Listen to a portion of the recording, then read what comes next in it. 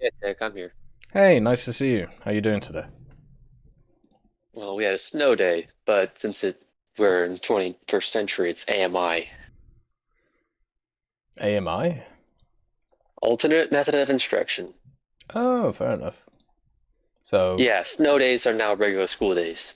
so you just got to do stuff online, basically? Yeah, Oh. yeah. I mean, with 2 inches of ice outside, it's not that fun. So, While I was at school, we were only had one day off because of bad weather, and that's literally when the whole city flooded. So it was there was nobody going into school this that when you day. were still living in the UK? Yeah. I went to I suppose you class it as high school and college in the UK. So yeah. What do you want to chat about today? What's going on? Uh, Shit. So this new sale that's going on, I've Mm-hmm. noticed a lot of people buying the top tier vehicles for Russia, Yeah. just dying once in one vehicle. This has been a problem for a while. It's not just exclusive to this sale or just in general. Hmm. So you mean I people mean, like buying top tier stuff and basically destroying the matchmaking and stuff like that? yeah. I mean, Yeah. we can't do anything about it because it'll mean less money for Gaijin if they pull it, and less money for Gaijin is obviously a no go. Yeah. So we're just gonna live with it for a while. I mean, for me, my thing that I've always said is I would prefer if you could only buy a vehicle if you've researched a vehicle which is either one rank below it or maybe even the same rank. But as you said, that's probably not going to happen um because of money. Like it's as simple as that. And also, if you Yeah, do it retroactively, like it will kind of screw people, right? Um, maybe maybe that maybe what they could do is they could offer more backups for people in those vehicles. those packs. How many backups did they get with them in the first place? 30, I think. 5? I think it's So, well, it's so these are 33 repairs. yeah, 33 repairs, 5 backups, I think. Hmm. My Right. internet conked out, so I can't do any of my schoolwork or play War Thunder. So, yay! You don't get any backups. That's what KV2 says. Well, that's a surprise. I thought you got a few at least. Yeah, because every time I get a vehicle, no matter where it's from, I always get like some backups, Hmm. even if it's just one. But that could be something they could do. So at least there's a second spawn, right? Yeah, But the main issue they're battling against is changing people's mentalities. Because a lot of people are still stuck in the how War Thunder used to be, where time in game wasn't as beneficial as it was now. So the longer you stay in game, the better technically.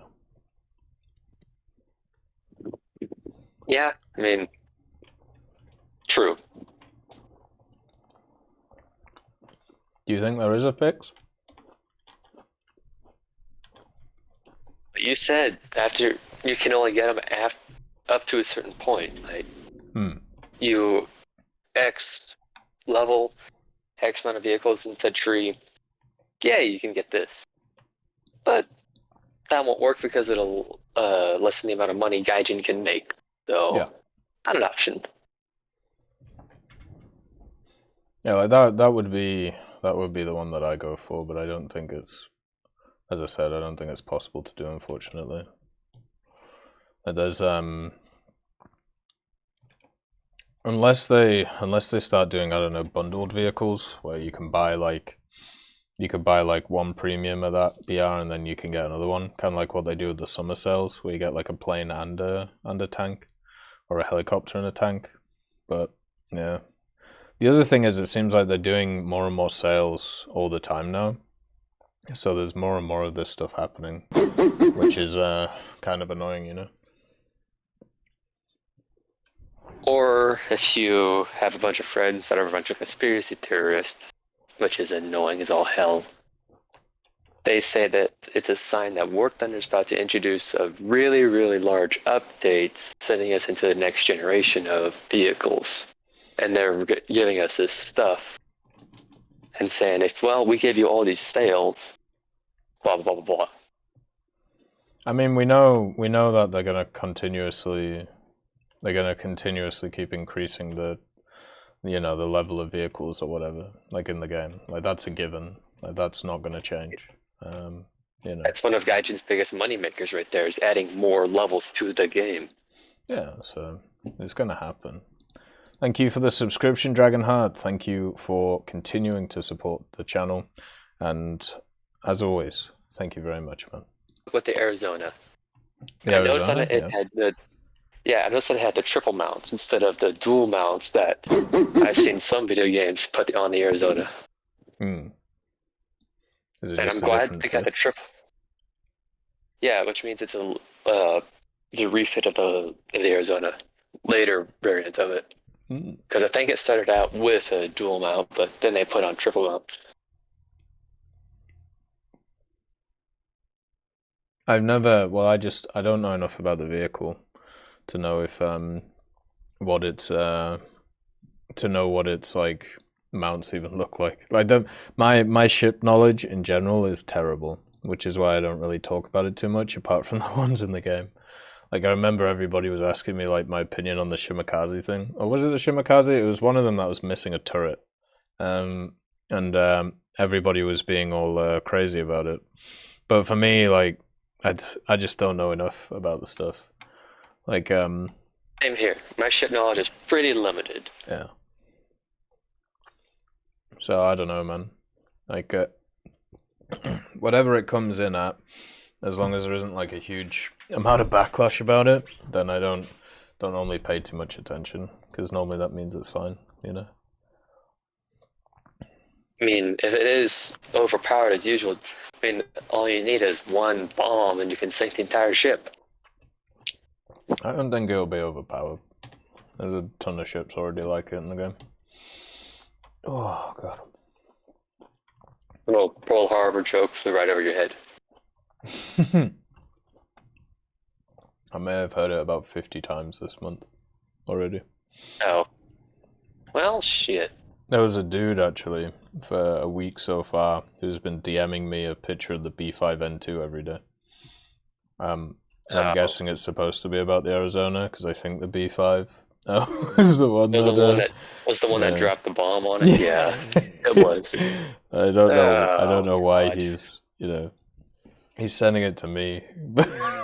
Maybe he's sending it to a bunch of people. I don't know. Thank you for the gifted subscription, Dragonheart. Thank you for continuing to support the channel. It's very much appreciated. Thank you very much, man. And welcome to the club, Mr. Tast. Enjoy the emotes. What have you been grinding recently?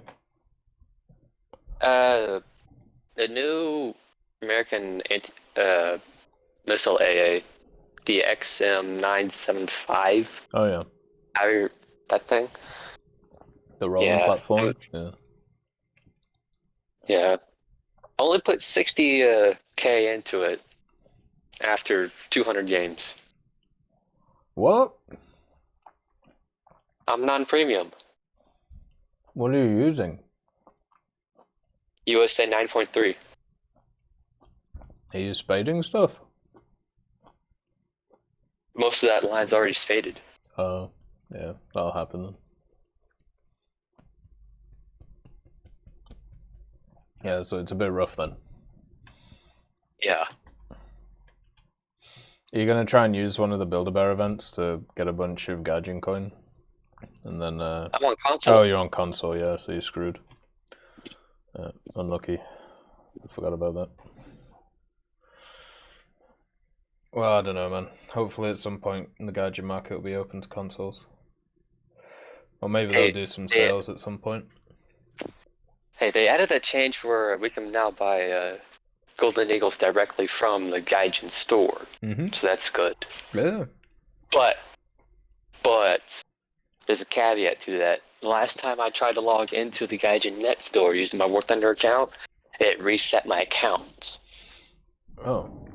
That's a problem. But luckily I was only a few weeks into the game, and I only lost like 4 vehicles, so it wasn't that big of a hit.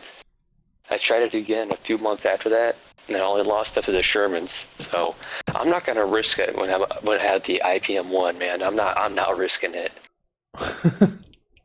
Fair enough. That's so weird that it resets your account. I wonder why it does that. I mean, maybe it's just me, but I don't want to risk it. I don't want to try it. I'm just gonna still buy it from the PlayStation market. Yeah. Because you can still buy GE on the PlayStation market, right? Yeah, but add $10 to everything, except for like the one that's the 150 GE. That's still $1.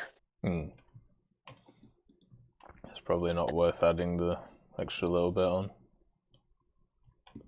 $11 for 150 GE. That's not. That's just stupid. Yeah.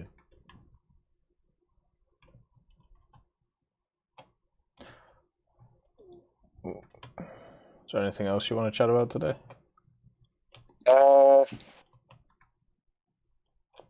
Shermans, how good they actually are when you get to use them in the stabilizer. Like which ones? Like the leopards? Shermans. Oh, Shermans. I thought you said Germans. Oh. Well, yeah, go ahead, sorry. Yeah. Only the 75 ones, I used both of them, but I love the 75 Sherman. Because then you don't have to face the long 75 and the 88. And if you use the A2 Sherman with the track armor, right? Yeah. I have bounced Panther shots. And it took a lot of effort, but I still bounced 4 before he finally shot me in the turret and said, "Screw you."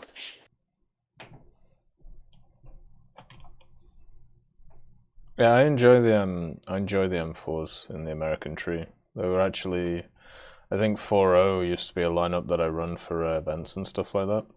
Because a lot of people would run R3T20s, and I would just go 50 cal them to death and get the 6 kills pretty easy. Isn't the R3T20 at 5.0 now? It is nowadays, yeah. Keeps going up.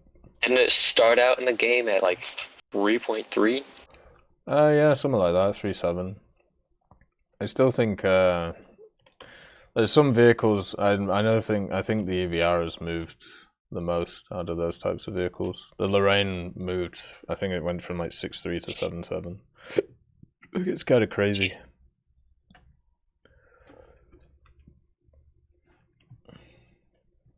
This is an experience question, Tech, since you've been playing this game forever. To your knowledge, what is the most noticeable increase in BR for a vehicle? Just over time. I think the Lorraine is probably the biggest one. The Spitfires as well they've just gone up over time, but the one that I think's the most noticeable is probably the British ones. Like was it the year before, or I think it was last year or the year before when they moved up that whole lineup, which used to be at 6.7, like the Carnarvon, the Cent Mark III, the FE4202, and then that went up to 7.0, and then they were still annihilating stuff, and then it went up to 7.3, and they're still really, really good. So yeah, it was crazy to me that lineup was so low for so long. Because it's a fantastic lineup. The Carnarvon was at 6.7? Yeah. Hey, Zara, it's nice to see you. I fight that thing at 7.7 at times with heat, and I hate to fight it at times. 6.7 with the Tiger 2? I would have... No, hell no. Fuck that. Yeah, the main issue that the Carnarvon had, and everything with that British gun, is the APDS didn't do as much damage as it does now. So what you'd do is you'd pen like the turret of a Tiger 2, and it would like orange the gunner or something, and that was it. And it was really frustrating. But nowadays it's a lot better. Yeah, I think the EBR is the the biggest one, KV2, going from 3.7 to 6.3. But nice see you, Zara, and nice see you too, Hody. Hopefully you're doing alright. For air, Hold on. I don't Did you just say the EBR went from 3.7 to 6.3? Yeah, Which yeah. EBR are we talking about here? The event one. Oh shit, that one? Yeah, I the keep on first seeing one that at 5.0. Keep on seeing it at 5.0. Well, there's 3 of them now, right? Like this, but the first EBR was when it first entered the game, and CC's got a hold of it for a week before everyone else. It already went up in BR before it even came out because it was a bit nuts. Me, man. I'm glad it's up there instead of fighting Sherman. Panzer 4s. He plays on PlayStation Shadow Dog, but you can hit him up on the Discord. His name is Bulldog Chuck. Right, there we go. Am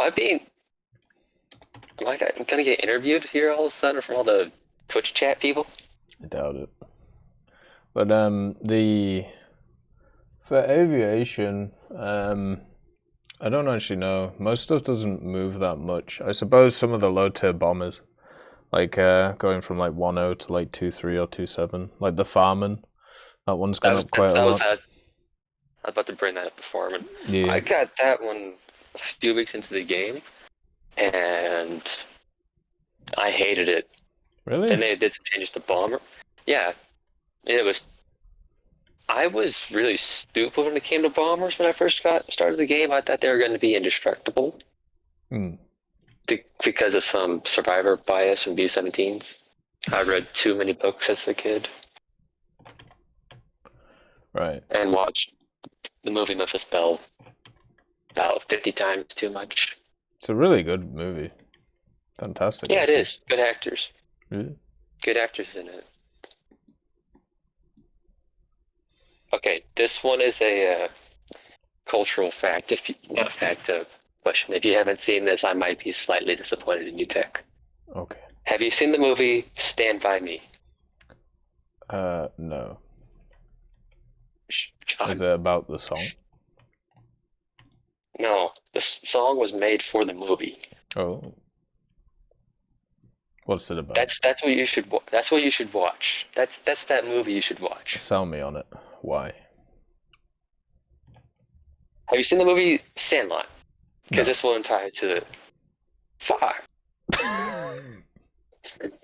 Assume I've never seen a movie in my life. So why should I watch this movie without using other movies to describe it? Okay. Damn it. Okay, it's a movie about it's a movie based on a book called The Body. Okay. And in this book, there's 4 boys about to go into 8th grade. And one of their classmates goes missing. Oh, shit.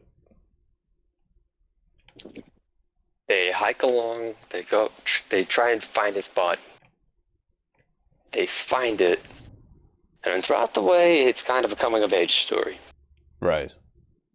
It's really good. And if you haven't seen Sandlot, the baseball movie about coming of age, and you should watch it, Tech. The only baseball movie I've ever seen is about the kid who's like a really good pitcher, and then his arm breaks, and then Rookie of the Year. Yeah, I've seen that one. And is hated among legitimate baseball fans because why? it involves the Chicago Cubs. Okay. It's hated. Chicago Cubs, one of the most hated baseball programs out there. Oh, well, there you go. Sorry to any Chicago Cubs fans in the chat on Twitch. Screw you. Chicago Cubs are the worst goddamn baseball team out there. Gotcha. Oh, shit.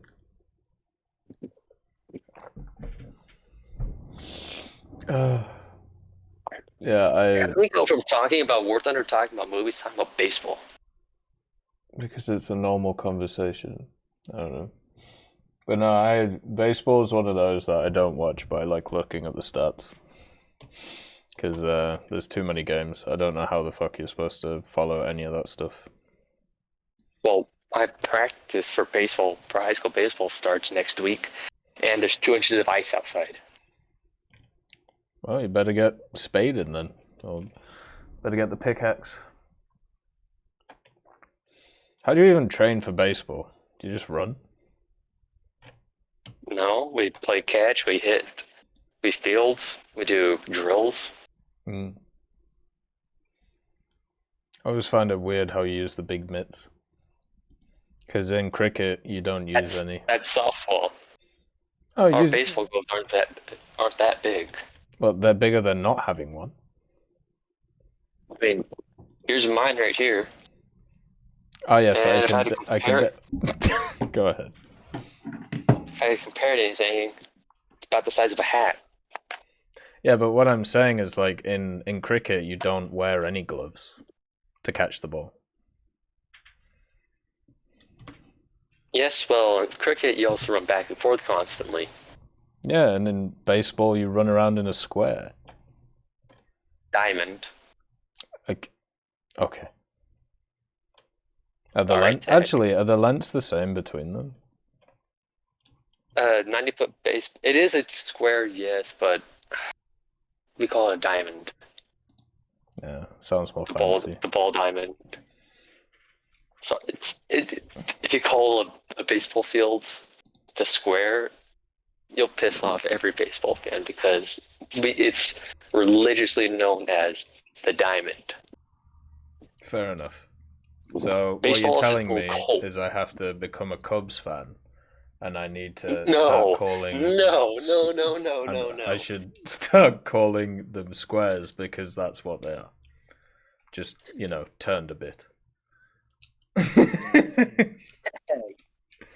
I do actually have a mate who's a Arizona Cardinals fan. I think it's Cardinals, isn't it? For baseball, or is that football? Arizona Cardinals. Well, that's football. That's I'm sorry, I don't follow your American dumb sports that you've created because you can't do other ones. Like whatever the Arizona. We call soccer, okay? At least give us that much. Yeah. I mean, we also gave you guys basketball, but. Oh, great! Another sport that only America plays. Well done. No, China plays it as well, and Europe. Yeah. European Basketball League is pathetic. Yeah, it is because nobody cares. Just like ice hockey. Like there's an English ice hockey league, right? And where I'm from, Hull. Yeah, exactly. Where I'm from, Hull, they have an ice hockey team called the Hull Stingrays. So there you go. And they're ass. I have a local hockey team around here called the Oilers. What, Edmonton Oilers? No. I'm from Missouri. Well, why have you stolen the name? There's already somebody called that. We're Americans and they're called the Oilers. Fair enough. Hey, you can find a stingray in Hull. It's in the deep. You should have a look at the deep. We're very proud of the deep in Hull. So she said. Goddamn. The deep. Yeah, the deep's I think it's like the largest maritime museum or something in England. It's pretty cool. You can see a bunch of fish. It's nice. So when are you gonna head back to the UK? Later this year. Oh, so not for a while. Probably September, October, around that time. Everything's being sent by the end of September, so pretty much all of our stuff's been sent anyway, and the rest we're just gonna sell over here because we don't need it. Like we're gonna sell the cars and all that stuff. So we. And cars. Well, the cars that we have. I'm not gonna say what they are. Damn. Because I might be sort of interested. I'm not selling you a car. God damn it. Definitely not my cars. Oh. Why? Because there's a ton of dealers around. That'll give you much better offers instead of me scamming you. You know, I can't tell if that's a compliment. Shit. In I'm an in English another speaker, yet life, I've I completely am. forgot this. In another life, I would be the perfect second hand like salesman. Like I could upsell anything. So All right, I'm saving you a this. ridiculous amount of money. All right, Tech. I'm gonna put that to the challenge. Okay. You've heard me rant about the terms in the K50 a lot, Yes. saying how much I hate them. Yes. Sell me. The fact that you hate them shows how strong they are. So why would you not play them? Because I hate them so much because But you of the don't amount of pain. you don't hate them because of you playing them. You hate them because you face them and they're too good. So because they're too good, surely when you play them, they're also going to be too good, so you'll start enjoying them. But I've also pledged myself to not go with any certain metas to rob other people's experience and joy for my own personal gain.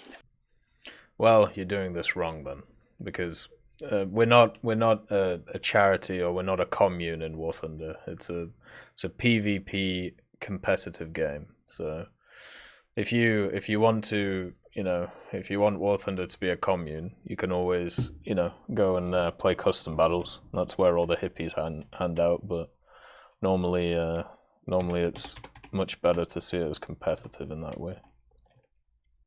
I see it as competitive, but I don't see it as a commune. I see it as fair.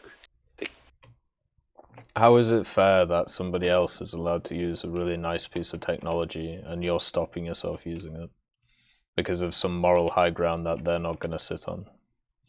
So in effect, you're just screwing yourself. It's like I don't know, if there's like a house which is like $20,000 in a fictional world where a house is $20,000, and then you have another house which is basically the same, but it's just got on more land, and it's $20,000. But at the same time, you destroy a pig farm by buying it. Wouldn't you just buy the bigger house, and then if you wanted to recreate the pig farm, you would recreate the pig farm for the same cost? Or you could just do what you want with it, giving you more options. So why would you go for the other house?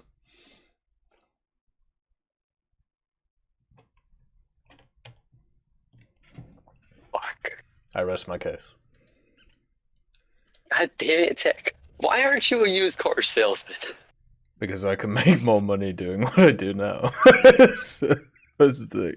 Oh, it's like a part-time gig to just show up twice a week for an hour and you sell half their lot.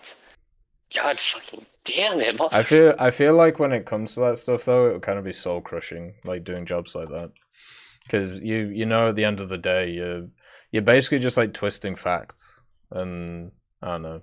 I think it would be good for like a little bit, but then it kind of like destroy your soul in a way. It's kind of like doing like personal care, or not personal care, but like human care. I can't remember what they actually call that stuff. What kind of, like, mental health care? Or No, just like looking after old people and stuff. I can't remember. oh, It's like basically just it's not nursing, but like just looking after stuff like that. Like I can see it being hugely rewarding for a small period of time, and then absolutely draining for the rest. And that's why I think it would be a bit rough. But yeah. that makes more sense than American high school. Yeah. It'd be like being a teacher. Teachers would be rough. Anyway, we're coming to the end of the time, so do you have any ending thoughts? Yeah.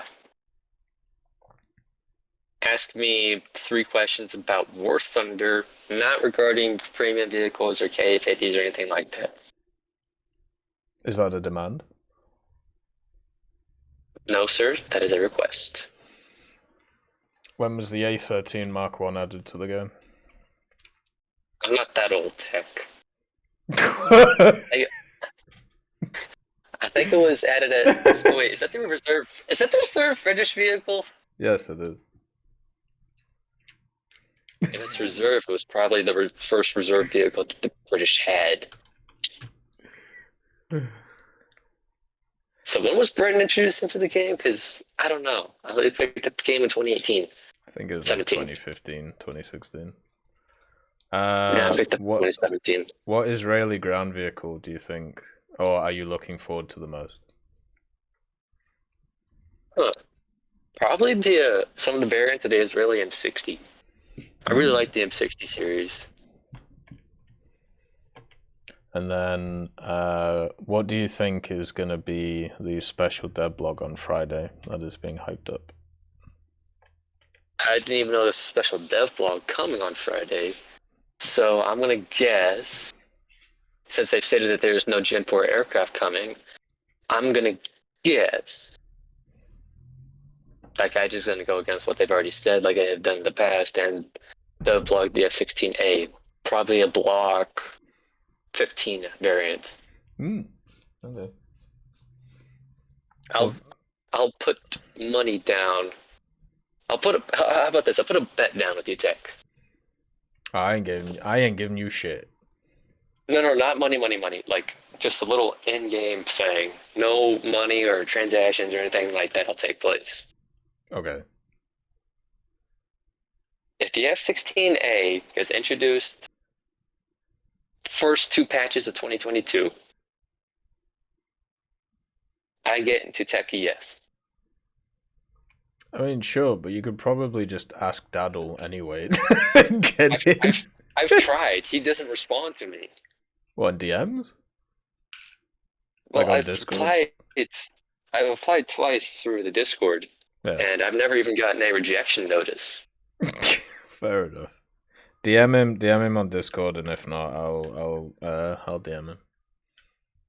He might be asleep. Yeah. For a week.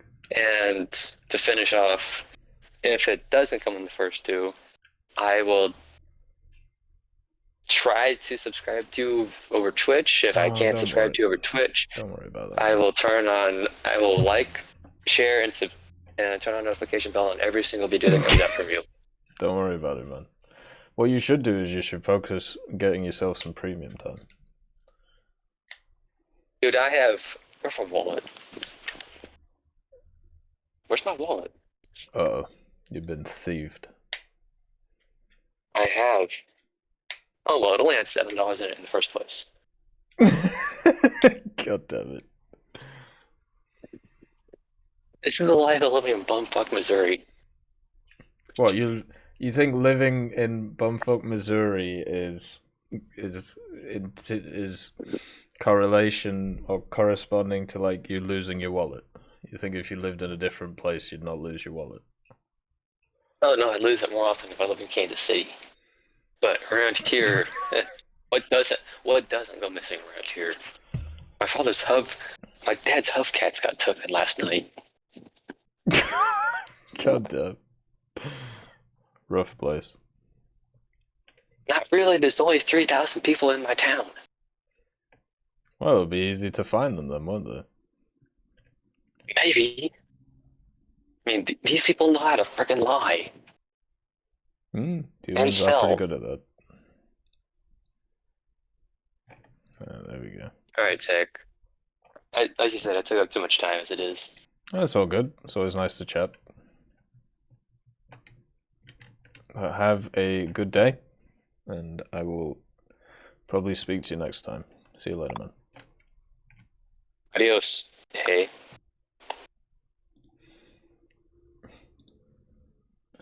Alright.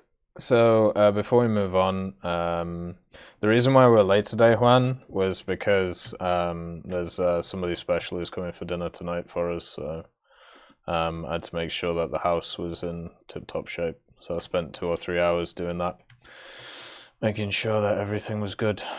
So yeah, that's why we're a little bit later today. Let's get KV2 on and see what KV2 wants to chat about. It isn't BVVD, no. It's not Obama either. Oh, you fuck. Did you hit the wrong button, KV2? At the next person on? Alright. Let's get Spy Jesus on. See what Spy Jesus wants to chat about today. No, it's nobody political, it's just work stuff. Someone quite important in my sector, so all that stuff. Sorry about that, just... Huh? What? Sorry. Hello, how you doing? I'm doing good. How are you? Good. Good. What would you like to chat about today? So... I'm trying to get my mind back in. My parents kind of walked in. Anyways. Would they like to say hello? No, they don't. They don't really care for stuff like this. I'd love to chat to them. But anyway, go ahead. Anyways, so I've seen the recent VR changes. There's some I disagree. There's some I agree with. PT-76, 57, or PT-76E. I haven't been able to play it. I don't know how it is at that BR. I don't know why the B1s are free 7, but yeah. Right. So with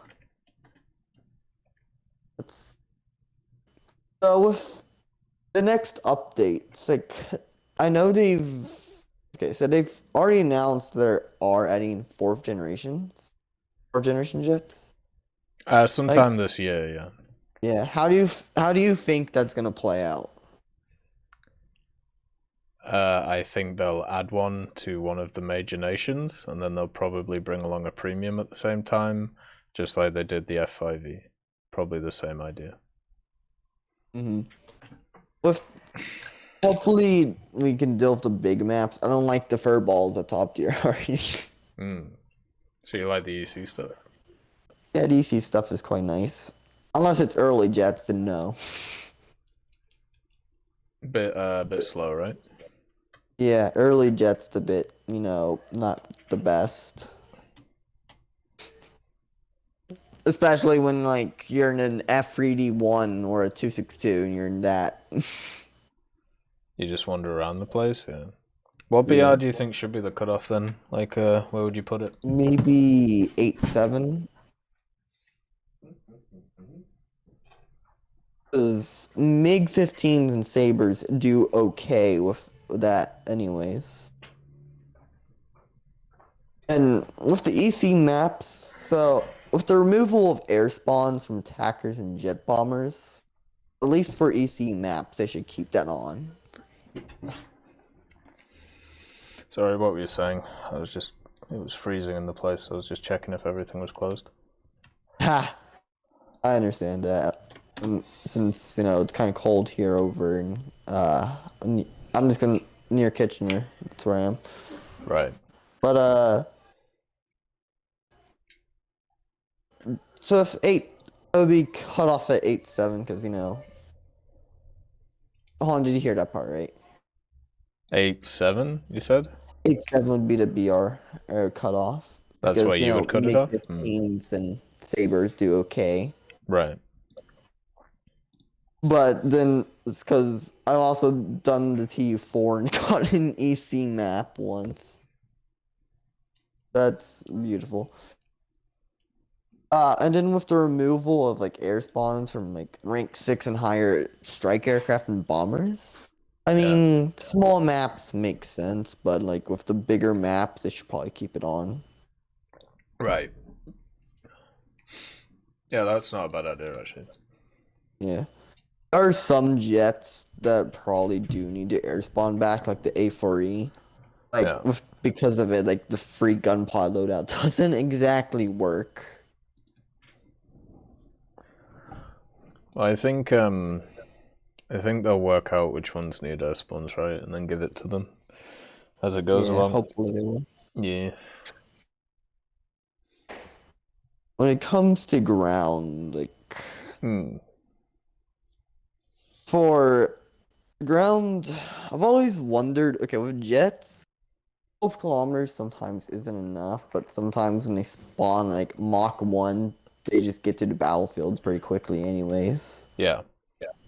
So, like, the air spawn being put far away doesn't really matter. I mean, with how they, I mean, if another thing with the BR is mainly with ground and air, you know how up tiers and down tiers. As far as I know, they use the same reward system even if you get up tiered. Do you mean like, do you get more for if you kill stuff which is higher BR than you? Hello Or there. higher Yeah, rank? so Yeah, you do. say if you get up tiered, like the multiplier of the tank should probably add like full up tier, maybe up to 50, maybe or 25, and then it can slowly go down depending on the BR you could put it at. Hmm. So kind of a preemptive thing, because you do get, I think you do get more stuff if you kill vehicles which are higher BR than you. Thank you for the Yeah. follow, Beefy Toe. That's very kind of you. From the awards, it's like skill matters, BR or doesn't matter in God mode. Yeah, I got one of them wrong, but whatever. Right.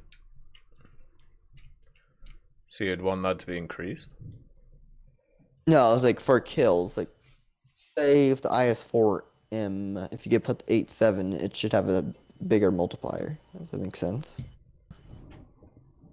Yeah, I think so This- too.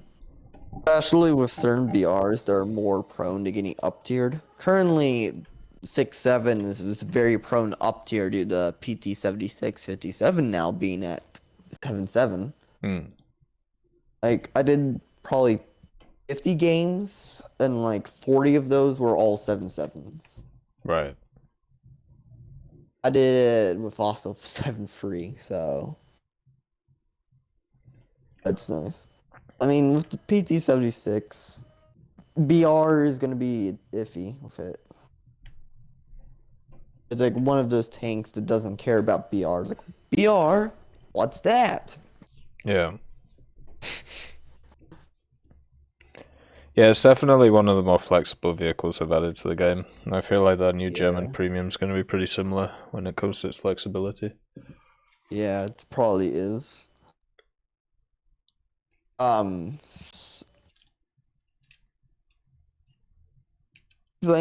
it's you know how China has a lot of copy and paste from Russia at certain BR.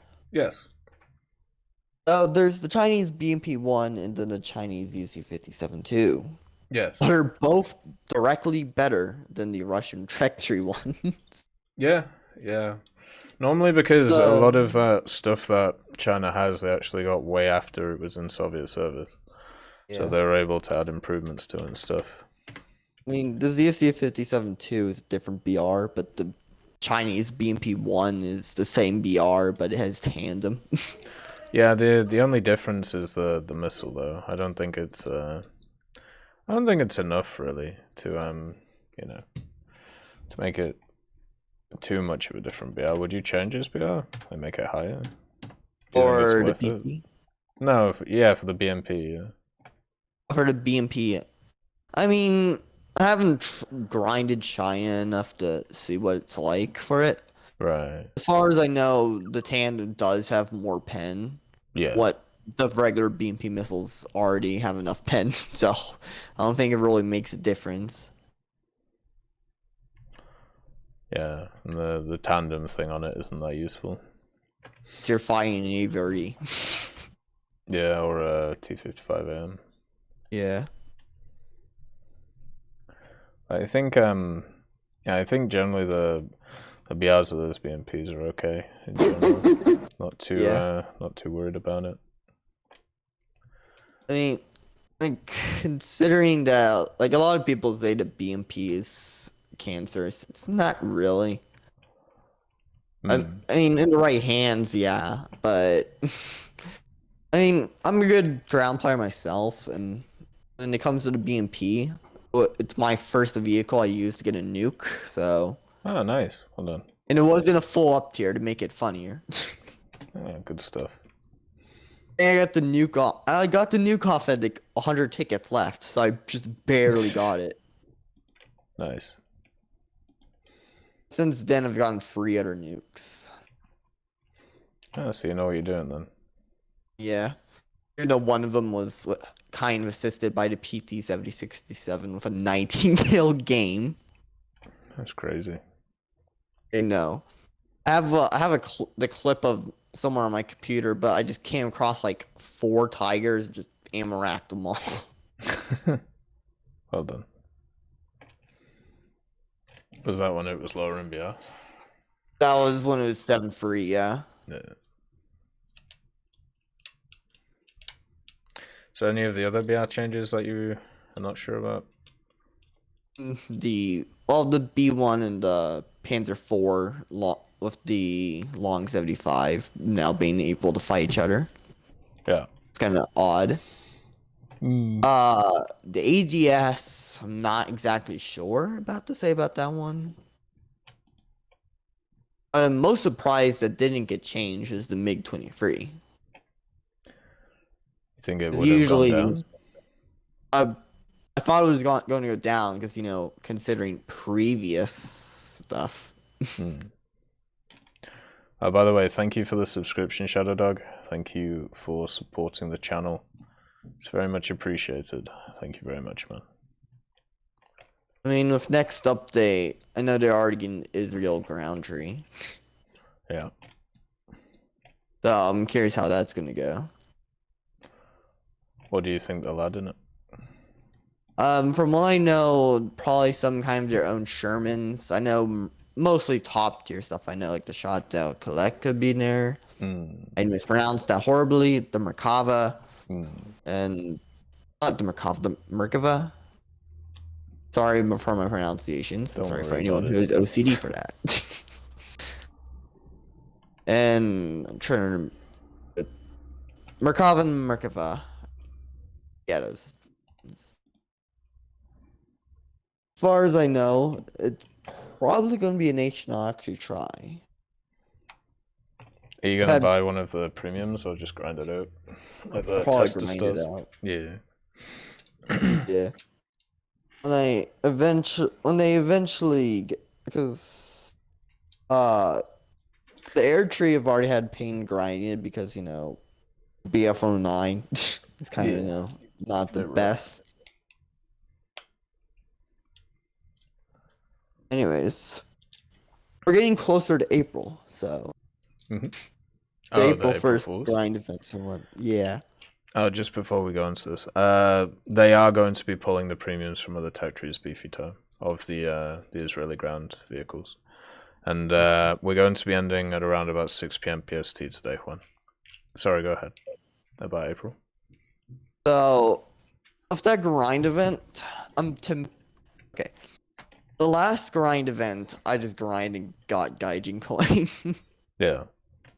What helped me end up getting the PT-7657 and the EBR with the heat FS and whatnot. So with the top reward, what I'm thinking of doing is, unless it's like a top reward vehicle, I may find myself fun. I may just try and get in, just trade in enough Gaijin coin for terms. Because I've gotten to rank 6 Russia and it's already, without premium, it's kind of painful. What I would do personally is I would do the event in April, sell everything, and then hold on to the Gaijin coin, and then wait for the sale in the summer, which would probably be like 2 months, and then you can maybe pick up premium and the terms for half the price. Oh god. Yep. Every time I'm going to get killed, it's going to make a dumb joke saying, like, do you accept the term as a good patient? I've been facing a lot of terms the last few days. They're, I don't know, they're obviously good vehicles, but they're not insurmountable. They're quite easy to kill. I mean, sometimes the reactive armor is a bit trolly. It can be, yeah. You're right. I remember shot one in the side directly with AP. I'm just gonna call it dart rounds because I'm not gonna try and correct myself. Dart rounds from the AGS, and it just blocks it. Yeah. What's funny is I've had better luck killing terms of Heat FS than dart rounds, because occasionally the Heat FS copper stream does go through and just fuel explodes it. Sounds pretty fun. Yeah.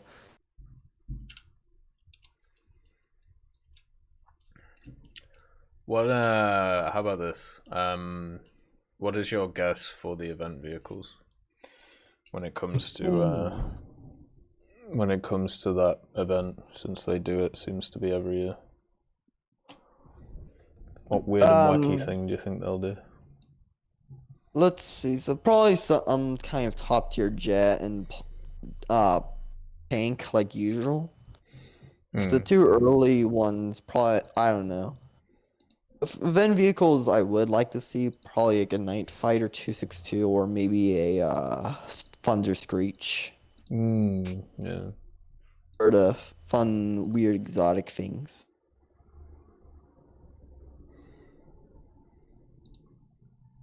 Yeah, that could be interesting.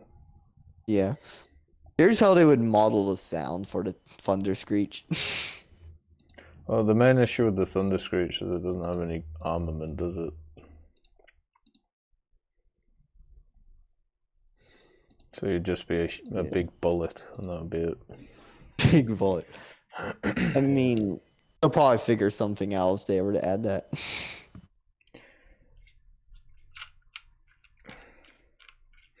What do you think is people's obsession with the Thunder Screech? Do you think it is just the sound of it? Probably the sound, yeah. Just it'd be funny, just as soon as one spawns in like a top tier match, you just immediately hear it. Yeah. I feel like it would be funny for like maybe 1 or 2 times, and it would just get really annoying. I mean, it could actually work as like a support vehicle too, because its engine sounds it can block other tank engine sounds. Like it could probably allow like a team of Abrams to sneak up on something. If you think about it. I suppose, yeah. It's kind of like in that realm of support helicopters again, which I'm not a huge fan of. Yeah. I remember I forget which battle pass it was. There was a task where you need to get a kill with a torpedo, a sea mine, and there's ATGM in there as well. Yeah. That was what got me to grind the American helicopters. So I went through helicopter battles, the the Cobra. Found out that the 7.62 is pretty good for blocking K-50 missiles for some reason. Got the Huey painfully grinded to get its ATGMs, and then did 3 ground battles. First battle, I overperformed. Second battle, I also overperformed. And did not spawn in. But then the second battle, I finally got 3 kills of it. Nice. Well done. The funny thing is, I overperformed the 6 free vehicles at 8 free. Well, that was good. You obviously know what you're doing. Yeah, the Bulldog's quite fun. Well, we're coming up to time, so do you have any last thoughts? Not really. At the moment. Oh, I guess, well, you have a good Wednesday? You too. I hope you have a wonderful end to your Wednesday. Hopefully it goes well, man. Alright. Yeah. Have a good day. See you later. Thanks for coming on. Alright. Look. The best way to get Golden Eagles is to buy them off the Gaijin store with my affiliate link. Alright, let's get a thought in. Good old Thoughtswick. See what's going on. Hello. Hello! How are you? Not too bad yourself. I'm doing okay. What do you want to chat about today? Well, the 2 main things I kind of wanted to talk about is, first is Naval. Ooh. Because I played like 3 matches of it recently, and I remember how absolutely terrible it is, at least in my opinion. Fair enough. The biggest problem that I really find is that however they modeled their aiming system, it just like doesn't work half the time. I feel Right. like you know, like when you lock onto a target and it gives like, well, finding range, and then like an hour later it finds your range, Yes. and then it gives you like, you know, the firing solution to it, at least in arcade. Yeah. And realistic, but it's not as whatever. But I find like regardless of like, no matter how many times you shoot at like the circle that it gives you, the lead indicator, it like always overshoots or undershoots. And I'm just like, well, hold on. I'm playing these like, because I only really play the American ships. Yeah. For at least for now, at least. And I was like, well, hold on. Aren't these American ships supposed to have all these nice fancy search and fire control radars to be able to not have my shots over lead or under lead? Overshoot, undershoot. Sorry. Do you what's the word? Do you compensate for them on like not just the horizontal but the vertical plane? I try to do that, but like for some reason, like because if they're coming towards you, you need to aim under them, and if they're going away from you, you need to like aim I over them. I know that part. Yeah. But it's the problem. One of the problems is that when you try to do that, so when you try to bring the guns closer to compensate or further away to compensate for if they're sailing away or towards you, like the guns, they're like stiff. Like they just don't want to pitch down that little or pitch up to make that change. It's like turning is fine. There's no problem with the turning. It's just the fine adjustment between, you know, okay, I'm now framing around the ship, my target. Can we, you know, hit it this time? Yeah, So the crew skills also are unfortunately massively involved in that stuff.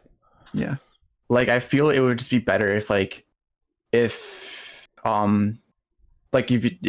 you just didn't lock on the target at all, and you had like free control of the guns at all times. So be able to like disable it. Sure. Yeah. I feel like if it just didn't have like sure, like the ranging thing is nice, but once you have the range, your gun's just like to sit at that, just like lock onto that range all the time until you change the target. And like I don't like back when I was playing World of Warships, like that wasn't the case. Like you still had, like you could still lock onto a target, but you still had full control of, you know, where the guns shot and landed. Yeah. So, like maybe it's just like a, I don't want to say an overhaul because I've already done it, but maybe like you know, a finer adjustment of how, you know, of how you're able to control it and give the player more control of, you know, the thing they're trying to do, instead of like, okay, you're gonna hold your hand and give you the range, and then lock the guns to that range all the time. So all you gotta do is, you know, just point your mouse to where the green circle is, or where the green arrow is. You could maybe switch over to using realistic aiming in arcade. I've tried that. Yeah. But it's still like, from what I've experienced, it's still the same thing. Same issue. It's still the same. Yeah. So if it just didn't if it still gave you the range, but didn't fix your guns to that range, I think people would have a bit more, a bit better results, I should say, from, you know, being able to, you know, okay, you know, I see the ship's doing this, it's coming towards me. I have full control of the guns to be able to take that into account for both I don't know.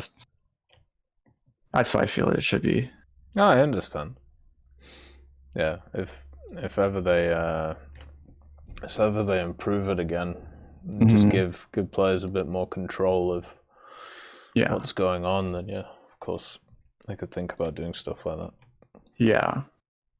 The other thing that I had in mind, the other thing that I wanted to talk about was this this idea that came to my mind one night about helicopters in ground battles. And I was like, well, okay, so obviously a lot of people don't like when the helicopters sit, 10 kilometers away from the map at the extreme limit of their ATGMs. So I was like, well, hold on.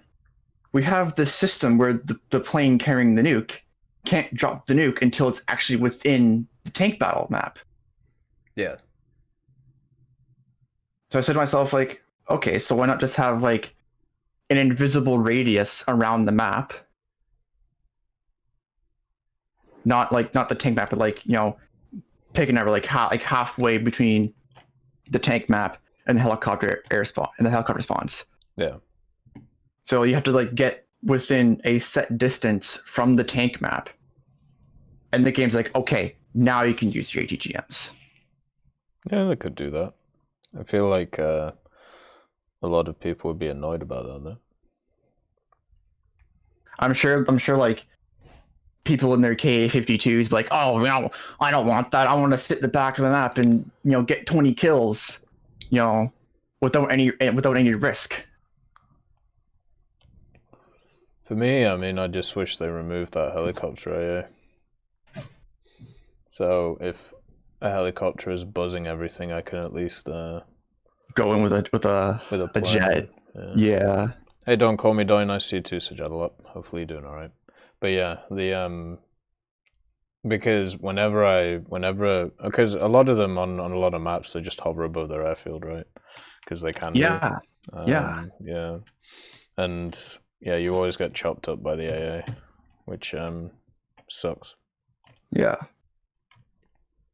I feel like I'm getting punished for doing my job, basically. Yeah.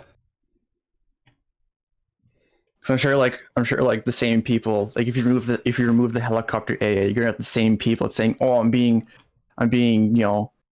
spawn camped on my helicopter on the helipad. Yeah.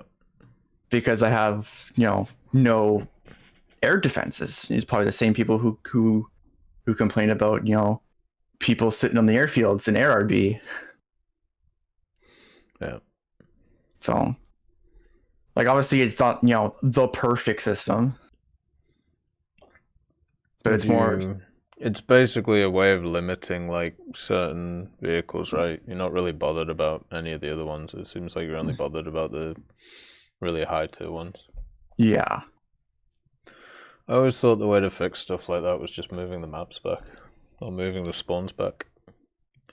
I mean, that could be also an option. Just moving the helicopter spawns further away from the map, so you have to get in closer regardless. Yeah. So that you're not always protected by AA, even when you're in the air sniping people from 10 kilometers away. Yeah, I personally thought that was probably the way to do it. Or make it so if you're spawning with rockets, you can spawn at the first helipad. If you're spawning with ATGMs, you spawn at the second one. Yeah. We could definitely do stuff like that. Like I said, it's not the perfect system, but it's more of just like it's an idea, just kind of like like, hey, what can we actually do about it? I mean, maybe the one thing that's going to be interesting is what we've talked about a few times, the PvE, to see how that's going to affect helis. See if more people go over to that mode. Because right now, one of the issues that we have with helis, at least in ground, I feel, is there's just not enough variety of them. You only see like the same 2 or 3 over and over and over again. Yeah, you'll see like Apaches and KA-50s and 52s and Eurocopters. Yeah, and you'll then- find cobras, 10 seconds into the start of the match. Yeah. Yeah, exactly.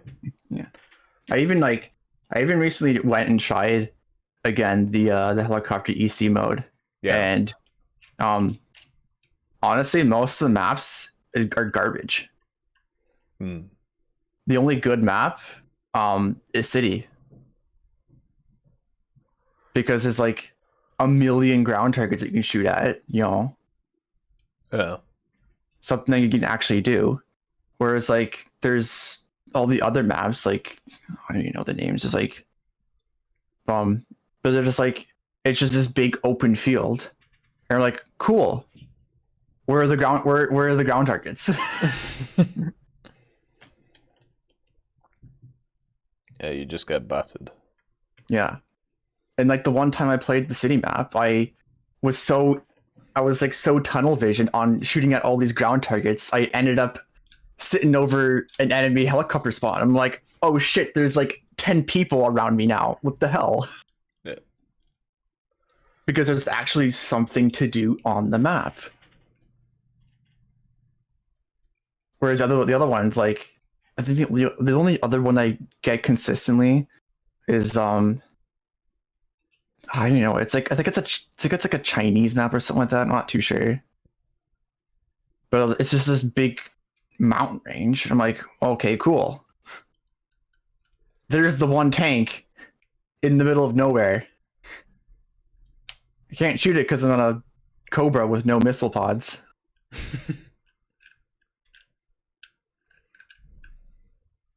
Oh, it's called Zenzao. Yeah. Yeah. That map's waste of They time. made a Honestly. helicopter one out of that. 'Cause Oh, was a that's helicopter one for Afghanistan? Well, there's a Zhengzhou or Qingchu or however you say it. It's an Yeah. aerialistic map. Or still is, I should say. Yeah. I didn't realize they used it for helicopters as well. Yeah, I'm only like I know there's Afghanistan, there's the Xingzhou, and then there's City. I think there's one or two other ones. But like City was probably the better one, the best of all the maps. Cause you actually again shoot things Yeah. for like an hour and you're like, oh, I've got now 30 ground targets and still alive. Cool. You haven't been murdered. Hey, Mr. Toast, nice to see you. I'm doing well, Yeah. man. Hopefully you're doing well too. But the yeah, I feel like they kind of gave up with Heli EC, and they're just working on other stuff now when it comes to helicopters. Yeah, I hope like what they do for helicopters is just a PvE only mode. Because honestly, I think people just play it just to shoot ground targets anyways, unless they're like an Apache, a Eurocopter, or a KA-50. Then in case you're just sitting in the back of the map, sniping the Cobras and the Mi-4s. Yeah. Yeah, that's fair. And that, like, even that, like, that's even like I see it, like, I'm kind of basing that off of what happened to. You ever heard of the game Heliborn? Yeah.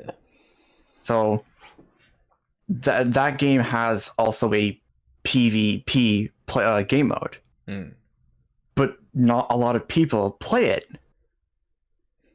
because everyone plays the PvE game mode and just grinds ground targets all the time. Same issue as Armored Warfare.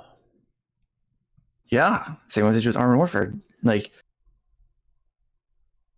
you have like maybe 2 or 3 games of PvP at any given time, and everyone else is going to grind bots. Yeah. So, and I mean, if that's the way it goes, and that's the way it goes, I guess. Heliborn's been around for ages, right? Yeah.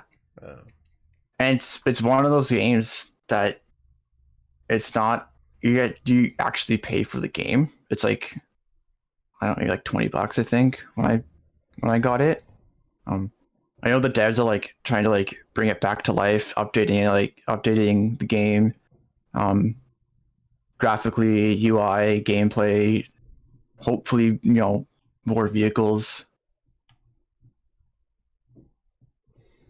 I'm sure they will. Yeah. I have no idea what their plans are for that game. Oh, I don't know. It's been a while since the last even cared. Yeah.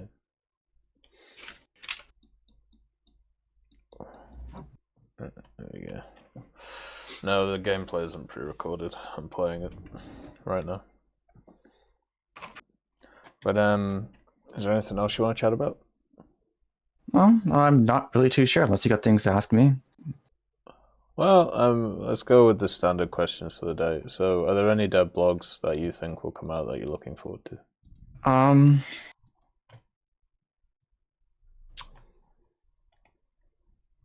Maybe some mercs. Right. I'm also now obviously this is probably very stretched, but like on the list that I gave Rocker a few days ago, one of the vehicles listed was the what was it? It was the proposed helicopter that the army was trying to make, the AH-56. The Cheyenne. Yeah, I saw that on the list. So I'm like, I think it's the Cheyenne. yeah, it's called my cam so narrow? Oh, it's not. But I saw that helicopter in the list of vehicles, and I was like, damn, that would actually be pretty cool. Yeah, I don't know what they do with it though. Like, will they just stick it in the like as a premium or as a standard tech tree one? It would probably be a premium because it was a prototype. I don't think they ever made any. Well, a bit 10. My cam's at 1280 by 720, so that's its standard. I'm gonna make myself wider. Yeah, they could put it in the tech tree, or they could do a squadron vehicle or a premium, or maybe an event vehicle. It would probably be premium. It could maybe replace the P10 if the P10 gets moved over to the Israel tech tree. Yeah. It would be kind of cool, regardless of how they add it in. So that's like my hopes for dev vlogs is that, and just the mercs. Fair enough. Because honestly, the Merkavas are the only, in my opinion, the only interesting vehicles from Israel. Everything else is just like, cool Centurion, cool Patton. I've played these things 2-3 times before. I don't want to play them again. Yeah. I know how you feel. The problem is I've now played 3 mercs before, so I don't know if I want to play any more of them either. I only have the 3D. Oh yeah. So, and I've barely touched this vehicle. I don't even have parts for this thing. That's how much I played it. Yeah, I played the Mark 1 and 2 quite a lot. I haven't touched the 3 that much. I would like to have the Mark 1 because it would give me another vehicle to go with the Rise P. Yeah. I was gonna because I've been grinding grinding and spading America, and I'm currently like 8-0. But in the process, I'm like trying to plan out. Okay, what's my next lineup going to be for the next BR? So that would be 8-7. Yeah. So I'm like, cool. Rise P in the Sergeant York. Hello there. And all of a sudden, Sergeant York's going to 9-0. I'm like, fuck. So I'm gonna be probably be bringing the AOS with the Rise P. Haven't really thought about it yet. Well, that's fair. Yeah. Well, thank you for coming on. It's Yeah, always no a problem, pleasure man. chatting. So Anytime. hopefully to see you in a few weeks too. You too, bud. See you, thought. See you later. Take care. See ya. Alright. Let's see. Questions from the chat. But yeah, my cam is just this wide. I don't know. It's just how it is. I could get a better cam, but I can't be asked. And this one does the job well of doing 1080. What's the bomb load on the A4E? So the biggest bomb load you can get on it is 14 500s. But 12 500s is enough to destroy a base.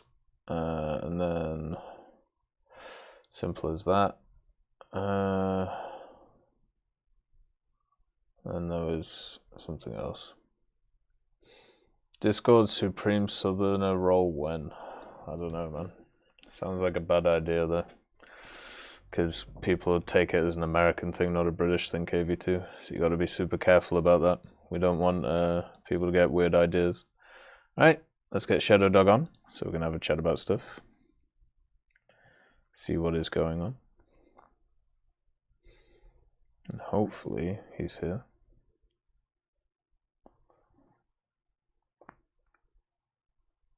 Yo, what up? Hey, how are you? How's life? Yo, so it took a little while apparently till I got accept in Oh, it's all Discord. good. I Don't don't worry know, about it. but this new feature is pretty cool, man. Or the Fireside one? Or the I can't remember Oh, it's what actually it's called Fireside. All right. No, I can't remember what it's called. Staging or something. I think it's called staging. But yeah, it's pretty cool. Yeah, pretty neat, dude. Yeah. So first of all, I only slept 3 hours, so my Inglando is freaking bad because I'm not native English. Fair enough. But yeah, I got like two questions, and one isn't necessarily about War Thunder. And if you don't want to answer it, I will completely understand. Okay. But it's more about Twitch. Right. So I had these two experiences, right, with two different streamers. I'm obviously not going to call any names. And so what I noticed, what many streamers do now is they tend to act like they like every bigger content creator than them to easier grow their own channel by potentially getting, for example, rates and hosts by them, right? And it's so dishonest. And So like networking basically, or what? yeah, but like I mean it's some sort of lying, right? Just to Do you act mean like you. so like making friends with people you wouldn't normally make friends with, kind of thing, or what do you mean? No, more as in I won't go too specific, obviously, for obvious reasons. But Of course. Yeah. there are certain viewers and certain streamers that I watched that got banned from certain streamers, and still yet those streamers that they are watching at that moment are still saying like, oh yeah, well I still like that streamer. It's like Oh, yeah. Well, yeah. I mean, to be honest with you, when it comes to like this business, there's a lot of that shit. There's yeah, it's kind of like everybody has to play nice, right? Because if you actually, are honest about things, then what ends up happening is people start getting pissy all the time. And because a lot of this stuff is quite ego driven, right? So you end up having a bunch of people with large egos in a room, and then it just becomes a becomes a fucking mess. Is probably the best way. Yeah, of I putting it. kind of figured. Yeah. But for me, at least, I don't see this as a, as a business thing. So I've never really, I don't know. I talk to people who like to chat, and I don't know. Yeah, I've never done thankfully that there are many streamers that don't do that shiznit, but yeah. But no, I understand what you mean. There's a lot of fakeness. I think is probably the best way of putting this stuff. Yeah, it's not good. Exactly. Oh, by the way, are you a European that lives in Canada or a Canadian that lives in Europe? I gotta ask. Well, I'm from Yorkshire in England, so I was there for 18 years. So I did all my schooling there and everything, and then I went to uni in Canada, and then I stayed because I got some pretty good job offers and a few other things as well. So yeah. Yeah, my parents want to go on vacation to Canada next year, I believe. That'll be nice. Yup. I got a Steph grandpa. Sounds kind of funny, I guess, but so my grandma found a boyfriend when she got old after my grandpa passed away, and his son lives in Canada. So I got like indirect family in Canada. Oh, that's cool. Yep. But yeah, War Thunder wise, I got a question I note down here because my memory just sucks.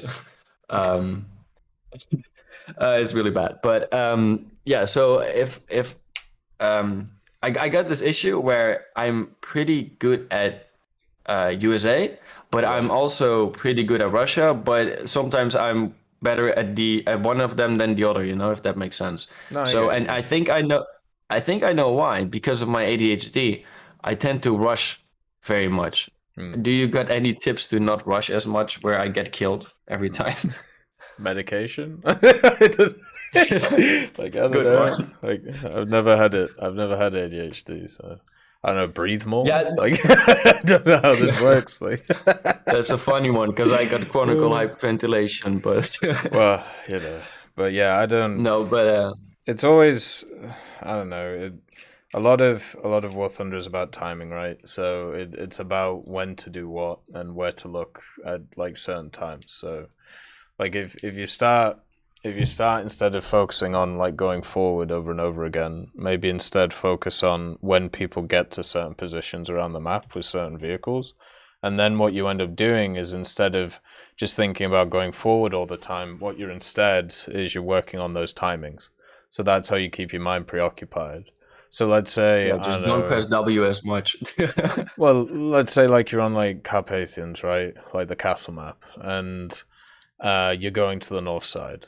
So you can roughly estimate how long it's going to take somebody to either go the back way through the center or through like the castle itself, or end up being at like the castle walls. Like each of those have different timings, right?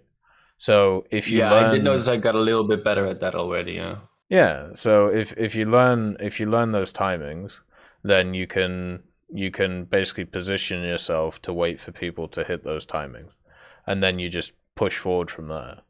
So it's not really a question of patience. It's more if you are having an issue where you're you feel like you're just going too fast because you're losing concentration, then just concentrate on other things, like as I said, the timings or the positions. All right. I like that idea. But because what's it called? That many people say that you should use the binoculars very much, right? But I think I tend to use them too much, where I don't utilize the third person advantage too much, if that makes sense. Yeah. Is that a thing? Oh yeah, of course. Yeah. Like I think I gotta kind of balance that, right? The other thing as well is when you're in third person, you hear sounds a lot better as well. So right, yeah, that's also true. Bino should be used when you're in a position and you're looking at other positions to go to, or to if you're peeking over a position. But most of the time, third person is better because you have a wider range of view, and also the sound is much better, basically. Yeah, honestly, I'm debating to just unbind the binocular key. I'm not even kidding. Well, give it a go, see what happens, right? Like, try it for a week, and if it works, it works. All right, I like that idea. All right. Why not? Yeah, that was pretty much it. I noticed you were using CCRP bombing. I didn't even know that was a thing in War Thunder. Yeah, it's pretty cool. Yeah, it makes it makes playing and doing these fireside chats pretty easy because it's literally just go to a base, follow the line, hit things. Yeah, that's pretty dope. And then I guess last but not least, the vehicles I think that might get released are so I think the A10A and potentially the F-14 or either or, because I think Gaijin will be not very smart to not release the F-14 because in DCS you already have the F-14, right? Right. And and I think they will be stupid not to use the vehicles that DCS has. And they already have the F5. So and you know, A10A wise, because the A10C could be a potential follow up, right? Where then they could potentially, you know, ask for make it a premium for the A10C or whatever. Yeah. That's my thought about it. Why would you want them to match DCS vehicles? No. Well, I don't really mind, but I just think that it will be a smart move for Gaijin to do it because DCS is pretty popular, right? It's not nearly as popular as Warthoner as far as I am aware, but why wouldn't they, right? Especially if they go even higher tier. Yeah. I mean, at some point they will, right? Then, in my opinion, did I say F15? Because if I did, I meant F14. You Will said make F14, a lot of sense. Yeah, that will make a lot of sense, I think. Oh, yeah. Yeah, I'm sure it'll come eventually. The question is just when, not if, you know. Hey, Naval Wolf, nice to see you. But the, what do you call it? The, a lot of the DCS stuff is incredibly modern. So we're probably going to have to wait a little bit of time before we get a bunch of that stuff. But I think it'll come eventually, you know. I think it's just I played a little bit of DCS with VR because I don't have a Track IR, so VR, like a Quest 2 in my case, was an option. But VR in DCS is horribly optimized, so that, you know, that didn't really work out. Right. Yeah, that's which is kind of a shame. Oh, thank you, Rocker. Sorry, go ahead. I won't help any more time because, you know, there's more people and I gotta go to bed because I only slept for 3 hours. But yeah, I guess. Yeah, thank you for the. Sorry. Get some rest. Yeah, thanks for the chill streams, dude. Oh, anytime, man. All right, have a good one, man. Bye bye. See you later. Yeah, there is something I need to discuss with you guys on Twitch when it comes to adverts and things. But somebody remind me tomorrow, so we can go through it, because it's one of those things which is quite important, because they've given me an opportunity to do something, but I need to go through it with you first. Anyway, let's get Zesty Lime on first and see how he is. See what's going on. If he's alive or not. Hello, is it me you're looking for? I can see it in your eyes. I can see it in your smile. Where the fuck are you, Zesty Lime? He's obviously dead. That's sad. Alright, there we go. Sorry. It's okay. Don't worry about it. In the middle of a match. How are you? How are you doing? I'm okay. Good. What do you want to chat about today? There was like one thing in particular, because I did a little experiment. Right. I had unlocked most of 6-7 America. Because that's one of the trees I've been going down pretty heavily recently. So I recorded how many matches I got, like what battle rating. Yeah. And over something like 40 games, I only got 4 down tiers. Jesus. It was a very rough experience. And people keep saying, like, oh, 6-7 America, it's like it's so good, it's so fun. And then I'm just sitting here with like 2 upgraded Pershings, and I'm like, why am I just not playing 6.3? That is a good point. Because I don't understand some of the logic as to like why they moved the Super Pershing up. Because, yeah, sure, like if somebody doesn't know what they're doing, they can't really get through your front, but your side is still really weak. and your turret isn't really upgraded, so the turret is still a massive weak spot, like the regular Pershing. I'm kind of at a loss of what to do with it. Yeah. Yeah, I don't And know. so- Like, I mean, the major reason why I don't mind up tiers in the American 6.7s is because they're normally able to kind of hold their own, because they don't go up against stuff which is too heavy in armor or whatever. So it's not the only ones you have to watch out for the Soviets there. So normally you can match gun for gun, which isn't too bad. So Fireside chats, Wolf, are basically an opportunity for community members to be able to come on the stream and chat about topics when it comes to War Thunder. It's basically born out of an idea that many people always say that, you know, they don't have a voice, or they feel like they're not heard when it comes to, you know, Gaijin and everything, so why not give people a platform to do so? That's basically the idea. We do it through the Discord. Anyway, go ahead, Zesty. Yeah, it's a really good thing that you're doing here. Yeah, I like it's pretty it. fun. I like it too. Right. Sorry, It's okay. but you have. So yeah, it was something like out of like the 40 games, like 24 was at 7.3. Because I'm just assuming, because 7.3 is like a really strong BR for a lot of countries, like Germany especially. Yes. And another 12 were at 7.7. So it was a struggle, because I was playing from stock, so a lot of the tanks, the guns don't do damage, you're slow, you're cumbersome. Yeah. And you say that your favorite tank in the game is like the T-92. Mm-hmm. I cannot agree. I mean, that's fair. I don't. It's a light tank. That's about all I can say. Again, I'm playing it from stock.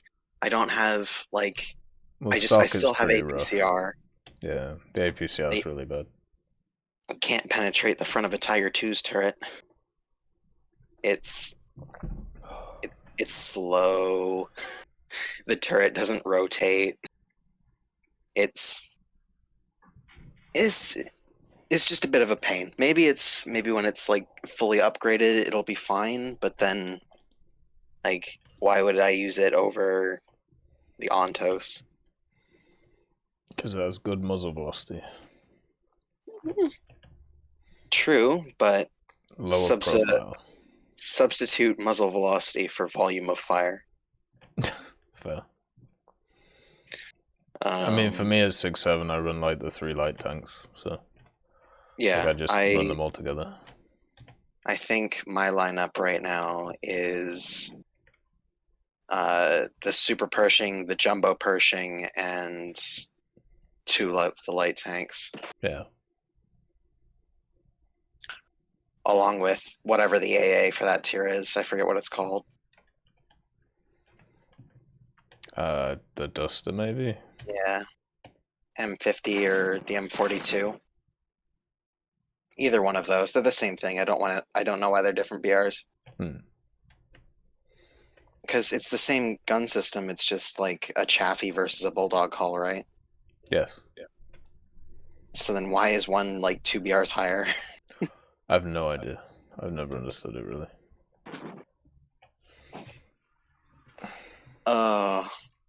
Another thing I've been doing lately is playing a lot of Russia. Yeah. I've been trying to distance myself from War Thunder just because it's taking up so much time in my life. Trying to do all of these things, like grinding so hard. It's phrasing. But because there's so much going on, and with this battle pass in particular, I feel like it's kind of a step down. Because the last few in general have been a bit worse in my opinion. Like, sure, the PT-76 is a good tank. Yeah.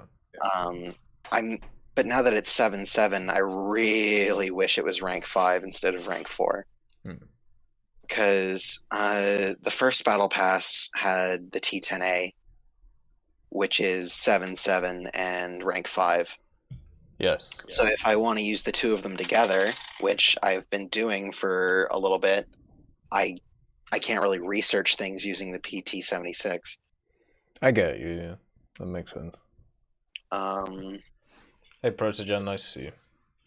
It's it's a bit of a pain, but I think the recent economy changes too. Like, I don't really like it Right. because I'll play a game, I'll get like 6 kills in a cap, and I'll win, and I'll still only get like 5,000 RP. And for me, when I'm mainly playing at like mid to higher tiers right now, where modifications are like almost 10,000 a pop. Yeah. In the past, I could have gone from maybe getting a modification a game in order to just slogging to get tracks because I want to turn, please.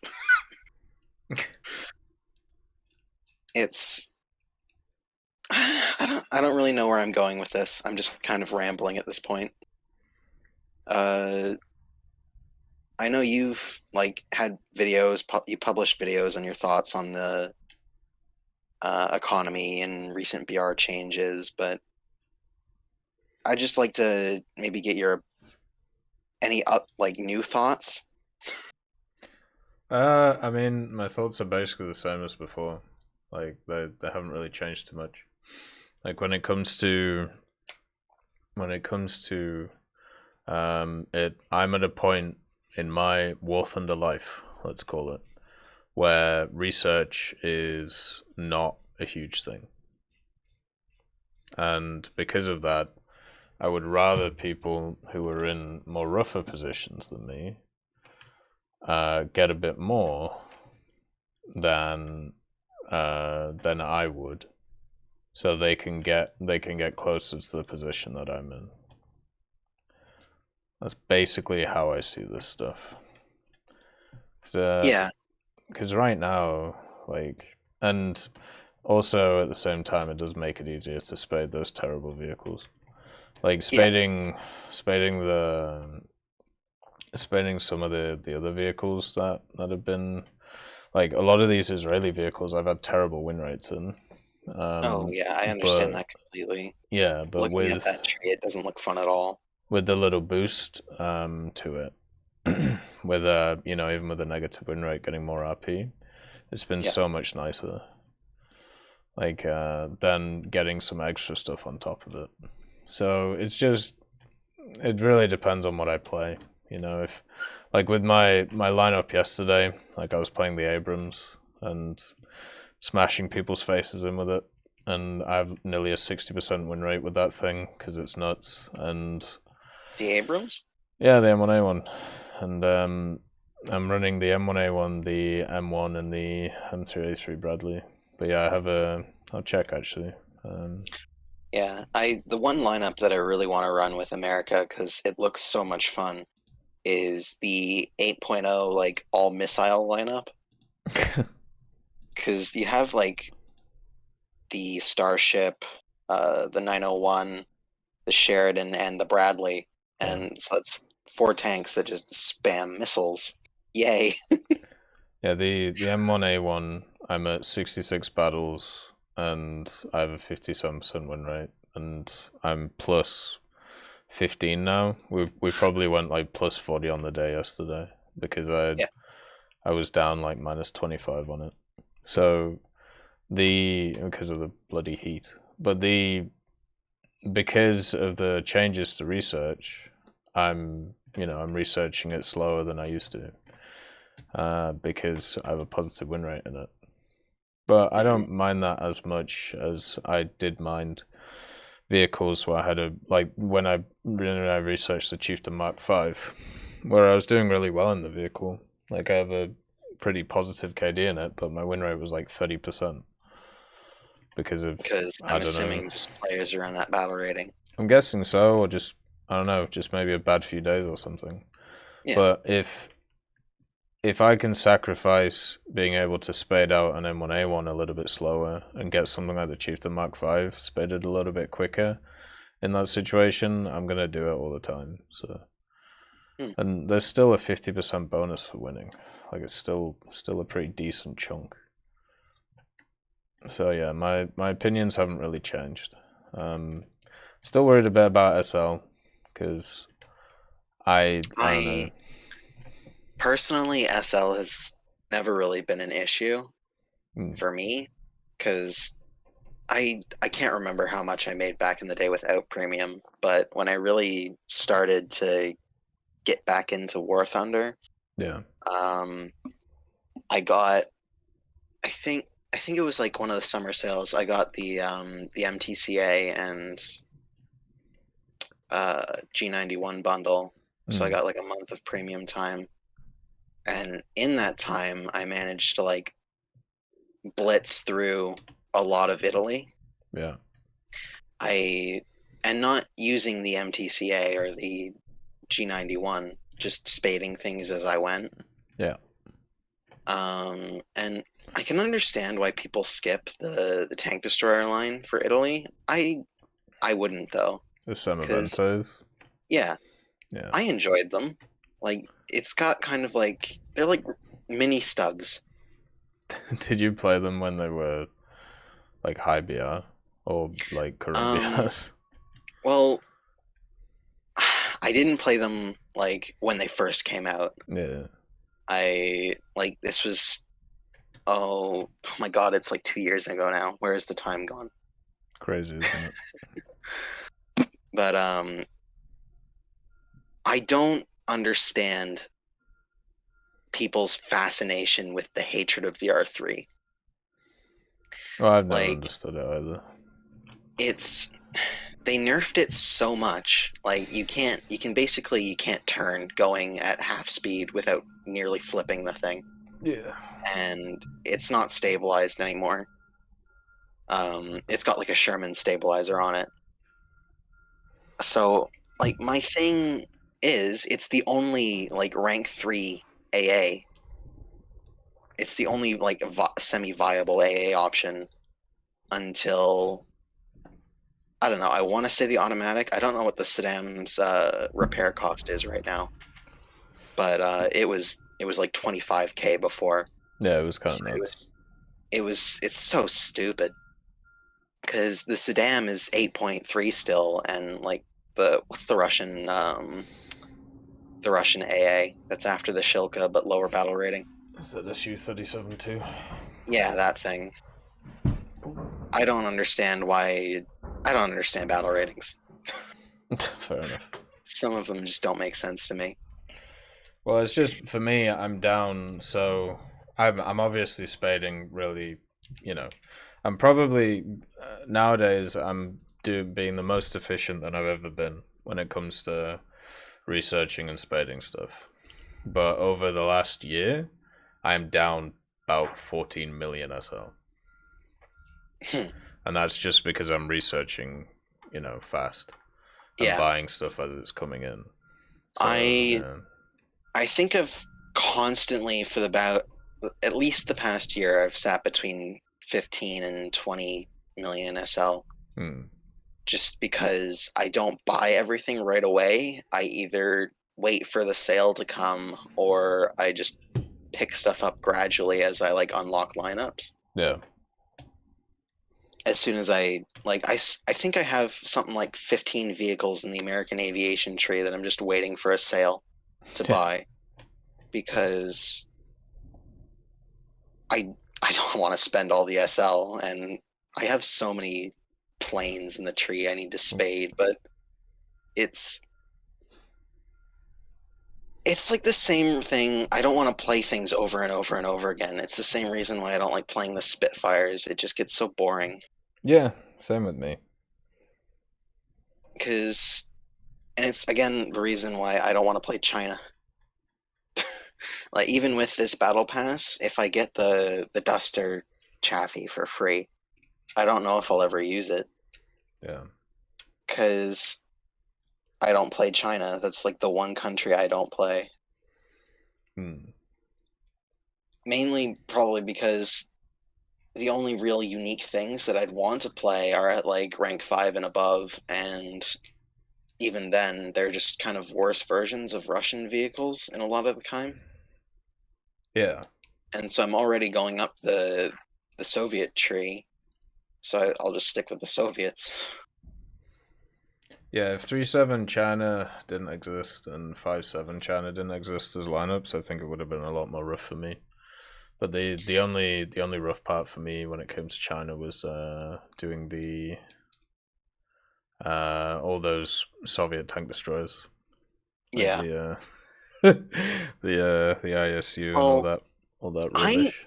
I like the ISUs. Why? Name me one redeeming factor of those pieces of shit. Reload over the How is that IS-2. redeeming? If I'm playing the ISU 122S, it has like at least almost a 10-second slower, faster reload than the IS-2. And still gets out reloaded by everything. Still, it's a good reload for a 122mm gun, and I love playing the IS-2. Fair enough. There are two really big guns are fun for me to play with. Right. It's the reason why I like artillery pieces like the 2S3M that got added. Oh, I yeah. love that thing. You just donk things, and it's hilarious. I started enjoying it more once I got that second HE shell. Oh yeah, it's So that the one's one pretty with nice. better penetration and filler. Yeah. I started actually, because before that there was a lot where like I would shoot things and it wouldn't overpressure them, but with that it seems like it was a lot better. That's one other thing I wanted to talk about. Like earlier, I mentioned the PT-76's battle rating. Oh yeah. There's another thing with like the Chaffies. They got moved down to rank 3, but then increased in battle rating. What would you think of the idea of kind of standardizing BR and ranks? No. No? No. Why is that? What is the reason to do it? Well, because certain nations have certain event lineups at rank, because rank 3 is where you get all of the event, like, I think the game revolves around people getting to rank 3, because that's where all of the missions are set up. If they're bothered about events, then yeah. Yeah, and mainly, I guess I'm playing this game a lot more for events recently, and because I like the feeling of getting somewhere. And if I'm not getting anywhere in tech tree with research grind, I want to do missions. And so if I need to do special tasks, I need rank 3. So like Italy has a 3.7 rank 3 or a 4.0 rank 3 lineup now because the Chaffee got moved down. It used to be 3.7 with the Sherman, a Semavente, and the R3, but now the R3 is 5.0. Yeah. Which again, I either like move it to like 6.3 and debuff it, or just move it back to the lower battle rating. I'm tired of them screwing with it. It's ruining so many of the lineups, because if I want an AA for like any lineup below like the Firefly now, I need to use the M42, but that's rank 2, so it can't do any tasks. You see what I mean? I get you. Yeah. So like if they cut off like rank 2 at 3.3 and move anything that is 3.3 to rank 2 and anything above 3.3 to rank 3, then that kind of standardizes lineups across trees. Yeah. If you feel me, because Russia's 3.0 lineup or rank 3 lineup starts at 4.7 or 4.3 as opposed to some other trees. Yeah. I'm just parity, because Germany rank 3, that starts with the tigers. Because everyone who rushes for the tigers. And since they moved the Panzer IVs down, you can't really use the tank destroyers in their own lineup.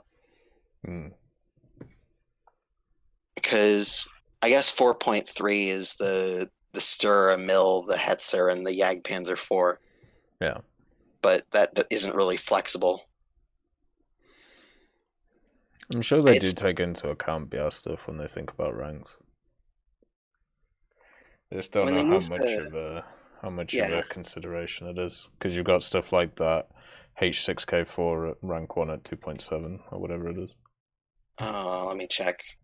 It's 3.3. Yeah. The H8K2. Yeah, at rank 1. Yep. So yeah. It's like some of these are ridiculous, and I think some of the battle pass vehicles in particular, the A6 M6, that's rank 3, when the A6 M5 Co, which is basically the same thing, only it has weaker armament, is rank 4. Hmm. Because it has 2 7.7s instead of 3 13.2s. Yeah. Like, I've been having fun messing around with a lot of the battle pass vehicles. It's just if I go play some of the lower rewards, which I want to because they're fun, I'm not getting anywhere. Because I'm past that point in a lot of the trees, and I can't use them to research or to do tasks. Which I feel is a shame, because they're really fun, and a lot of my favorite vehicles in the game have been getting moved down to rank 2, and I hate it. Like, the Chaffies, they were like some of my go-to event vehicles, and now I can't use them. Other than the Japanese one. Yeah. But Japan 3.3 has its own problems. I would agree. But we are coming to the end of the time, so do you have any closing statements or things you want to say? Not really. I think I've covered pretty much all I wanted to say. Oh, pretty much. Well, that's good. Thank you for having me on. It's always a pleasure, Zesty Lime. It's always nice Have a hearing good your one. voice. So. Yay. See you later, brother. Have a good day. See ya. You too. Alright, let's see. Let's just check the chat before we move on. Nice to see you, Odd Boss. Hopefully you're doing alright, man. Let's see. Nice to see you too. It's Christianity. Hopefully everything is alright. And then also, with the CCRP, literally in aerialistic Y66. Like, that's all you need. The bombs don't drop by themselves. You have to hold down the bomb button. So set up your bomb series and your bomb series and your other thing. Your bomb button thing. Your bomb series button that you hit that drops the bombs in the bomb series. There you go. Nice to see you, Officer Crocodildo. Hopefully you're doing alright, man. Right. Next person is Sergeant Firefly. So let's get Sergeant Firefly on. See how they are doing today. Hello. How are you? I'm good. Good to hear. What do you want to chat about today? What's going on? With the recent BR changes. Oh, yeah. So, the AGS got put to 9.7 and still doesn't have M900, which I find pretty concerning. Why? Because at 9.7, Gaijin loves up-tiering us all to 10.7, which, you know, T8 BVNs, and it won't pen anything, the C11. Right. You might go for a track, but you're just going to get one hit when your breach cut out. So do you think they should have preemptively given it the M900 stuff? They should either bring back the BR down and not give M900, or give M900 and keep BR. Right. But I do see what they were trying to do because the reload is insane on it. Yes. The 5 seconds would like get a barrel out easily, and then you can just go around the side. And the HVSVL, where it is, got also put to 10.7. The HSTVL? Which- Yeah. Yeah, got put to 10.7, and I don't see. Well, there's not really any problem with it being at 10.7. It's just that I've seen a few people arguing about it being at 10.7 You mean like because going up? it was fine at 10.3, but it's decent at 10.7 now because I think what Gaijin's trying to do. If you cunts start going after this kid again, I'll fucking ban you all. Don't even fuck with me today. Everybody is welcome here. Stop being dickheads. A video on this. The HVL had and the IMP1 had higher win rates than the M1A2, and so I think what they're trying to do is trying to lower the win rates, which a bit concerning, but hey, Yeah, that's I mean, guiding for you. yeah, I think generally, so when it comes to HSTVL itself, it's a really, really good vehicle. Like it literally, its only downside is it's loud. Like everything else about it is completely fine. You know, I've seen a lot of people talk about the post-spend damage on the gun not being great, but when you have a reload like that, like it doesn't really matter that much, you know. It's kind of like the Swedish 40s with the APF SDS. But the And the Automatica, the the Italian, automatic, yeah. And then the other one, like when it comes to lineups and stuff, I mean, I think the M1A1HC's at 10.7, so it should be fine. And they up the IPM1, right? Here's a question. So about the AGS thing. One of the things that they did with the IPM1 when they put it up in BR is they preemptively gave it a better round, right? Because they thought it was going to struggle at that BR with the round that it had.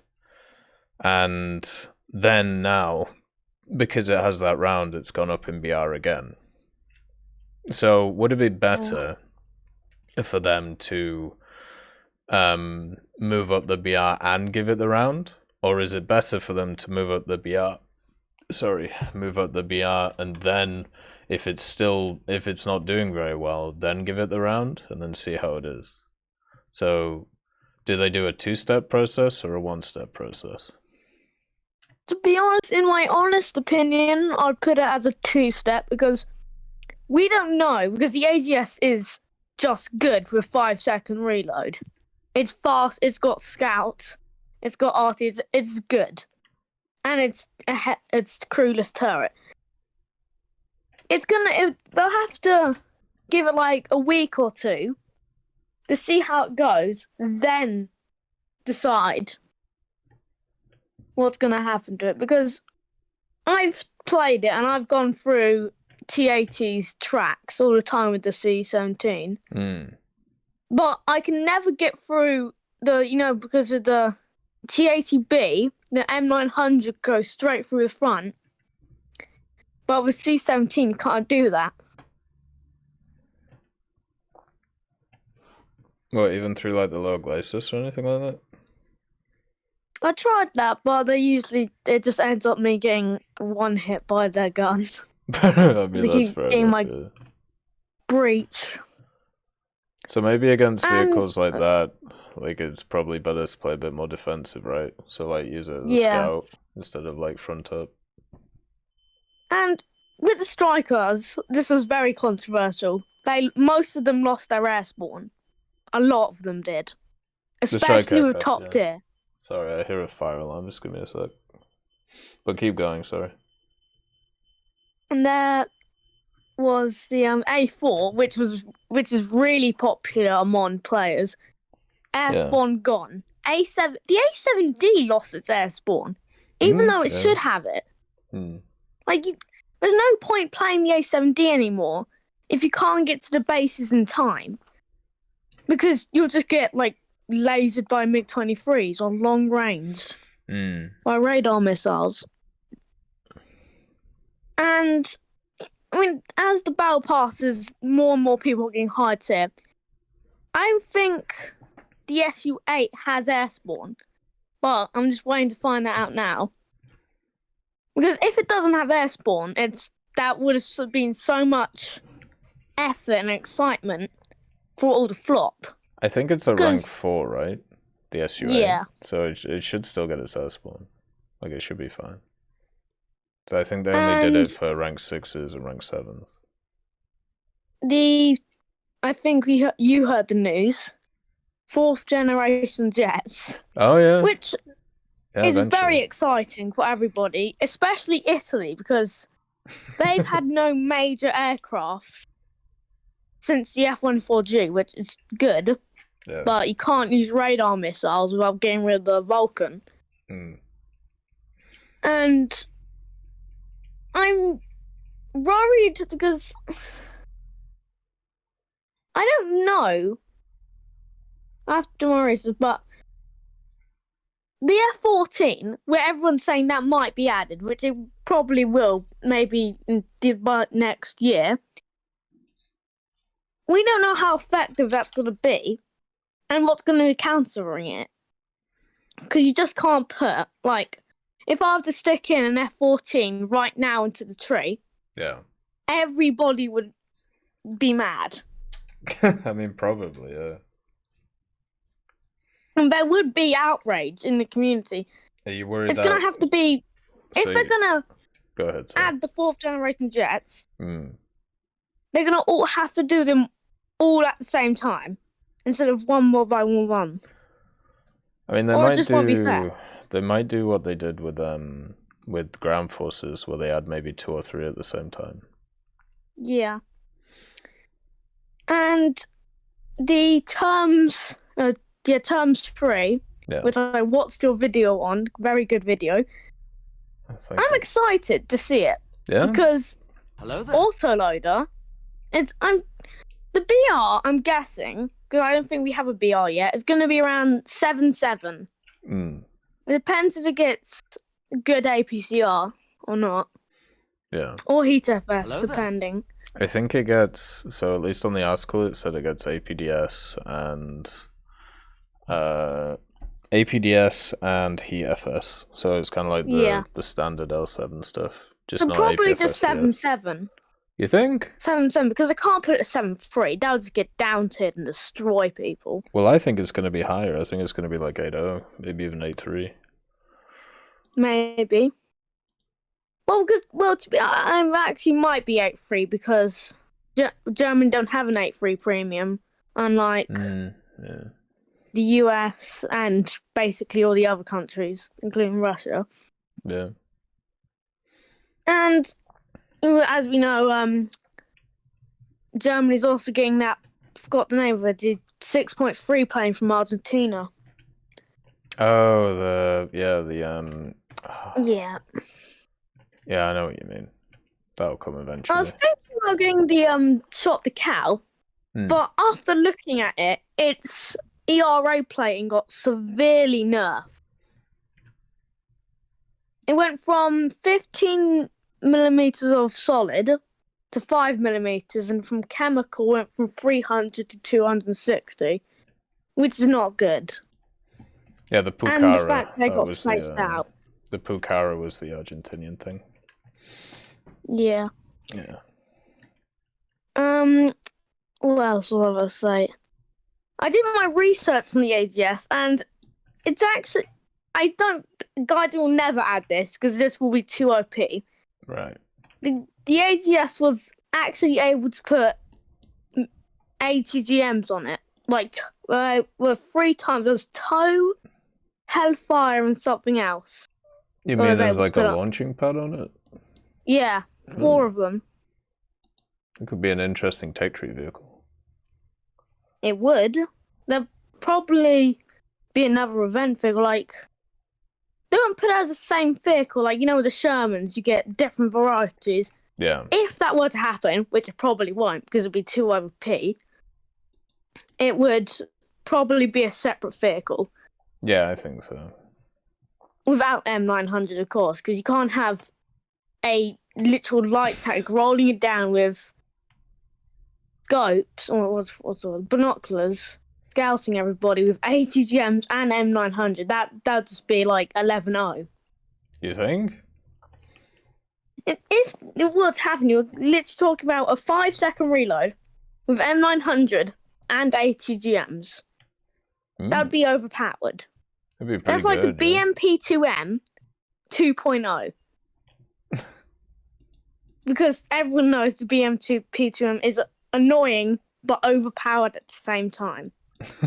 That is fair. Like when the BMD4 came out, when I got it, I think the ATGMs, you could have the max 36, but then it went to 4. So it just disappointed everybody. Unless I was a test drive, I'm not sure, but it's still good now. Yeah. Especially with the 30mm. It's still very good. And with the terms 3, the 30mm, isn't it like 110mm? I don't know what rounds they're gonna give it.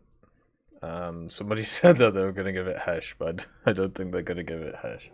I don't think they'll give it hash. No. That's very unlikely. It'll probably be If they like gave it 50 or hash, 60 it'd be a bit. millimeters. It'll be knocking planes out the sky instantly, especially helicopters. And what was I about to say? Russia, I don't think they're gonna get anything major this update. Right. And I think they're revealing a second premium soon. What I know of is that I got a hint from the Wolf on the streams. They're revealing 2 premiums, which one's already been revealed. The terms 3, and another one. I think it was the one that everybody was going to get, or was that the already terms 3? I might be a rank 6 for Israel, something like that.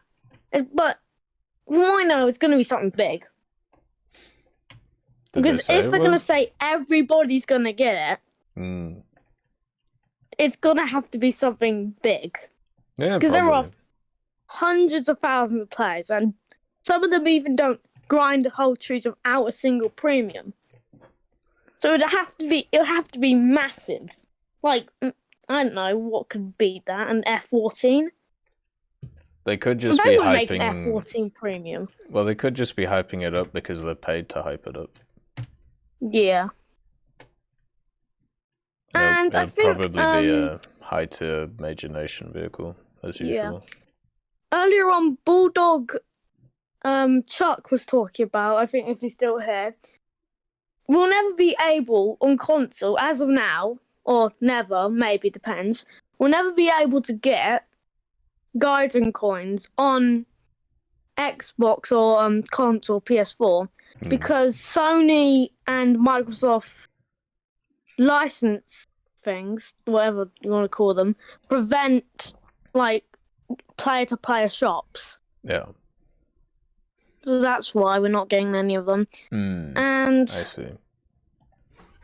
with the Valators in hey, France, Nurgle, nice to see you. Sorry, go ahead. With the Valators in France and Israel, yeah. I think the 9.0 need to go to like 8.7. I know the premium, the DF for that got removed in this update. The DF can stay at 9.0, but the one of the Valators of France has no guns, not even missiles, so that can go down because there's nothing to protect itself, like the Buccaneer. Yeah. The Buccaneer S1, when I got it, was underperforming. I thought it was going to be good, but it wasn't. You didn't think so? I thought it was alright. It was good in some aspects, but it doesn't work at 8.7. Do you think they should The put least it down? what they can do is put it at 8.3. Right. Didn't they used to be at 8.3, then they pushed it up? It never was at 8.3. It always stayed at 8.7 because of the I think it was the rockets that kept up at 8.7, but I'm not sure. And finally, to finish off, because there's so many people that want to also ask you questions. If you could add a 4th generation jet right now, what would you pick?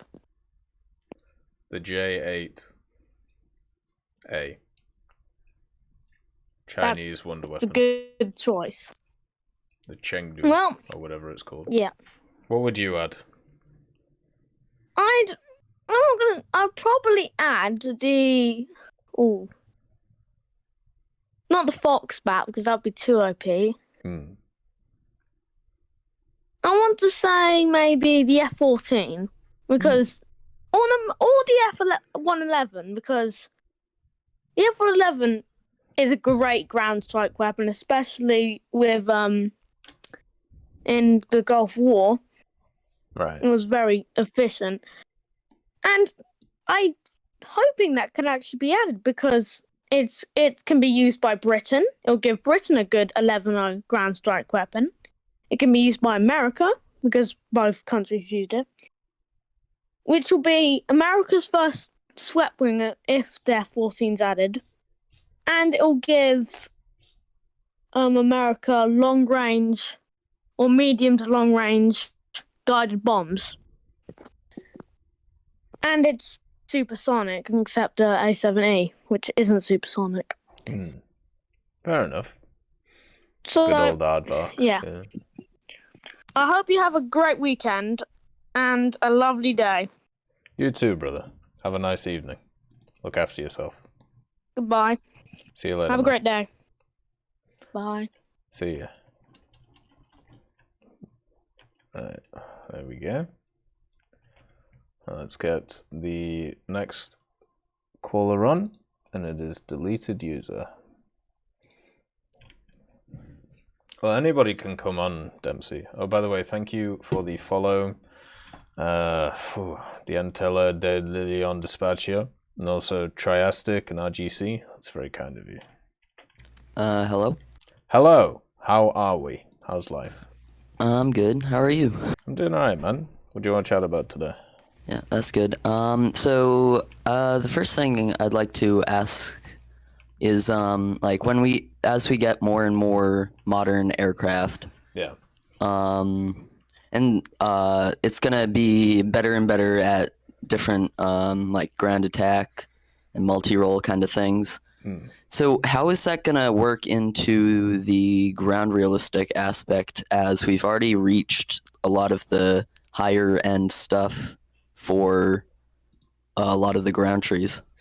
That is How true, do you think yeah. Gaijin's going to deal with that? Are we just going to have to up tier ourselves with the planes? Well, they've already put planes at 11.3, right? And they've put tanks at 11.0. So we already see what they're doing. The aviation is going to continually increase in BR, where tanks will probably stay stagnant for a while. So there'll be a lot of vehicles that, you know, you might not actually be able to bring into ground forces. That's the only way I can think they're going to do it. We already have issues at high tier ground where, you know, certain air vehicles just take over the game. So having more of that would be a bit of a problem, right? Yeah. But yeah, I mean, they can just do it by BR. Like, they don't have to come in with a ridiculous system. And also at the same time, you know, they could just balance by spawn points. Just make certain things really, really, really, really high to bring in. That makes sense. Yeah. I'd also like to give an answer to an inquiry that Zesty Lime had earlier about the hatred towards the R3. Personally, right now, where it is at, I think it's fine. I think it even should come down to maybe 4.3 or something. Yeah. But I was new to the game when it was around 3.7, 3.3 and like really overpowered. So I just get I just had a hatred for it back then, and I'm not gonna let go of that right now. I mean, that's So- there's a few vehicles that I'm the same way with, where the CL13 is one of them. Where the CL13 was the master of the game in air for a very, very long time, and since it, it stayed at 9.3, and it gets annihilated now. All I can do is bring a smile to my face. I never want that thing to be meta again. I want it to be buried in the ground. So, Yeah. I can understand the feelings. Yeah. Oh, what was I gonna say? Oh yeah. So like, if we do, get like more higher and higher BR aircraft, Yeah. what like? Do you think Gaijin's gonna have to rework air realistic for certain aspects of those advanced weapon systems to be functional or like balanced? Well, to be honest with you, I don't know too much about the weapon systems themselves, but the fact that they've already introduced like the EC maps for Haita would indicate that they're already thinking about that stuff, right? So it looks like they're already doing that. I don't. Well, that's what do you think needs to be? What do you think needs to be done to bring in the, new mechanics or whatever? Well, like obviously, right now we have these fur balls in the middle of a map all the time, Yeah. which doesn't work for some of the longer range missiles and some of the like longer range combat that these modern jets usually take part in. So because if we do end up still having that furball type battles with things like the F-14, F-16s, I don't think a lot of the desired effects will come with the cool new shiny weapons. Fair enough. And that makes sense. I just don't personally. I just don't know enough about the the weapon systems, really. Unfortunately. There we go. The really funny thing to watch is going to be Air Arcade, though. Like when they add in all that stuff. Yeah, I don't even know what happens in Air Arcade in jets. Like, Yeah. I don't really understand how that all goes down. I never played it a played little bit when the Thunder Chief came out, because I think I had a special test to bomb bases. It was just, it was ridiculous. I find thing even was lower crazy. tier Air Arcades to be kind of a mess. Yeah. It's just like you can't go 2 seconds without dying for me. It's a very different world. Yeah. There we go.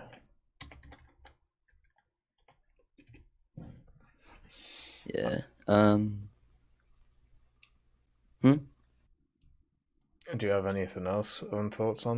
Like the update coming out, the BR changes, the economy overhaul? And like I think the economy should be, I think the Silver Lions, it definitely needs to be buffed. Right. As I don't have premium right now, and I'm not that good, but like there are only a few vehicles that that I can actually gain a sell with consistently. And like I think a good solution to that would be just reduce all the repair costs by a lot, because at the moment I think a lot of them are still quite high. Yeah. And I think they're just balancing around the average player, and I think more players have premium than not. Yeah. So it's sort of just the non-premium are sort of left in the dust. Yeah, they get screwed. Mm-hmm. I mean, that's fair. Like, I've definitely seen that as well. Yeah, because I'm spading my F4E, Yeah. and even just to break even, I have to get 2 kills around about that, maybe a kill and assist, without dying. Yeah. Is usually when I make the SL, because repair cost is like 9,000, Mm. and right now I'm getting like 4,000 per kill. Yeah, it doesn't seem too bad. Yeah. Like when you factor in like the win bonus or the loss bonus and all that stuff. Yeah. I suppose it could be worse. Not perfect, but could be worse. But yeah, they could. I mean, we know that they're halfway through, like putting in the new repair cost stuff, right? Like they're in the normalization part right now, so we're gonna have to see. We're gonna have to see what they do with it. Yeah, of course.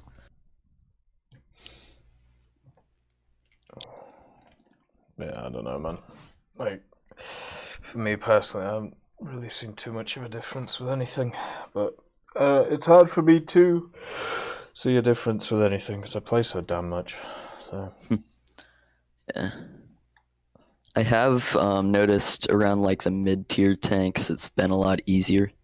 I think they reduced quite a few of those. right,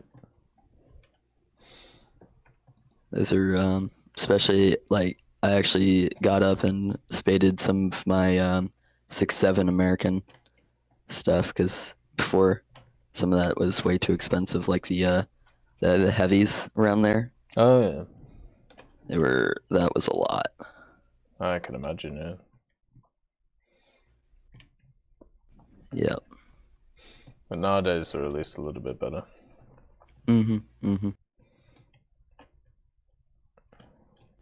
I don't like. I think I heard a while ago the purpose of repair costs were to like prevent people from just botting.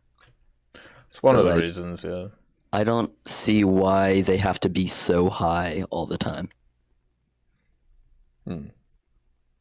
It's like if you're just botting, you're not gonna be making that much. depends how good the bot is.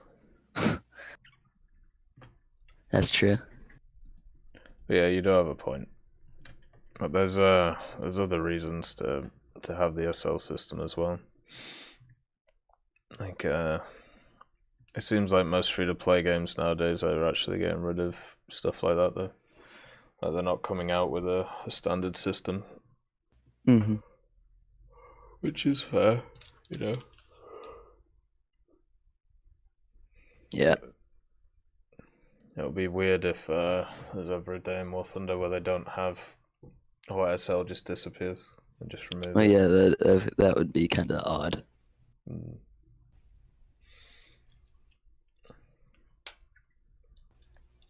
Yeah, I think that's pretty much all I had to discuss. Oh, fair enough. Well, it's nice having you on. Yeah, thanks for having me. It's always a pleasure. I will talk to you hopefully again soon. Yep. Bye. See ya. Alright guys, just give me 2 minutes. I'm just gonna go get my dinner, so I'll be right back. Alright. Just 2 seconds, guys.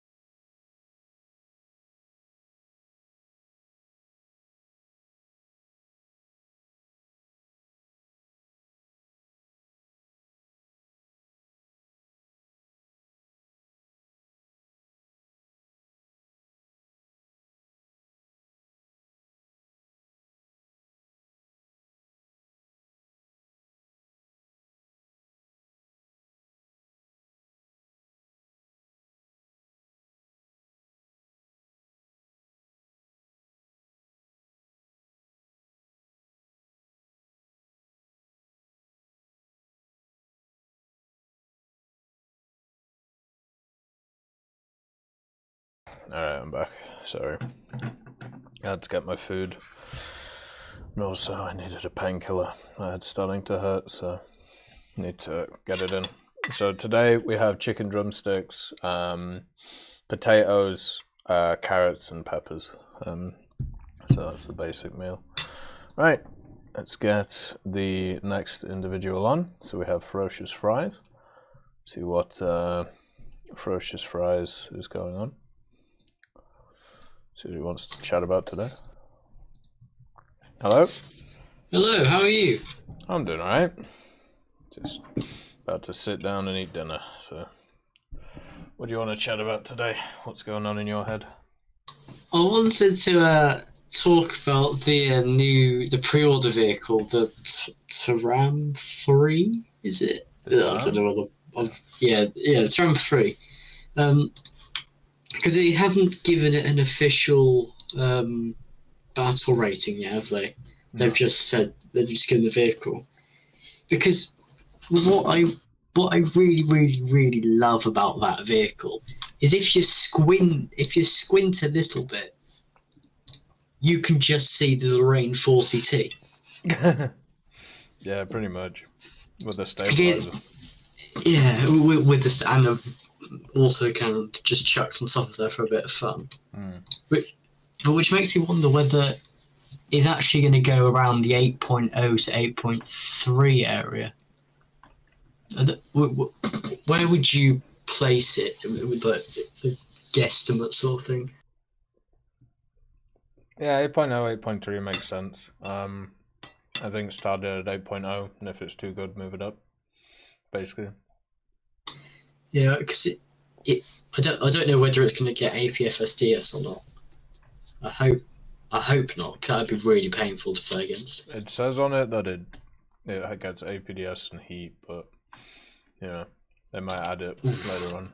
So is it like the old? Is it the old heat or like the heat FS? well, it's heat FS. Sorry. Oh, okay. Well, that'll be a little bit painful actually. Yeah, it's really weird. That I'm actually quite happy about it coming to the game because it's sort of one of those really random ones which wouldn't like pick out as an obvious choice. It's a Russian vehicle, is it? Or is it German? German. It's German, right? Yeah. I fit quite. It's based on the Leopard chassis. Ah, is it? I'm not sure. I'm not sure about it.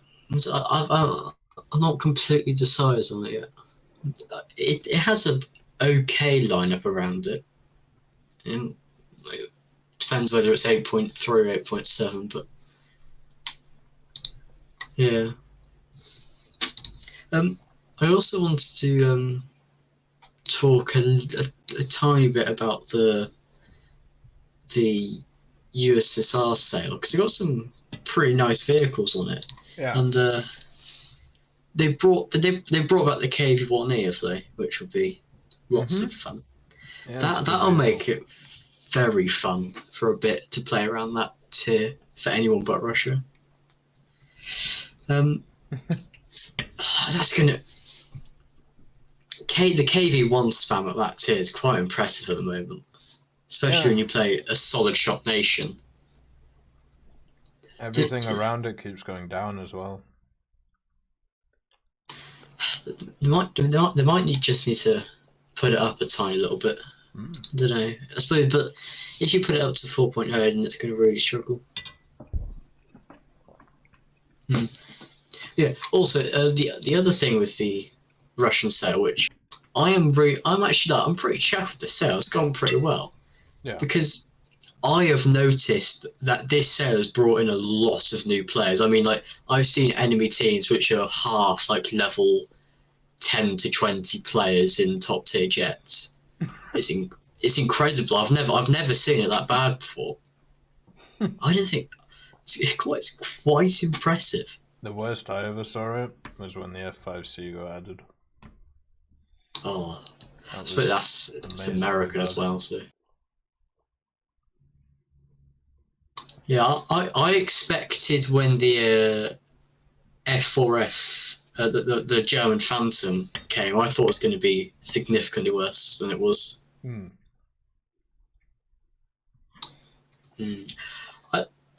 I think they need to bring something in like they've done with the Israel tech tree, where you can't buy, but then you can't buy a certain premium, like a rank 6 or 7 premium, unless you have a rank 6 vehicle researched. It wouldn't work for the business model, obviously, but it would just be nice to, in a world where money doesn't matter, which it'd be lovely to see something like that. Just make it so much easier around those tiers. Oh yeah. Yeah, I've always advocated for a system like that. That will ever happen, but I love to see it. The reason I have the game audio off is so people can hear the people the best. So yeah, you can hear my beautiful voice, voice of an angel.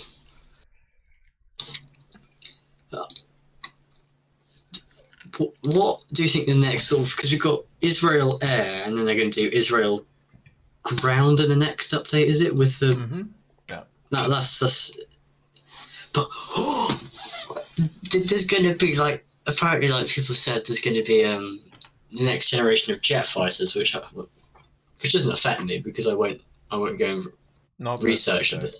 Not this update, but at some point this year, which will mean that we'll get like fourth generation?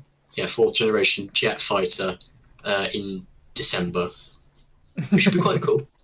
I'm looking forward to that, and it'll be a premium. I'm hedging my bets on a Russian premium jet at that too. Well, it's either going to be Russian, German, or American. So, you know, they could just add a Votor in, but they're just it has like an intercontinental ballistic missile just strapped onto the bottom of it. I'd like to see that. I think that would be pretty cool. April Fool's event idea. Well, the Votors are saved. They actually work now. It's actually become much easier to play them, although I still lose a lot to Silver Lions. How?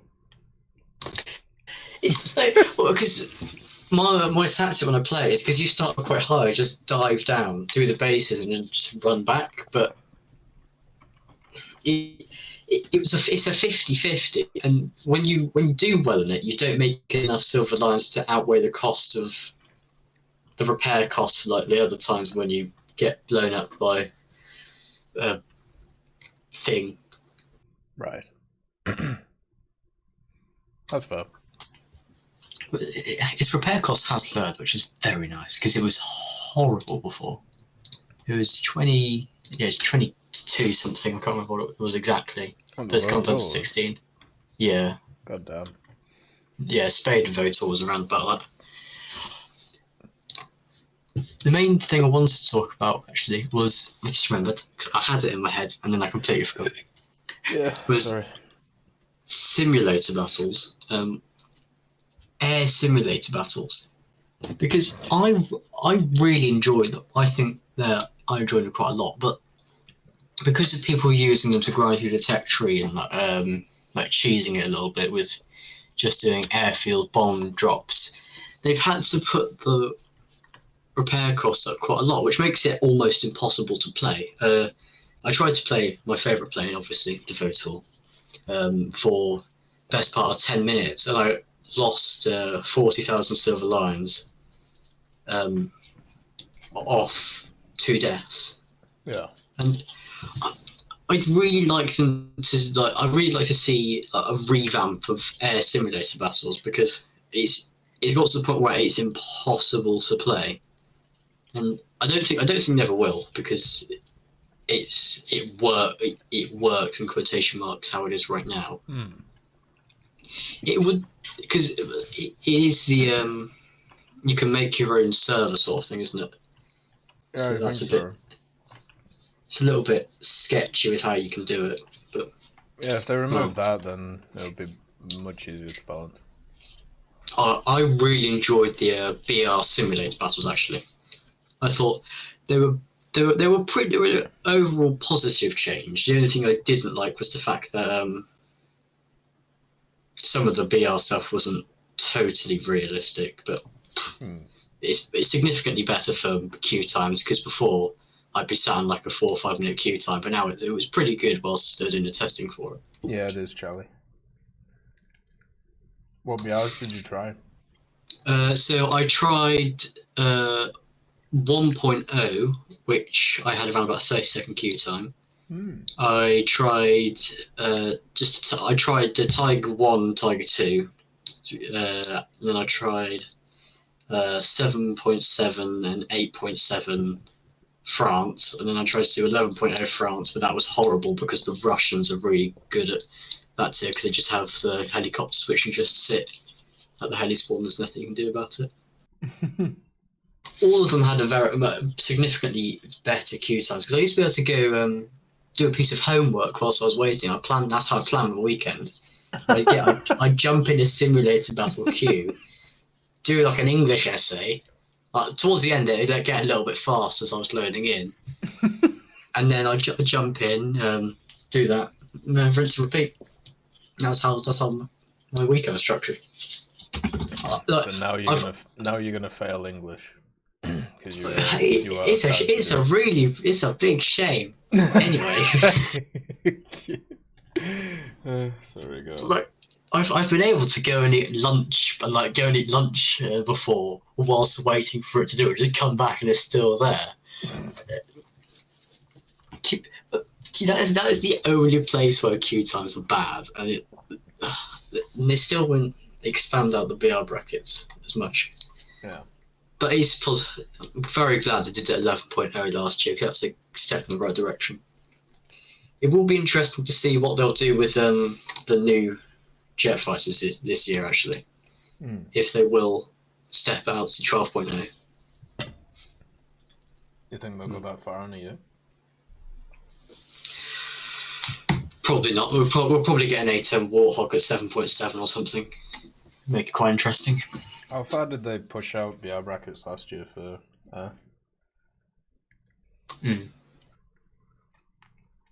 Was it 10.3 to 11.3? 10.7 to 11.3? I can't remember.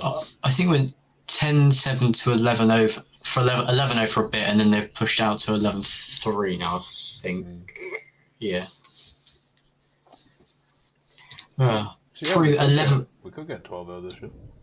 That would be very nice, because I think as soon as they get to like 12.0, 13.0, that's going to be the sort of area where the ground BRs and the air BRs start lining up a little bit better than they do at the moment, which I think is quite nice. Yeah.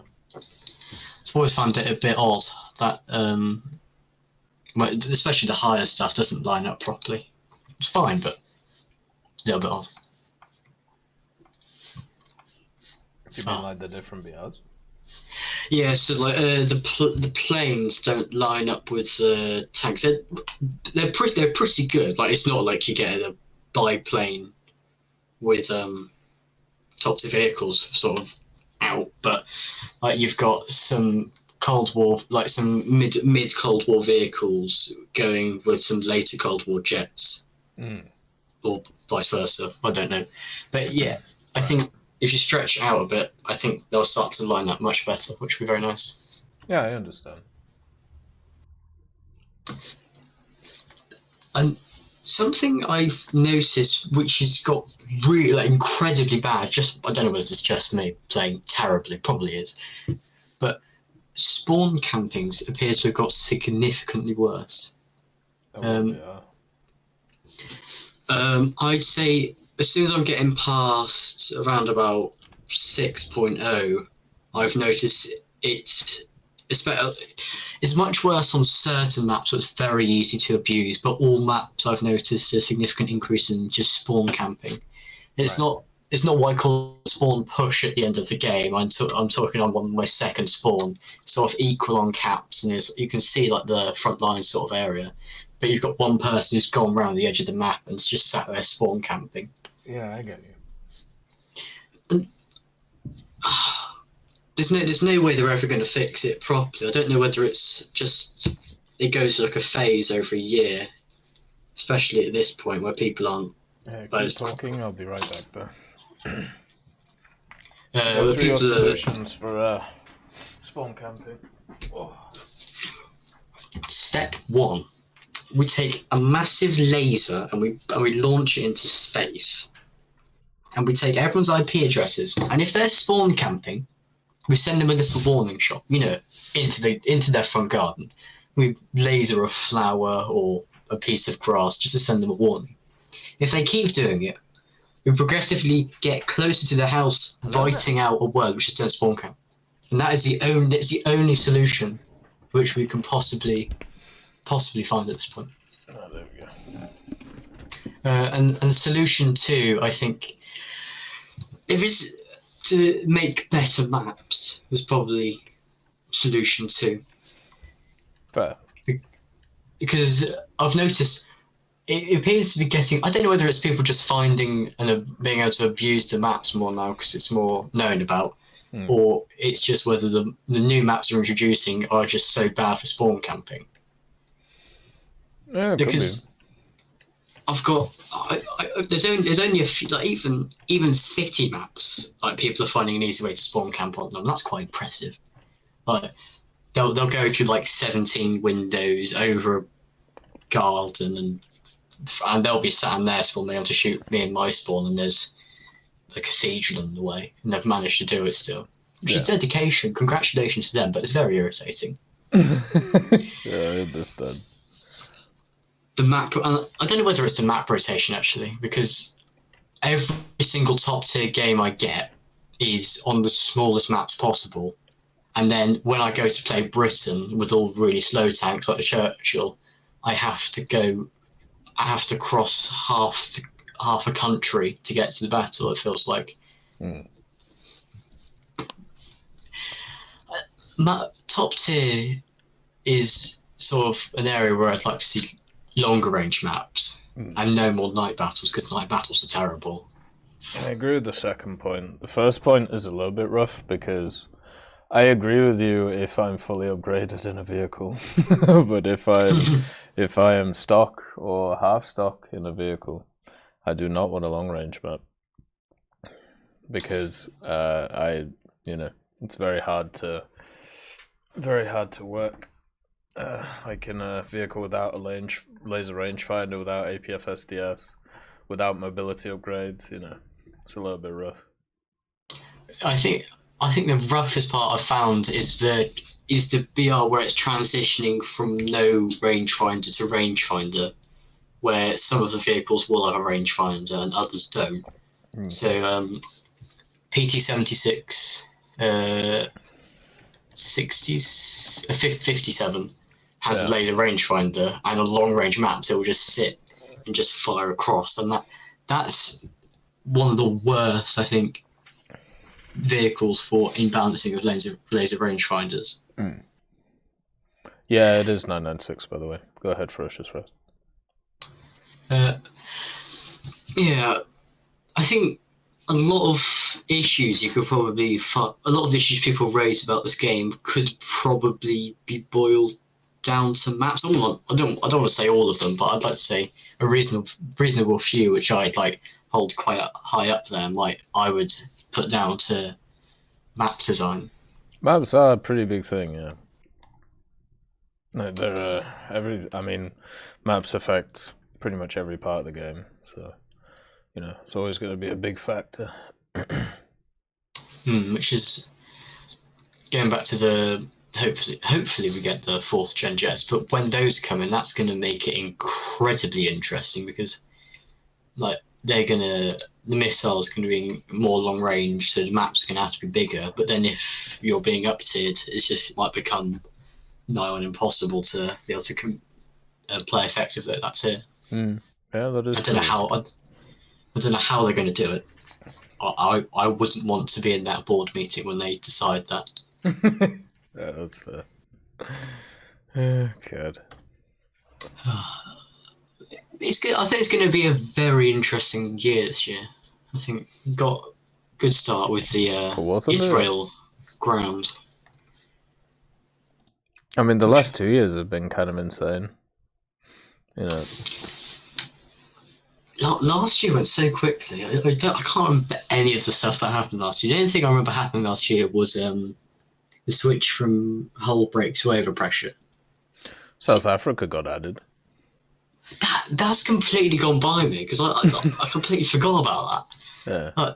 A huge part of the British territory is now the South African vehicles, and but I should really actually look at that more because it's very interesting. Because you just get a French vehicle into a British tree, and it's a very good French vehicle. Okay, well, I'll have to look at that. Right, I won't take up any more of your time because it's quite late where I am. So I will see you in a fortnight's time, hopefully. Yeah, sounds good to me, man. Right, I'll see you soon. I'll see you later, brother. Have a good evening. Alright. Now the next one is Moxie. Let's get Moxie on. See what he wants to chat about today. Oh, hopefully my head starts getting a bit better. By the way, I'm just playing the A4 here because it's easy to do, and I can play this and turn my brain off. So I've nearly grounded out the Mirage 3 CJ or whatever it's called, so it should be quite nice. How many in your game? I don't know. It just turned up, man. It's just how it is.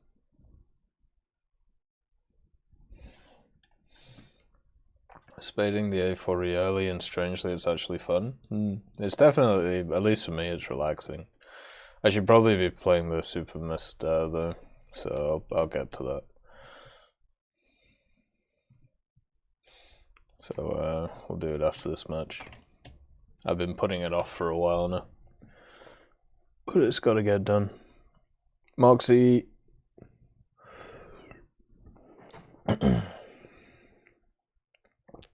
If any of you guys want to come on from the stream, we have around about 3 hours left, so plenty of time to get people in.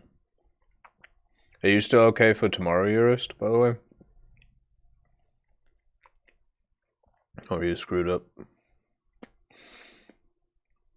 Probably gonna get the premium A4 for Israel, but I'm convinced to spade everything. Yeah, no, it's alright. Go ahead, Eurist. I will probably be fine, but I have got a bit of the lurgy, so... Your voice sounds so funny, man. Yeah. I went to Manchester. That's Oh, you remember dear. I cancelled last Thursday? Yeah. It was because we got a massive storm in the UK, don't know if you know. I heard, yeah. Right? Wind. Yeah, and there was like 100 miles per hour winds Right. right where I live. Mm. And so I was like, well, I should probably leave before they set in, so I did. And then I went to Manchester and now I've caught the lurgy, so... Flipping I think Manchester. I'll be fine. Well, you know. I invited you to speak, Moxie. You just have to click the thing in the Discord and then you can come Sorry, on. I'll It's let all good, Moxie Eurus, but yeah, say his if anything changes, let me know, man. I will do. Alright. Hello. Hey, Moxie, how you doing, man? Hello. Sorry, I didn't see this new feature of inviting when you invite somebody to speak. So that I have to click on it. Oh, that's all good. Generally I'm okay. I have a small problem with one tooth that decided to bother me yesterday, and it's continued to today. But on Friday I'm going to visit the dentist, so I hope that pain will go away. So besides that, it's classical work, family, gaming late at night, sleep, work, family, gaming. The middle-aged pattern. Yeah, I feel like I'm pretty much in that too now. And so, one little funny thing before I have few points about something that I don't know. Am I the first one to kind of notice that in quotes in publicly, but did you notice that when you're in hangar and you're watching the premium aircraft Yeah. from the position of your selected aircraft, that all aircrafts are kind of jacked up as if their landing gears are pumped to the maximum. Yeah. I've seen that too. Yeah. Especially the Soviet one is the funny that's the one I noticed first, the Sukhoi 7 BMK. It's like how do I say, pimp up.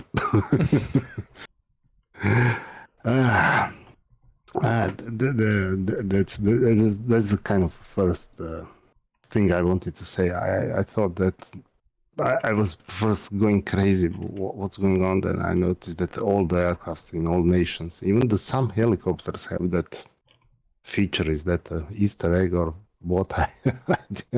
I don't know. And second thing, I have a small list. So Yeah. Go ahead. About one thing that's kind of annoy me about economy in the game. I don't have problems so much with the Silver Alliance because I don't play too much tanks, and I'm like on premium time for the last 7 years, so I'm a relatively good player. So I win more than I lose.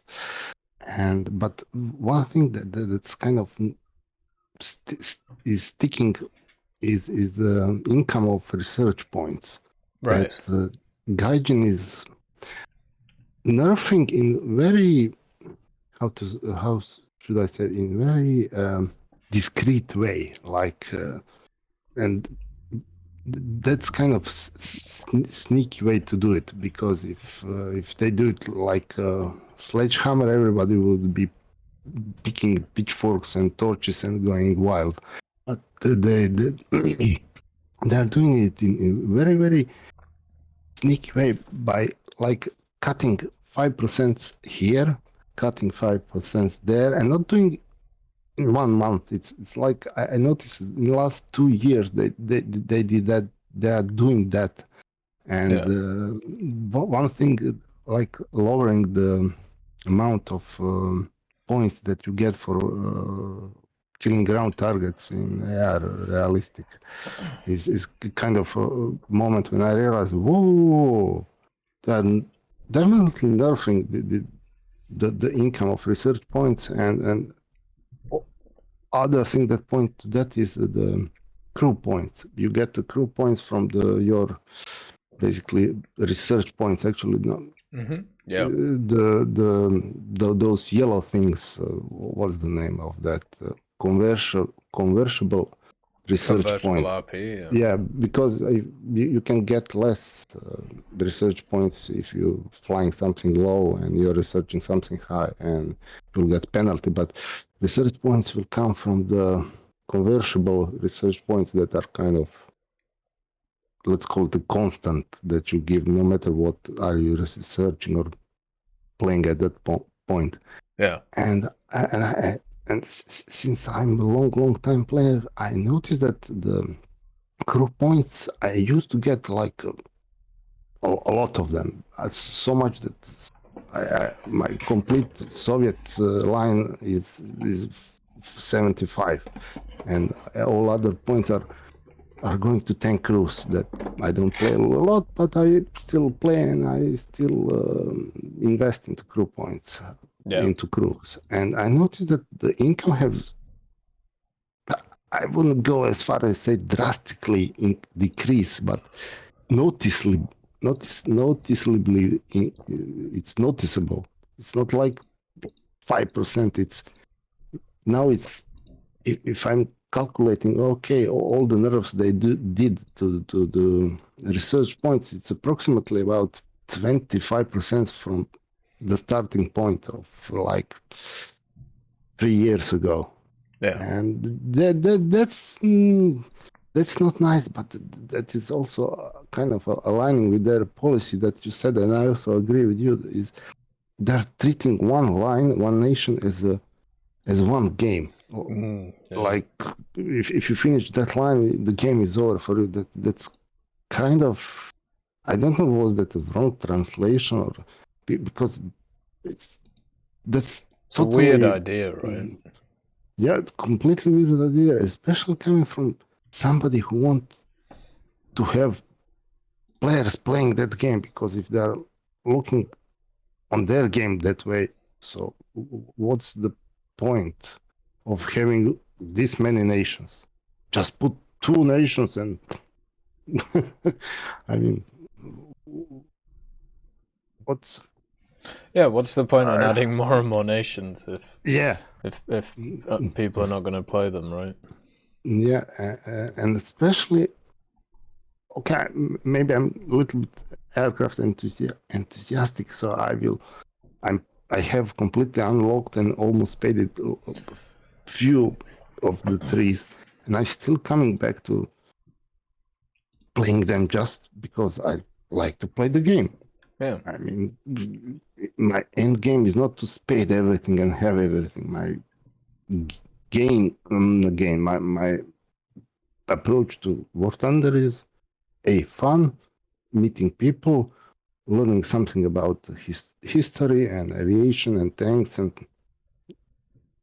I really don't like this new approach of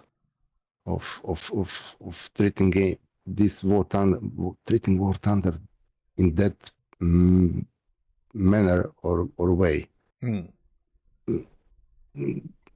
But still, if you want people to play another nation, why if you think the people will end the game if they finish one nation, why are you not stimulating them by giving them more research points, so that if they decide to go on and unlock other nation, to be kind of stimulated to go and do that? Yeah.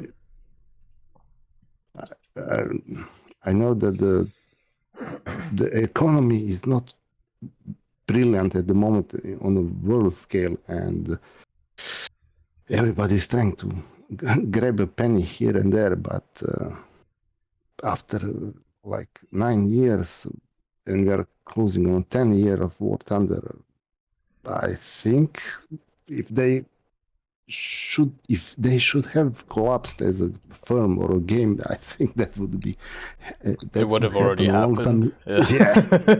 So Yeah. I think that this sounds to me as a kind of short-term thinking. Maybe it's translation, because the Slavic language is sometimes hard to translate in English. Well, especially, but one of the other translations they had in that Q&A was about it was the vehicle genocide or something. Or it was something like a game mode called Genocide. That one was also a bit rough. But I'm hoping it's a bad translation. I really am. But we can only go with what they provide, right? Yeah. I in quotes, I speak, or I should I say, I understand a little bit of Russian, because the Croatian language is kind of Slavic as the Russian is, and fortunately or unfortunately, my wife can also speak. She's she's German Russian professor, so if I don't understand something, I always pull her and ask her to translate me. And although she don't know the concept of the, I can guide her what they want to say. So please, can you and on few occasions I found that translation that they gave us on English is a little bit different than what they actually said on Russian. So Yeah. I don't know who's doing the translation in Gaijin, but it seems like that person is failing on quite important details. So is that pure coincidence, or is there something behind that, and we should all put those hats made of aluminum? I don't know, but one day we shall see. But at the end, I don't think the War Thunder will die anytime soon. No, I don't think so either. With all the complaints we have and ranting and negativity that sometimes is far more louder than the positive things. I see War Thunder going for I won't predict how much, but I don't see dying anytime soon. No, so to say. It'll be fine. And, you know, they have a ton of plans for the future. I would prefer if they just boosted RP a little bit. I think it would always be nice to do. Like maybe do it at the end of the year or something. I hope they will. I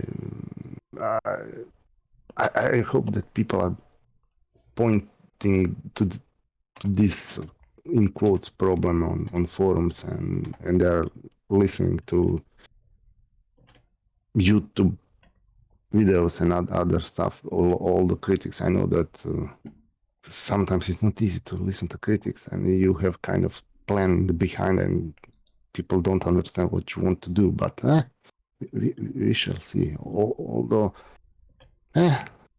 sometimes they really look like they don't have idea what's happening in certain parts of the game. I know the game is huge, and you can't cover all the bases. But like a few days ago, I was in a low tier, and this is kind of repeating subject, but AAA in the low tiers in the middle of the map in the realistic mode is a slaughter. I mean,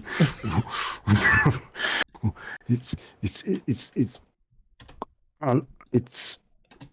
really beyond annoying. It's like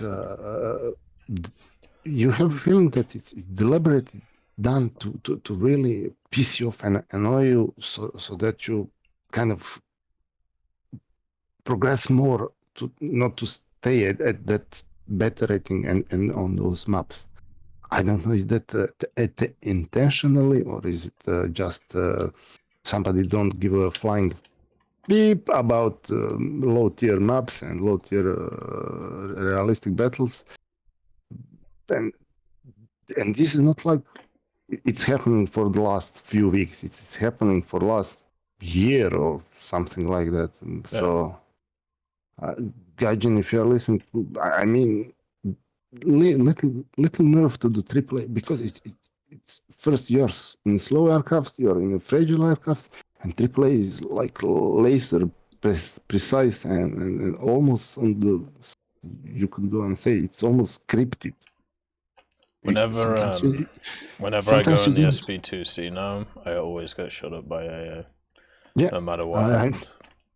Yeah, it's I fly SB2C relatively a lot because it's a bomber and it's easy for kill ground targets with bomber task, and it's if I don't get hit by AAA, it's a miracle. I usually aim for the AAA if I can. I wiggle, I fly left, right, up, down, and it still hit me like one in the middle of the map. Yeah. Maybe it's even scripted. But I don't see the reason why it shouldn't be scripted, like to distract you from making to bleed the points for your team. But I don't know. But on the lower tier map, it's slaughter, and it's. I don't know how people are just coming to the game. What is their opinion of that case? But it's a little bit annoying. Some of them will definitely say, I don't want to swear too much, but fuck this. No, I agree with you, because I feel the same way, right? Like you're getting killed by something that you can't really control. That's never fun in any of these games.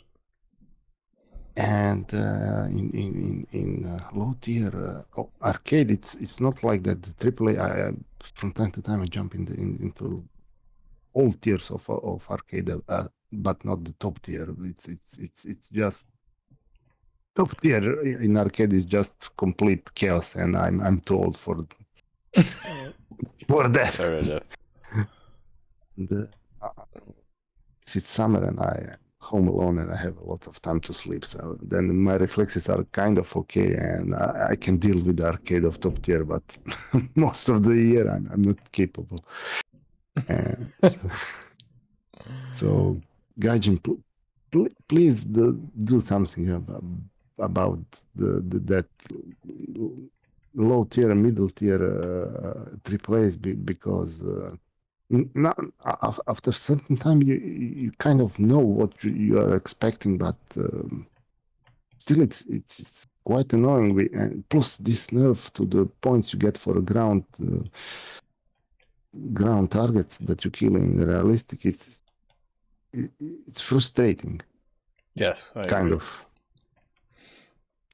And okay, another topic about removing the air start from top tier and kind of top below the top tier.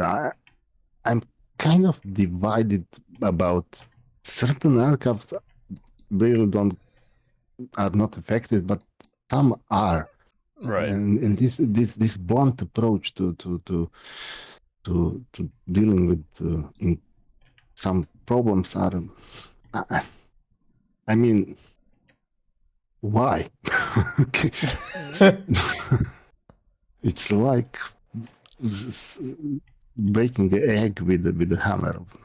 I mean, there are some aircraft that should kept the air start, and some should not. So, no, okay, people will adapt, but it's again like why this bluntly?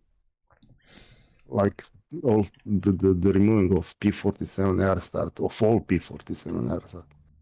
Some don't need it, some need it, but also F6F and other aircraft that I would really like to have air start, but because of the performance of the climb rate, so.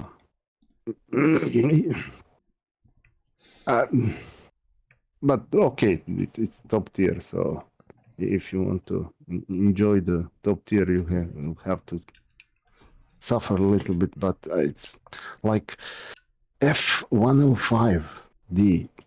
I am kind of almost finished padding it. It's quite nice and in quotes fun aircraft. I started with the air start, now I'm without air start, and for him it's not such a big thing. It's fast, it have a good bomb load, and even if I get those big the enduring confrontation maps, it's okay. But for some aircrafts like I don't know, you mentioned Vautour. Yeah. I didn't play it. What's your experience without air start? Well, it's a lot better now because it keeps its air start. It kept his air start. Yeah, because it's a rank 5. So yeah. So now it doesn't have to deal with any of the strike aircraft at rank 6 or 7. The one which does suffer, in my opinion, is the A4. That one's had a rough time. But for stuff like Harriers, they already have insane acceleration anyway. So they're fine. The Yak 38 seems okay. The Thunder Chief is fine. The A5 is fine. It's mainly the A4s, I think, and the A7s. Are kind of gutted, yeah. Yeah. I think hitting like with the hammer, like they've hit with the hammer, and then they're gonna bring some of them back up, right? Or at least that's what I think. I might be completely wrong. We can hope that they do, because it's kind of their way of doing things. They first hit you hard, and they tweak you over the time. Yeah, pretty much. Yeah. And one other thing that kind of makes me think about the person who is doing that decision is I don't know, did I tweak that too? But since I didn't fly the rocket airplanes for some times, did do the Messerschmitt 163 and the Key 2000 still get those huge enduring confrontation maps? Because that was pure insanity for aircraft with the I agree. like. I think they do. I haven't seen one on one though recently, but I'm not sure if they put a limiter in or not. I hope they did, because you're right, it's ridiculous. Because last time, like 6 or 7 days ago, I what was I? Anyhow, I was flying some jets or something, but I wasn't in 163. But there was one in my team on enduring map confrontation, and he was swearing like a. And also somebody, I think even you or somebody in video mentioned that stupidity of that decision. Yeah. And if only they kept their air start, it would be maybe viable. But even with the air start, it's insane, because the concept of a rocket airplane is like area defense aircraft that don't fly far away, just vertical, hit something and then go back. And you put airplane like that on the map that is like 100 to 100 kilometers is just pure ignorance of your decision. So yeah, well, it's just they completely forgot those vehicles existed, right? When it came to that change, they must have done. And one little rant about usual topic, and I'm almost done. The servers lately have been again acting like strange. I don't know. Am I the only one? Because like 3 days ago, I was in span of maybe 3 hours killed by teleporting, as I like to say, 10 meters under the ground while trying to strafe some ground targets, and it's quite annoying. So I know I can't do anything about that, and the only one that can do something about that is Gaijin, but and it's especially on US America server. It's I'm in Europe, so since I play late at night, the most people, the population of the game is mostly American, so I'm in quotes. If I don't want to wait too much in queue, I have to play on a US server, and it's interesting that I don't get those spikes and packet loss when I'm like 8 kilometers from the ground, but not usually, every time that I'm killed by server is when I'm flying low. I don't know, does it have to do something with rendering, with ping, with the communication between servers? Because when you're flying low, you have more data to transfer between the server and the client, because you have more objects around. But really, I mean, can we do something about that also? Is there a way to find the so-called pooling rate of the War Thunder? Was it on this Monday? The Mingles with the Jingles was speaking about pooling rate of the game, the World of Warship. Pong rate? What's that? Pooling rate is, if I remember correctly, is the number of communications in certain amount of time between the client and the server. Right. Like if you fire a bullet, then it's easier to explain on the World of Warship scheme. Yeah. You basically if your pulling rate is 8 times per second, then if you press a trigger, your guns will only fire when the servers kind of allow it to be fired. And if the higher the pulling rate, the kind of you can fire more bullets if your guns are capable of. Yeah. If your pulling rate is 8 times per second, you can fire basically only 8 rounds per second. And if your guns are firing like 13 rounds per second, you are basically crippled because of the pulling rate. And I was trying to find the pulling rate of War Thunder, but I couldn't find it. So if anybody knows in chat, be free to put it.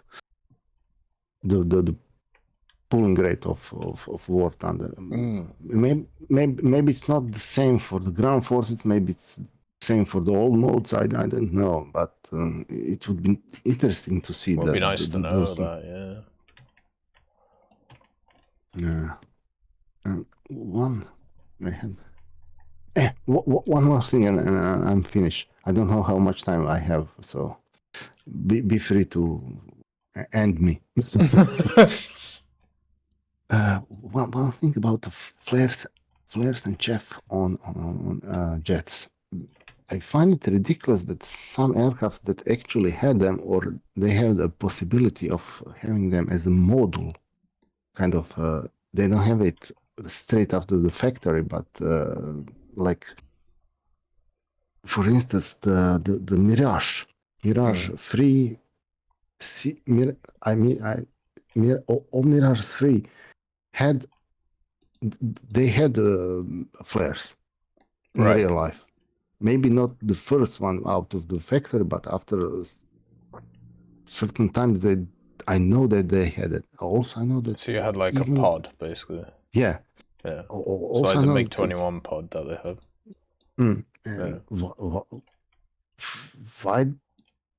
I mean, you can literally put the chaff and flare pods on Spitfire if you want. I mean, it's a box with flares that's connected to your cabin, and you flip a switch when you want to fire one. Yeah. I have even experience from my wartime.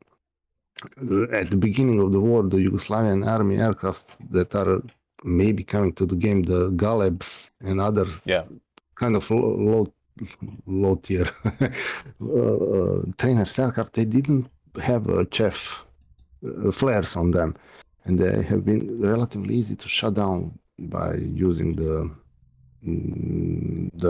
infrared missiles, the Stingers and other stuff. And after after we shut down a few of them, they learned their lesson, and they installed flares pod, and they learn how to fly it and so on, and our shutdown rate went down, but also they couldn't operate as they want. Still, they couldn't operate as they wanted. So if you can put pod on aircraft like that, I don't see why we don't have models for almost not every jet. But the way that they do it is, if it was cleared to use it, then it gets it, and it has to be cleared for that specific model, I think. But I'd have to check again. But I remember them using that as a reason before. That kind of sticking to realistic on certain things and then completely do unreal. I mean, I mean, it's designed so they can do what they want, right? Like at the end of the day, like, that's why they do it like that, so they can pick and choose. So I hope that I really like Mirage 3. I have a kind of emotional, you could say, connection with them, but I'm not flying them because I literally, like, after a few games I'm getting frustrated because everybody's flying and chaffing around me, and I'm like, hey, from where the missile will come? until they installed that model on them, I'm definitely not playing as research point pinata for other players. Oh, I understand. Yeah.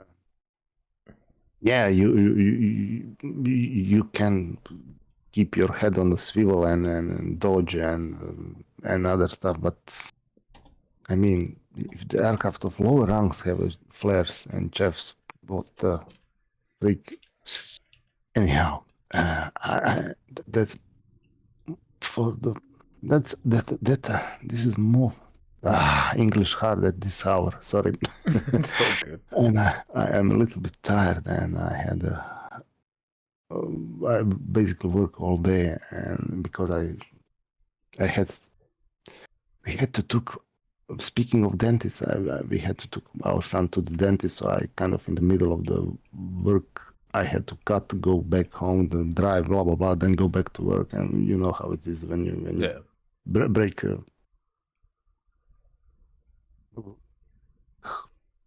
motion of work. It's when you come back, it's first you don't want to come back because you know it's work, and second it's you break your cycle. So I'm a little bit tired, and it's late. So sorry to you and other people listening for my little bit broken English. Oh, your English is very good, and also tooth pain is probably the worst pain in the world. So, and like I remember when I had to get one of mine taken out after, well, basically it was cracked for years, but then eventually it got infected. It had to be taken out. That was like for maybe a week before I was able to get it out. It was so painful. Yeah, I'm at the moment. It was hard to concentrate. Yeah, or you take pills for the pain, and you are kind of semi-drug. So I'm floating somewhere between the little bit of pain and being medium under the influence of anti-pain drugs. So, but yeah, good thing is we are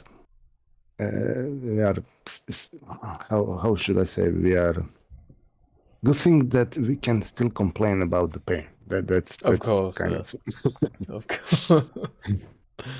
as long as you feel pain, you are in quotes kind of okay.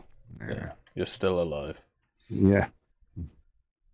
Okay, and that's that. It's been nice talking to you. Thank you for letting your platform for other community of War Thunder to be able to speak publicly and open their minds. And I wish you all the best to you and your family, and all the listeners and people. Stay well, stay safe, and see you on the skies. As always, Moxie, it's a pleasure, brother. Thank you for coming on, man. Thank you. Bye-bye. It's always nice chatting with Moxie. And thank you for the gifted sub 996, 997, 991. Thank you for continuing to support the channel. It's very much appreciated. Thank you very much. And welcome to the club, Moxie. Enjoy the emotes. Oh, this plane just hurts. Alright, let's get Ghost, or no Ghost here on. See what he wants to chat about today.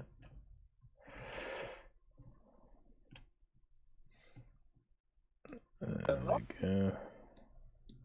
Hello, how are you? Hey, sorry, that lag in accepting and popping in here is a little excessive. Ah, well, yeah. I mean, it's just whenever I suppose you connect to the server. Yeah. So first off, I just want to really appreciate, creators that talk to the community, because a lot of us feel like War Thunder doesn't, or even if they're listening, they don't understand because we don't feel like they play. Especially after watching that last dev video, where it sounded like only like one person in their whole team actually played War Thunder for fun instead of for work. So, you know, having somebody to listen to us rant goes a long way, at least for me personally. I know everybody's not in the same boat, but it goes a long way with me. Hey, Blank, nice to see you. But the thing I kind of wanted, the primary reason I popped in here, but I've been listening to everybody that's had some really good points, especially with like Naval and the aiming. That's been huge with me. That's why I used to play only Naval when it first came out, because I loved it. I used to be a big Battle Station Midway player. Oh yeah. Way back then. I loved the way they did aiming, especially with auxiliary guns. And I wish War Thunder would adopt something similar. But right now it feels very stiff. Well, explain the way that Midway does stuff. So with Midway, you had individual counters for each barrel. So you click and hold, and it would, I believe, World of Warships does something similar.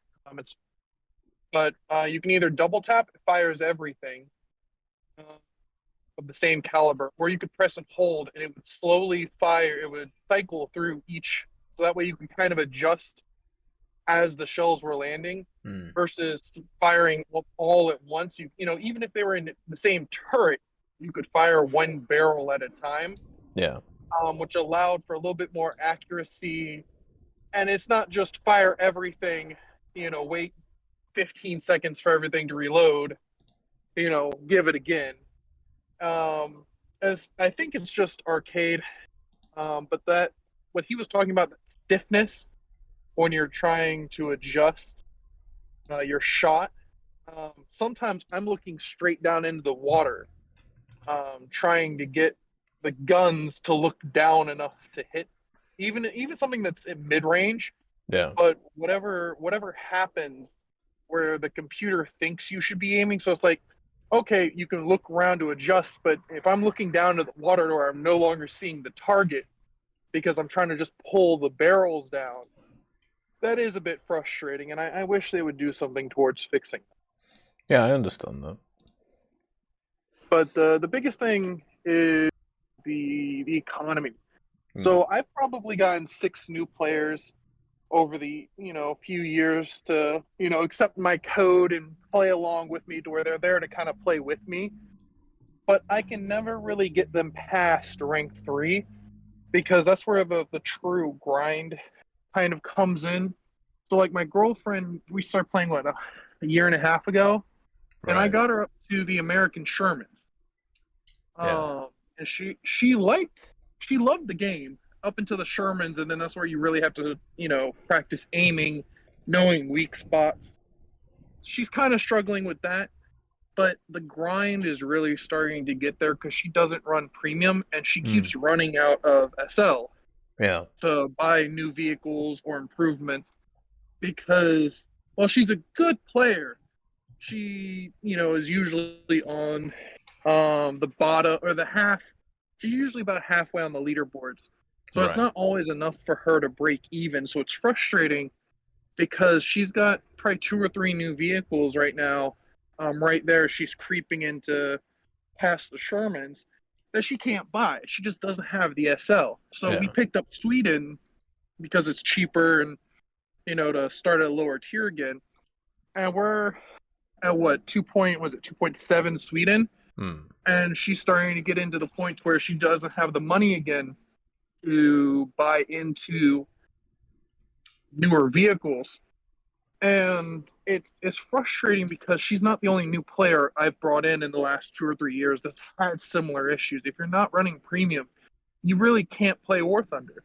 Yeah. And like, I know you can turn off the auto repair, and you can really min-max some of your choices, but it's like a new player doesn't know to do that. And even if they do, it's kind of unfair to ask new players, be like, hey, don't have the game automatically do this for you, switch nations so stuff can fix. And it's frustrating, because I know they're reworking it, but I don't think it's going to be enough to keep some of these new players. Like, my girlfriend's starting to get tired. Like, she likes playing it, but she's getting frustrated because she doesn't like spending money on video games. She'll buy a game, but she doesn't like the idea of continuously having to put money into it to enjoy it. So Yeah, I like she set understand. a limit. She set a personal limit in the game for $60. Well, she got like the American starter pack, the Soviet starter pack, and I think was it tier 1 Swedish vehicle and some premium time. So she's got some golden eagles laying around, but she doesn't have enough to really buy, an excessive amount of premium time. And it's just, I don't know. That's kind of my rant with how the economy is right now. And for me personally, I have like 5 top tier American aircraft unpurchased.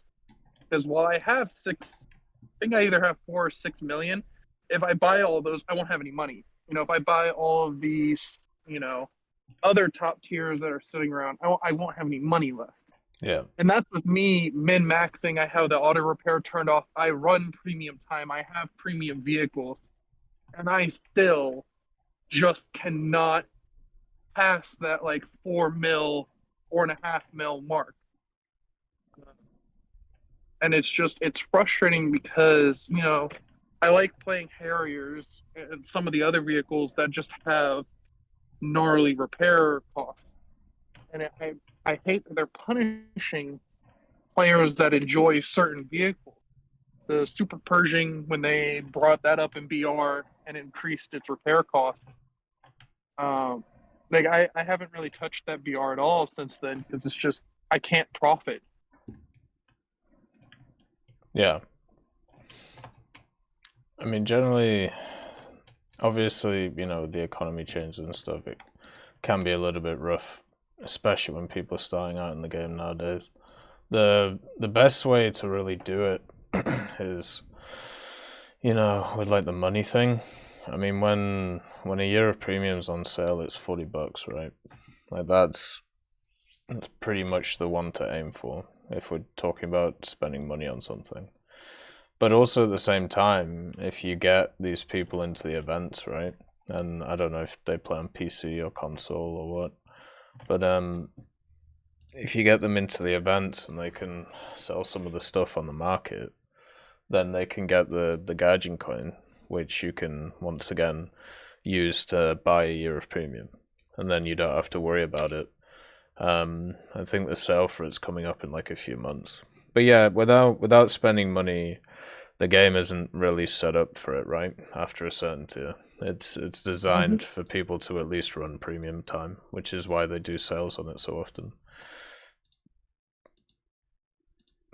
It's unfortunately just how it is. Yeah, and I have a really hard time convincing people. It's like, oh, the game is definitely more enjoyable if you spend, $50 a year in it. And it's like, that's basically the subscription fee for War Thunder, And I get it, they got costs and stuff, but it's just, I don't know, it's hard for a game that, especially her, she doesn't play that often. So, spending that $40 a year, to put maybe 30, 40 hours into the game, it's difficult because she did get up to the Shermans pretty fast, all things considered. Yeah. But now she can't really get past the Shermans because the XP grind for the newer vehicles is kind of catching up. Well, the thing is, right, when it comes to the as I said, like, you don't have to spend money to get premium because you can do the events and get premium through that. But those events require you to burn a weekend, and I've tried to get her like the last last Build-A-Bear. What was that for? I can't remember the 2 vehicles I got. No, not the Build-A-Bear, but the what was it? It was the plane and the winter event. Yes, Yeah. the winter. Like I tried to do the winter event with her, But we did the first day, and she's like, "Okay, when do I get it?" I said, "Hey, you gotta do this. You gotta do this. Was it 9 more times?" And she was like, "Not. I'll do this again next Monday, but I'm not going to sit down and do this every night." Yeah. Because it is a struggle, especially with like their kill requirements. For me, I even struggled because there was no modifier for doing it in arcade versus realism. Yeah. When it came to the kills, I personally struggled with that because that just took a lot of time. Versus where the air one, there was that modifier for doing it with arcade, and I don't know why they didn't do that. But I ended up having to buy like 2 or 3 of the talismans to complete the ground one. Yeah. Because it's hard, especially with somebody like me that's in work full time and does school. Yeah. It's really hard to squeeze in, War Thunder for 4 or 5 hours a night, trying to pound out some of the events. But that's all in that. The other thing is, I know everyone's harping on a particular new jet that everyone's harping and wanting, but there's a lot of stuff before that they haven't added, much like the was it the A6 Intruder, like that needs to be added before the thing that replaced it. Yeah. Everyone wants these top of the line, premium, what every nation wanted, but nobody's talking about the stuff that it replaced, and I'm personally really looking forward to like the A6 and whatever the variant. I don't know if the Frogfoot would be the variant, the counterpart to the A6, but I'm really looking forward to both the Soviet and the American version of those, modern attacker kind of jets. But I don't know. I'm really struggling with the Israeli air, so I'm not really looking towards the Israeli ground. So I'm really Yeah. hoping that they add some decent stuff to America and even Germany. I'd like to see some sort of, I guess, early Eurofighter, eventually. But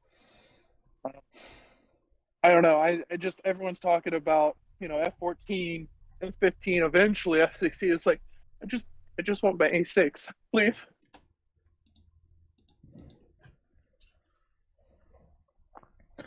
Yeah, well, I mean, there's still a bunch of vehicles they can add before stuff like the A10 or before the F-14, which is something that they've said many times.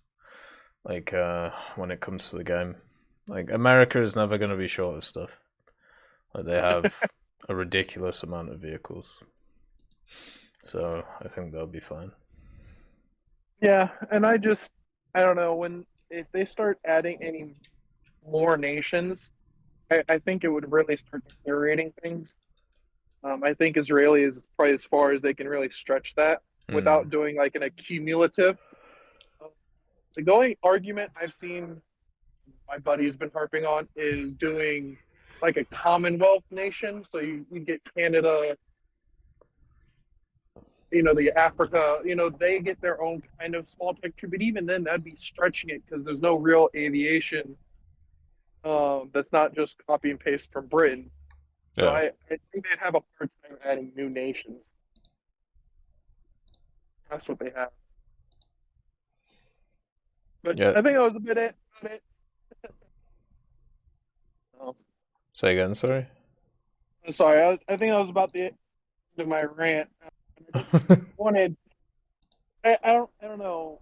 When it comes to like the economy stuff, with trying to convince people to spend things, it's like I get it.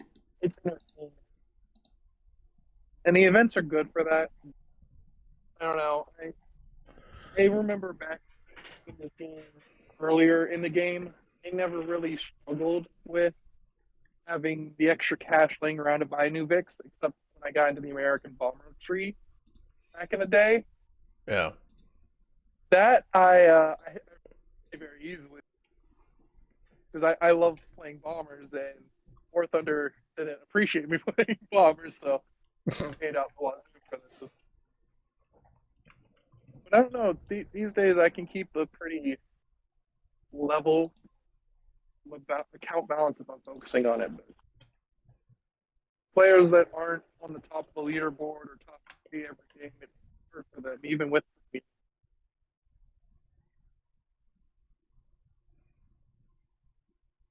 Well, hopefully after the normalization stuff they do, it's a little bit easier for players. Yeah. And if not, then So, hopefully they can reduce stuff. It seems like a lot of people are in the same boat. yeah, it's just, I don't know. Sometimes when stuff gets adjusted, I understand that they're primarily looking at win rates. But sometimes when they change stuff, it breaks more than just that one vehicle. And I guess the R3 is a perfect example. They added it low and then put it up too high. And while I adamantly hate all R3 variants, I don't appreciate, especially when it got added, mid to early World War II stuff, seeing a wheelie boy roll around and, snipe us all while we're on the cap point. Okay. And it's just, I don't know. I would like to see a little bit of distance with newer tech from the World War II. 90, basically at 1945, basically nothing on either side of that could see each other. It's just, I don't know, the way the tech tree is right now, especially when it lines up air to tanks, is interesting. Yeah. It would be really weird on what you do with stuff like IS-3s. Yeah, and the mouse is the same way, which is, I guess, why they took it out of the tech tree, because, it technically is a post-war design, but was designed to fight in the World War II kind of scheme. But I don't know. I enjoy the game. I always have. I come and go from it, but I love the way it's been going in the direction of vehicles. But I understand the way they think of things is once you complete a tech tree, you quote unquote beat the game. But it's like I don't want to just complete one tech tree, in 2 years and call it a game. I'd like playing, all of the vehicles. And the way the grind is, it's virtually impossible to do that. Yeah, I would agree with you. I think nowadays it is impossible, actually. Because even grinding out China and Sweden kind of side, I'm struggling. Yeah. And it sucks because, it's a free-to-play game. I don't want to gripe about the grind. I understand the reason behind it. They want people to think golden equals into boosting using the free experience or buying premium. I understand the reason. I'll never say they need to get rid of it. But the more vehicles tech tree has, the lower generally that their research cost should be. And sometimes it's not really, especially in the American tree, where each top tier aircraft is, was a 7-digit purchase price. It really struggles with after you research. It's like, gotcha, you don't have enough to buy this. Yeah. And crew it, because crewing it now is almost the same cost.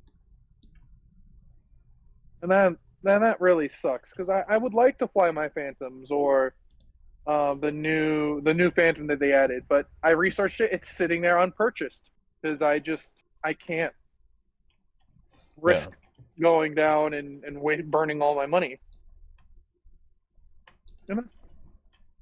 But all right, I don't want to take up all your time. That was kind of my rant. A little bit of feedback. That's all I was kind of here for. I'm gonna get back to work actually. Fair enough. So I appreciate you keep up the good work. You have a good evening. Hey, you have a good time at work, man. Take it easy, brother. All right. Later. Alright, so now let's get Train Man on, but before we do, I'll just have a look at the chat. I'm not 4'11". Right. Let's go back. We've talked about my height, and it's not 4'11". My older sister is 4'11", though. How are you, Train Man? How's life? Quite good. You can hear me. Okay, yeah, you can. Yeah, I can hear you. Yeah, so today what I wanted to talk about was Naval. Now, Naval is quite well, it's a game mode that exists, really. It is a game mode, yeah. And I want to talk about mainly two things in Naval that's been happening recently, but also not recently. Well, the first major thing that I wanted to talk about was bots. You see quite a few of them, actually. Now, there's usually two types of bots which you see. The first type being bots which are titled, or their account names are like someone just smashed their keyboard and made an account. Right. An example of such an account would be like HSHFSS. That's one that I seen like a battle ago. And basically what they do is well, if you go in to check their stack card or their player card rather, you see that they've only really played two ships. It's the Kaj and the Spokojny.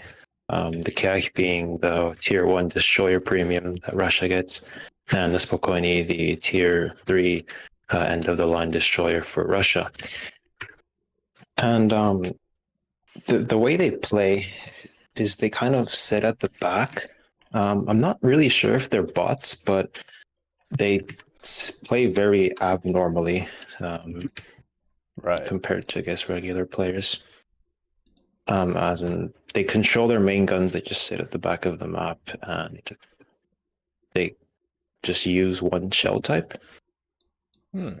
That's weird. But yeah, that exists. They're probably there to just abuse referral links or whatnot. But there's also another type of botting that's been more of a problem recently, especially at higher tiers, but also you see them in destroyers, is people with, well, actual player accounts this time, who are in squadrons and level 100s or whatnot. And what they do is they take a premium ship such as Helena, Prince Eugen, Zelensikov, or Moffat, and they just spot in, go in a straight line. And what they do is they have their auto gunners use their main guns, and they just shoot in the air with their tertiaries every now and then, and they just go in a straight line. Yeah, it's quite interesting. Now, what they're doing is probably farming SL, probably because they're always in premium ships, and premium ships have stupidly low SL repair costs, rather, and also really high modifiers.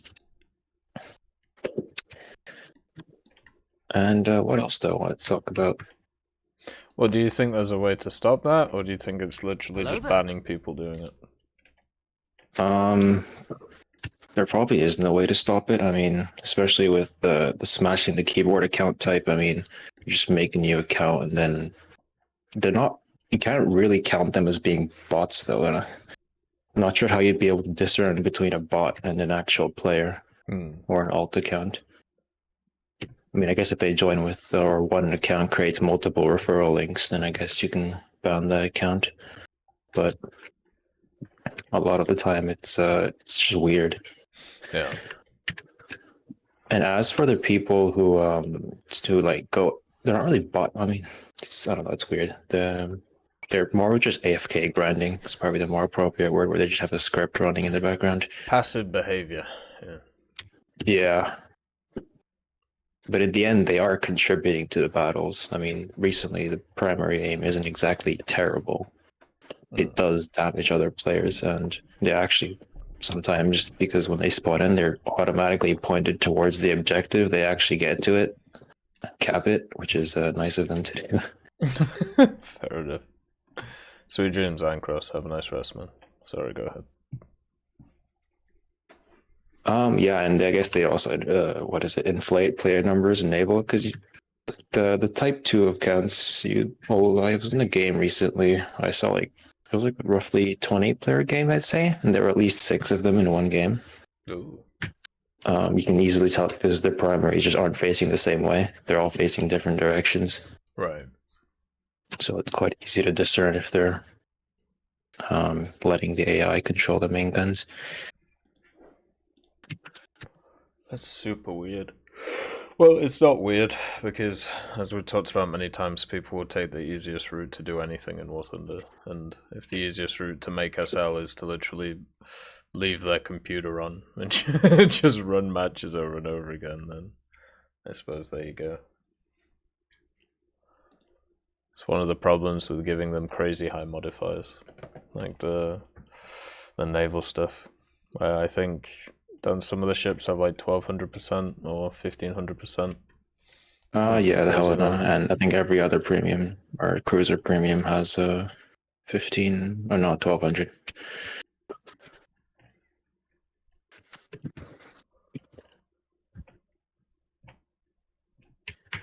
Yeah, I just don't know how they fix that. Apart from, as I said, like banning players for like a week or so if they're completely sure that they're actually doing it. Yeah. And the other thing about the guys grinding stuff in Naval, like the Spacoini guys, if they are bots or whatever, it's unfortunate to say, but you know, in any online game, one of the things that you're gonna see is selling of accounts, right? So if you can sell an account which has, I don't know, a ton of SL on it, and you've just sat it there for a few days grinding it out, then you know, then it's going to be worth something more than a level 0 account. I mean, I guess, but it seems unlikely that. I mean, I guess for SL, then yeah, I guess, but they have nothing else on their profile. No. Like they literally just have not phones, cash. Yeah, exactly. Yeah. Spacoini. And actually, I've seen them in Kirovs like a couple months ago or a month ago, maybe. But I don't see too much of them now. Now it's just people with premium cruisers, AFK grinding in high tier naval. It's just such a weird pick, the Spacoini. Surely there are much better picks than the Spacoini. I don't know. Well, I'd say the best destroyer or the second best destroyer in game is Spacoini. Why? Well, it's the most survivable. Oh. If you just go bow on it, you're basically invincible. Well, not invincible, but you're much more survivable than any other destroyer. Oh, fair enough. And I guess the second best destroyer would probably be Tashkent, just because the 130mm sub that both of them get, actually. I like the American destroyers. I can pump out so much damage, it doesn't really matter what my survivability is. Yeah, until you get Amarak and the rear mags, and it doesn't matter anymore. Well, yeah, but that's the same with any destroyer. Yeah, but the American destroyers are probably more susceptible to getting Amarak than other ones. Because with Tashkent and Spacoini, you can bow tank. Even with the German destroyers, you can somewhat bow tank. I mean, not really. I mean, some German destroyers are really volatile. British destroyers, you can forget about bow tanking, you'll die anyway. Right. Fair enough. Have you played any of the larger stuff in Naval then? Like the big, I'm guessing the bigger ships? Yeah. What do you think of them?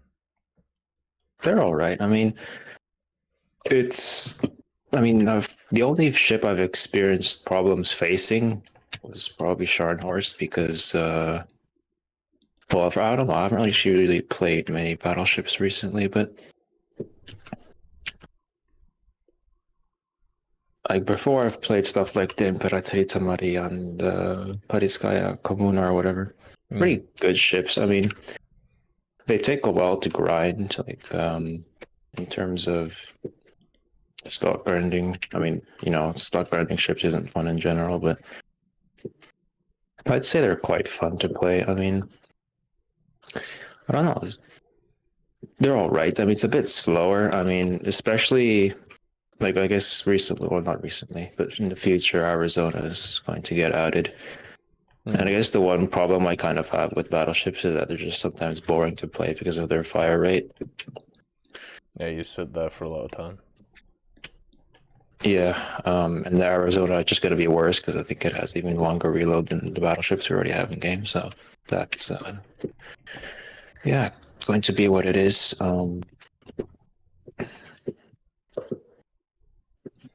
But yeah, naval, I don't know, it's all right. Could be worse. Yeah, I think it gets a bad rap, but I think that's more down to just the nature of naval gameplay in any game. Like, naval gameplay in general is always going to be something that's, what's the word, slower than pretty much any other type of game. Like, even in World of Warships, it's still slower than the arcade alternatives for air and ground. It's just how it goes, really.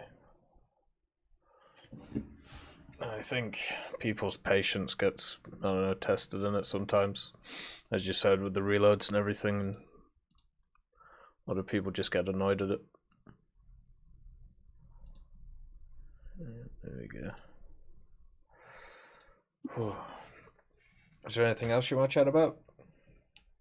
I mean, I guess another naval thing, which has been happening not recently anymore. I haven't seen it much, but there's also this. I don't even know if to call it a bot at this point. It's people with account names associated to Jesus who just copy paste something into the chat, like saying like "you are all sinners" or whatnot, and they're in premium ships. Like I've seen one in a Pola and one in a Moffat. And yeah, they exist. I don't know why, but yeah. They don't do anything in game. They just exist. That sounds pretty fun. I like that. I wish we had that in more of the game modes. I remember there was that one time, like a year or two ago, that was the most crazy botting thing. Where there was that one guy who was he was making it so he was having games where he had like him and then like 10 other alt accounts, like at the same time, like join the game. I don't know how the hell he did it, but it was quite amazing. I wonder if we'll ever get somebody else like that again. Probably not. That sounds quite fun. Yeah, it was. Well, at least for the team that doesn't have them, but well, it was just really interesting to see. You know, obviously this guy's super smart, and this is basically what he's doing with his time. But it looked cool. Like, I'll give him that. And then he got banned. So the classic.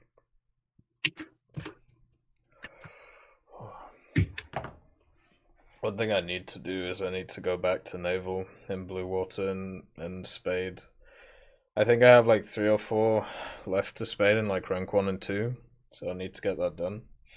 And there's some which I'm really not looking forward to. Like, I got to do the Litchfield.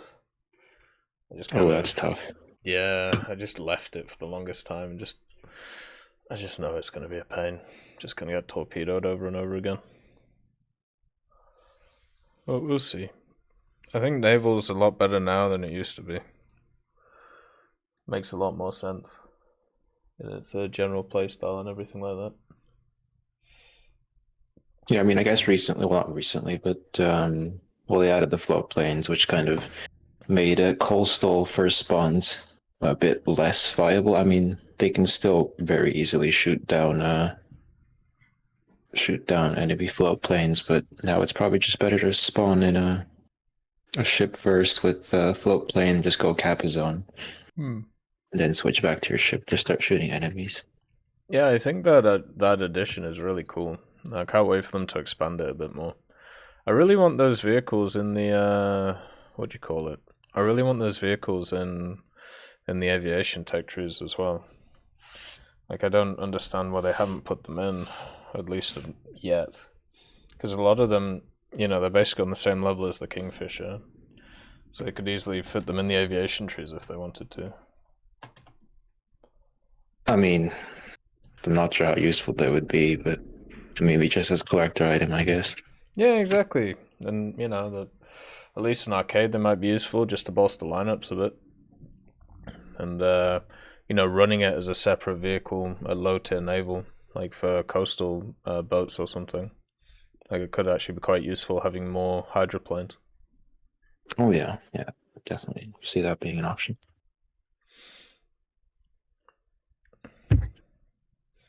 Oh, we'll have to see what they do with it. I mean, it seems like they're just going bigger and bigger and bigger now when it comes to ships, and that'll be the what do you call it? That'll be what naval does for the next couple of years. I don't think there's going to be really any development of anything else. Seems like they got the core mechanics sorted, or at least to what they want. Yeah, I mean, for now, I'll probably just get bigger ships with more AA and more potential to lag the servers and all that fun stuff. We'll Remember when the Baltimore was added? Goddamn. Oh yeah, and I guess they teased they'll last like a good year ago or even more, and that thing just has even more AA. So maybe they just haven't added it because it just has too much AA. So if you have two Alaskas shooting at one plane, just servers would just start rubber banding. But it was wasn't it New Power? Was it New Power? Were they it was when the Blue Water tree split. Yeah, so update New Power. So God, how long ago was that? Like a year and a bit. Flipping heck. 2020 was a crazy year for War Thunder. I'd love to see what they have like held back. It's like vehicle wise. Like what's just sat in the corner that they could add. I mean the Russian battle cruisers, we'll just have to see for air. I mean for tanks, there's a lot of World War II stuff that they could add. But as for top tier, I guess you have some niche vehicles from countries that aren't in game yet, but we've got already like some tanks or some nations rather already just have their end of the line vehicles, the one that's in service right now. So they can't really add much to them. But yeah, we'll have to see. I agree. Alright. Is there any closing statements you want to say or anything like that? No, but thanks for having me on. Wait. Someone DM'd me saying that he wanted to tell you GG. Fair enough. Yeah, he was a phantom that shot you down. That's what it says.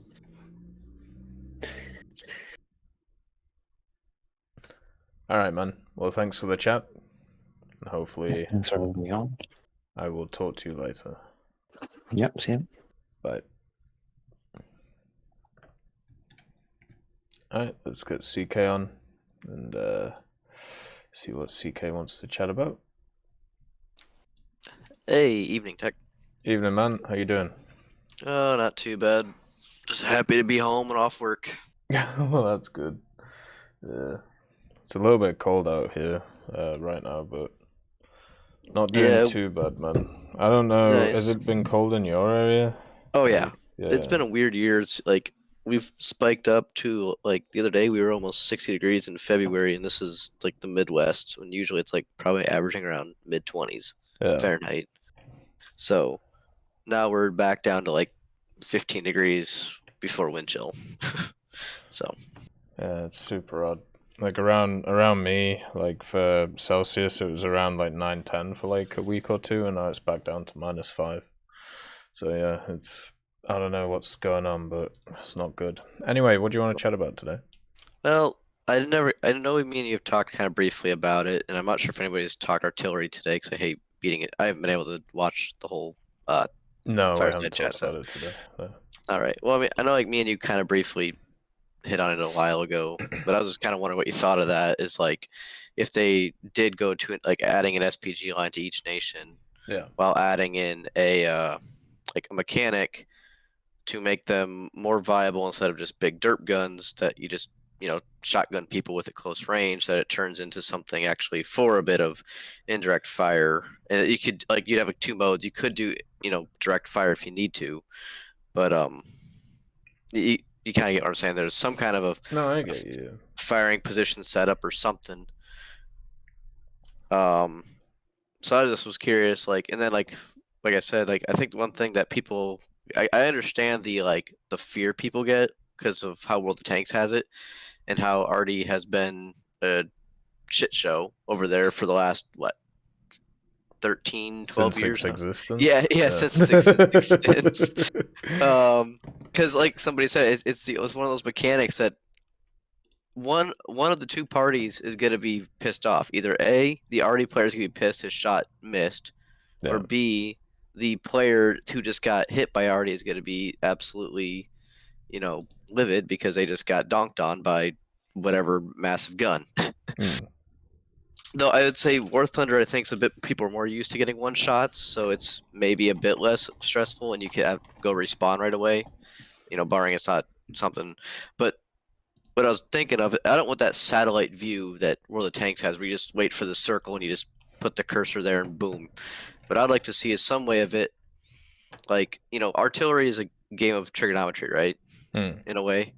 Yeah. It's up, it's down, you got curvatures, you got wind, all sorts of different things. Even in real life, there's a bit of RNG to it. You can get fairly close to your target, but there's many factors that can go into the shots. Yes.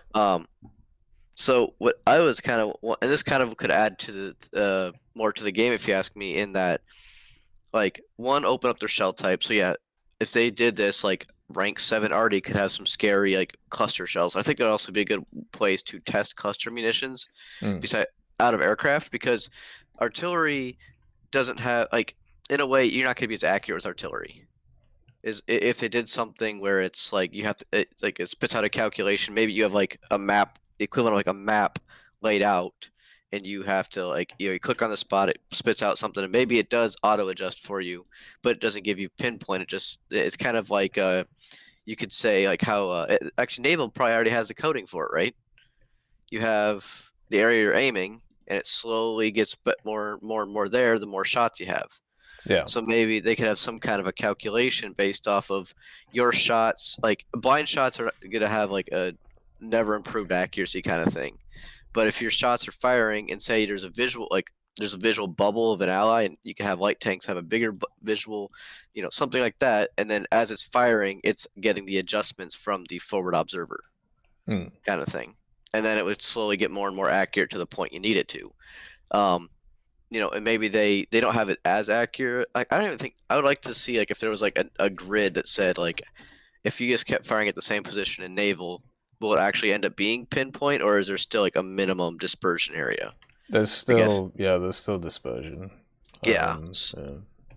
So, and you're dispersing. People could say, well, it's there's, they could come up with some excuse if they had to, well, there's winds and all sorts of different things. But I'm not gonna make you do math in War Thunder. They would do it for you. Sorry. I do enough of that all day. I don't want to do it either. Pull out freaking compasses and shit. Turn it. No, but so what I'm saying is so you could do this, and as Artie gets more and more up there, like you said, you get different shell types, and I mean, heck, in some cases, there's even guided shells that would have. I mean, that's a different category. We could approach that later. Yeah. Not like it's a TV guided thing, but the copperhead stuff where it's a laser guided thing. But what would be kind of cool is if you think about, there's smoke rounds, and maybe there's a way of having an Artie burst, so you have a different thing that you could fire 3 or 4 shots in that quick succession, because a lot of these things you could have a manual crew fire a burst off, and then you could shoot and scoot kind of thing. Yeah. I mean, they could always give it a go with a certain vehicle. I feel in order to model stuff like that realistically, that we don't really have any maps that are big enough, right? No, and this is true too, and they would be You'd have to make it a bit arcadey. Yeah, there would have to be something for it. And the other thing too, I mentioned with these RD pieces, the one thing this game has that World of Tanks does not is, one, stuff's almost constantly spotted. Like it's rendered in as soon as you can actually see it on the. As soon as there's no view range, there's no I'm hiding in bush, and but there's aircraft, there's helicopters, there's a lot of stuff that is the natural hunters of Arty. That's actually, I mean, you can ask a lot of guys that have, especially cast missions or just any kind of frontline aviation. That was a thing that I'm sure that they were looking for is artillery units that are out in the open that they could pounce on. Yeah.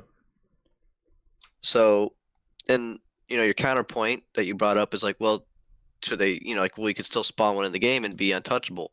I would think that if they added these mechanics, Arty would be treated like aircraft and helicopters, and that they're a support element. So thus, they shouldn't be as wide open to just spawn in right away. Either have the artificial high inflation for the first, I don't know, however many minutes of the game, or just the first spawn. Yeah. And honestly, maybe that's a way to bump some of the price of the helicopters up. Is you now have our Arty that is your support element, and maybe they're the in-between of helicopters and between ground and aviation. Yeah, they could do. So, and I guess I get it. Like it would be kind. I'm trying to think when they. So you'd probably be seeing maybe late rank, like 6 Arty having the dual purpose or the munition, the cluster munitions. What even would those be though? What, the cluster munitions? No, like which vehicles? Oh, well, I mean, like, I'm going to use the US, but there's multiple versions of the M109. Just like typical US fashion, A1, A2, all this stuff. Right. There's a lot of vehicles that could. So you may be looking at probably 1 or 2 per rank for major nations. Actually, major nations you could probably get 2 to 3 per rank. Lower tiers or other nations, Japan obviously is good. Struggle. I mean, but a lot of nations still had SPGs. They just because they actually is something kind of common that you can find on most nations. You just may have some gaps there because and that's the instance too, is they may have used it for so long. All they did is just, oh hey, it fires this round because it's the same caliber of gun, and you don't need a fancy firing computer to sometimes fire the basic rounds. You just angle gun to this elevation, this degrees off, whatever, and shoot.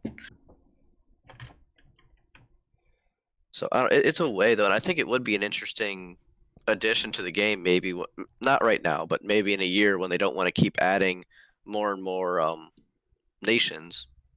Because I've always kind of viewed it, it's like five branches per tree gets, especially when you start throwing in these SPGs. It's like there's a lot of SPGs you could add. Yeah. I mean, yeah, we're talking major nations, but that could get really pumped full of them. But I mean, think Germany, America, Russia, all throughout World War II even. I mean, up to rank 5, how many could you rattle off for, say, just Germany?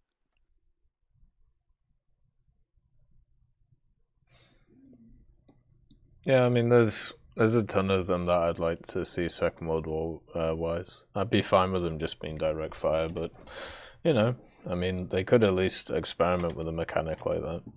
Yeah, and I think that a good one to experiment with would be some of the lower tier, because they're not going to have the range. They're not going to have near the kill power, because they're not going to be near the caliber. I mean, yeah, there's some crazy ones, but I don't know what's the 203 millimeter one that the US had at the long tom kind of stuff. Yeah. But we don't need to add long tom.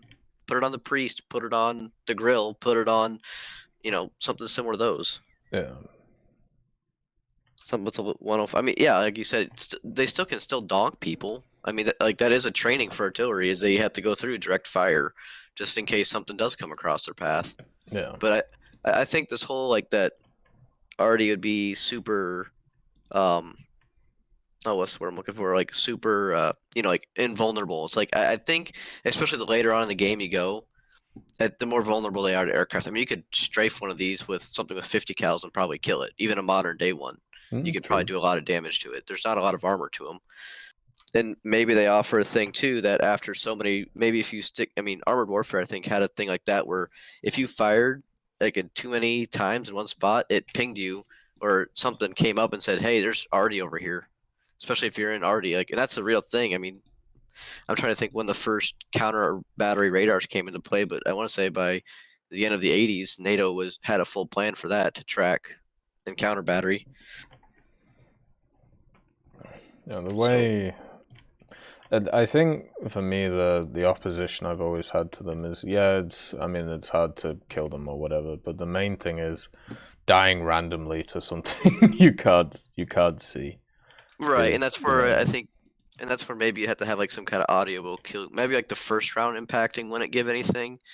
And I don't. They need something maybe to make it obvious that you're being targeted. And I don't want. It already really shouldn't be like I fire one round and it kills some random tank. Not without it being like you have to get really lucky, or like you're firing an MLRS volley that just completely blankets a full grid square. RD's much more saturation fire, and I think that's what they should focus on, is the ability for them. And I guess it'd be interesting to see how you could get saturation fire out of one unit, kind of thing. Like I get it. A lot of them could do like I just saw a video of a mortar crew dropping 4 rounds down the mortar in less than 3 seconds. Yeah, it was just boom, boom, boom, boom, boom. But it's like you can't keep that up for, it's just like any manual thing. You can do it under the quote reload time for a few seconds, but after that you're gonna have just general fatigue set in. So and also with the terrain, what's the word? I always think it's deprivation, but that's not the word. Like making holes in the ground, like the deformation. There we go. Yeah, the terrain deformation. The artillery pieces could have that too. Yeah, and don't forget, a lot of these later ones, especially from I want to say the 60s and 70s onward, you could fire mines out of them. Now that's a totally different category we're getting into, but I'm just saying that and it's not like these things that burrow into the ground. They'd be pretty easy to spot for anybody who's paying attention. But it's just, there's other mechanics you can do with artillery that I really like the idea of like the smoke screen. Like, hey, we're in a kind of a pickle here. Could somebody lay some smoke down? Yeah. And I get it. Some people can shoot it directly, but I think tankers would love that, not having to reload a smoke round to cover their own butts. That they could just say, "Hey, Artie, can you put a smoke round here and cover us?" Yeah. So I don't know. I think there's potential there. I think that they need to be very careful, like you said, and incrementally go to it, because I don't want to have like you said, I don't want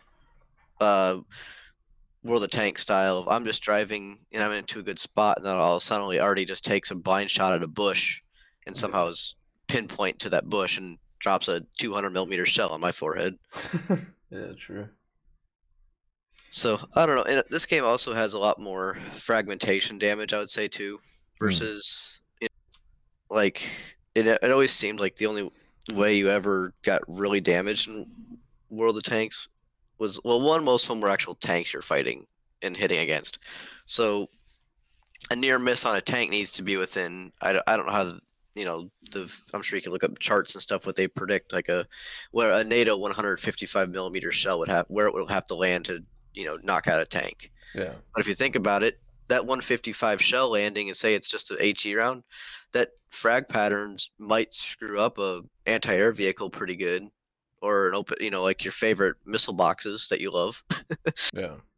So, because already is a counter to those, I guess, vehicles too. Like it's, if you see ATGMs in a bush, that is something that people would probably want to say is, hey, can you? And I don't know. Like I said, it would have to require maybe a different kind of map setup, like that shows requests and all sorts of different things that people could file through. Yeah. I know I'm a bit scatterbrained on all the details. I don't have exactly, but they should give it a go. Why not? Yeah. My only condition is that it's put on the bishop. The bishop? Yeah. Fair enough. I can bring that in on the Valentine chassis. Yep. Good luck shooting and scooting, though. Yeah, true. I was gonna say, you might just be like, does it have a dozer blade on it that you could dig your own hole? Yeah. hey, there you go. Find a buddy with a dozer blade, dig hole, stick Artie in a hole. I think most people would just like sit on cap points and just keep firing, and then just wait for it to reload and then go in again. Yeah, and some of these Artie pieces too, like for instance, I'm trying to think, it's the M110, not the Super Paladin, but it was It's the big 203 millimeter artillery piece. It's actually like fast because it's like on like a super lightweight chassis. They just said it's a 200 millimeter gun on a tracks. That's about all we're gonna do. Yeah. And I think it only carries like 2 or 3 rounds. So, because I mean, a lot of these vehicles had, it wasn't just the artillery piece that went with it. It was also a supply armored vehicle that usually followed it, and had special crane loading. I mean, some of them may have had crane loading stuff to help reload the vehicles too. Yeah.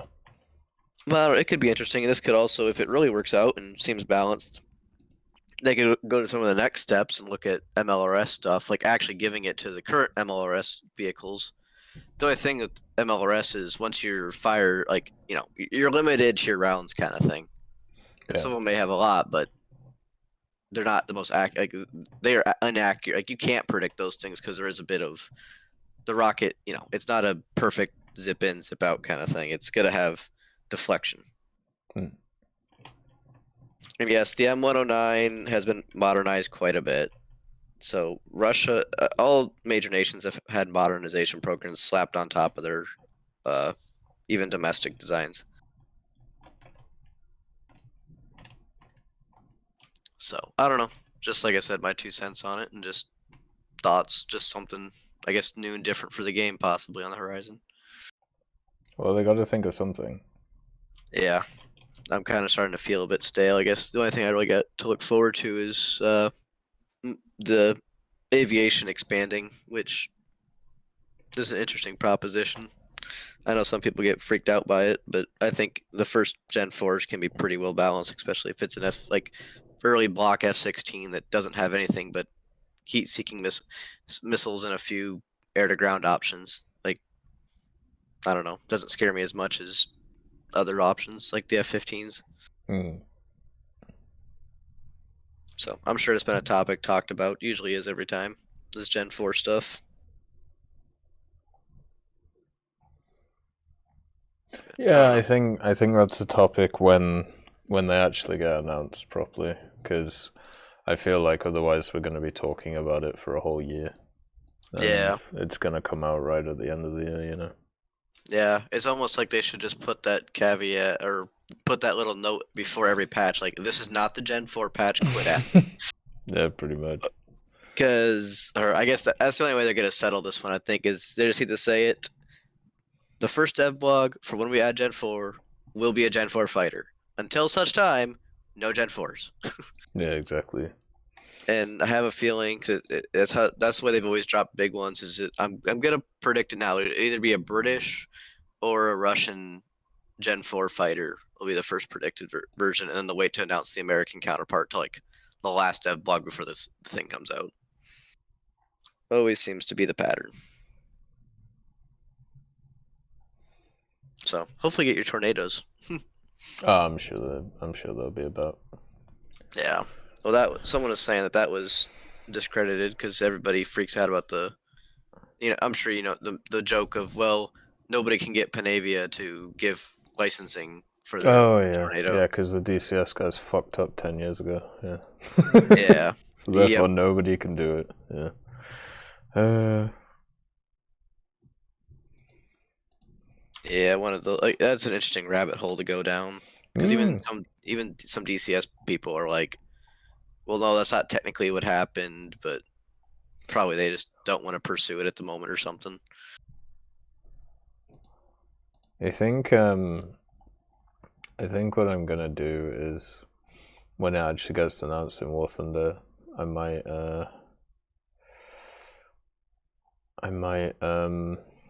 what's the word?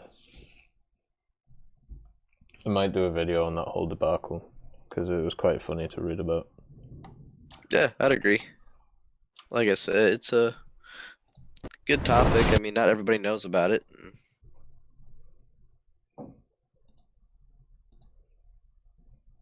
Can we talk about the Israeli tech? Are you talking the current tech tree, or what's the possibility for the tanks? Sorry, reading chat. No, it's okay. Yeah, I'll be back in 2 minutes, so you keep them entertained. Okay. Well, yeah, the Panavia thing was debunked. And as I said, the DCS thing was basically. I'll go through it properly. Freeman's challenged me on LOTR knowledge. Oh, fair enough. Get him. Nice to see you, Miss Bunny. Hopefully you're doing alright. Alright, I'll be back in just 2 minutes, guys. Also, nice to see you, Alex. Hopefully you had a good holiday and everything went alright. See you guys in a sec.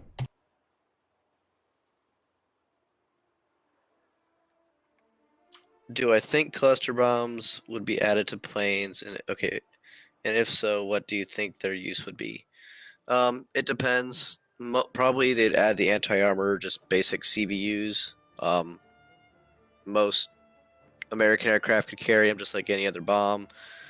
I don't know. It's debatable if they'll come or not.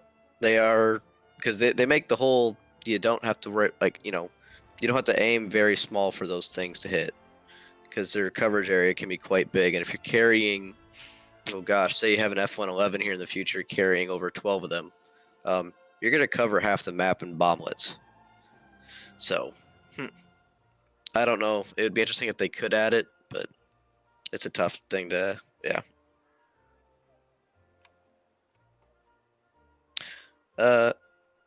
Miss Bunny, usually Gen 4 is in the category of F-16s, 18, or F-16, 15, 14, 18.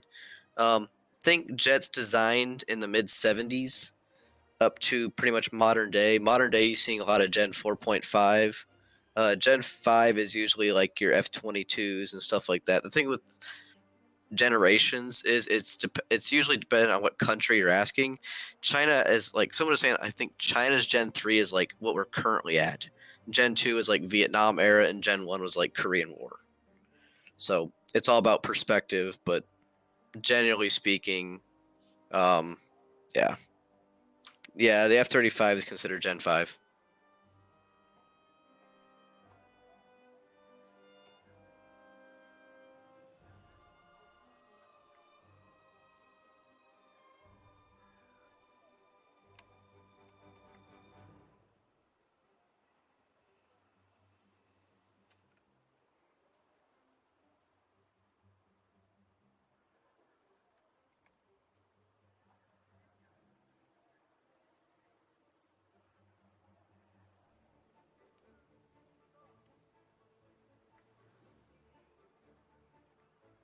Yeah, Bulldog. Mine dispensers, I don't know how well those would play in game, honestly.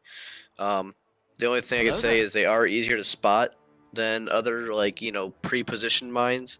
And I kind of brought that up with if they could add those to our. So RD is interesting because you can have cluster munitions and mine laying munitions. But I don't know, because that could be tricky. That if especially with a lot of these artillery pieces, you could park it in the corner of a map and reach the other corner and be well within range of, everything on the map. So you could just drop, I don't know, a mine munition right on their spawn, and that doesn't sound very fun.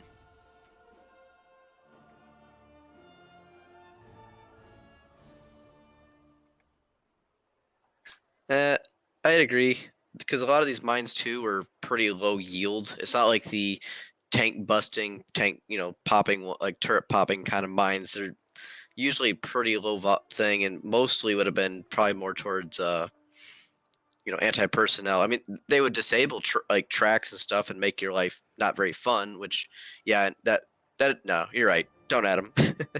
That could be annoying, getting tracked every 2 seconds trying to get through a minefield.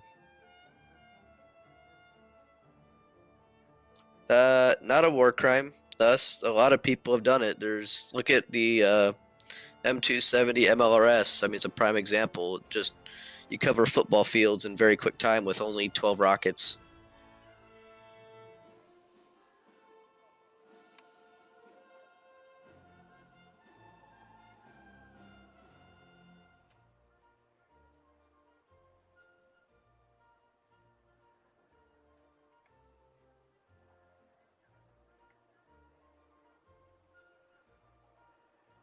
Alright, I'm back.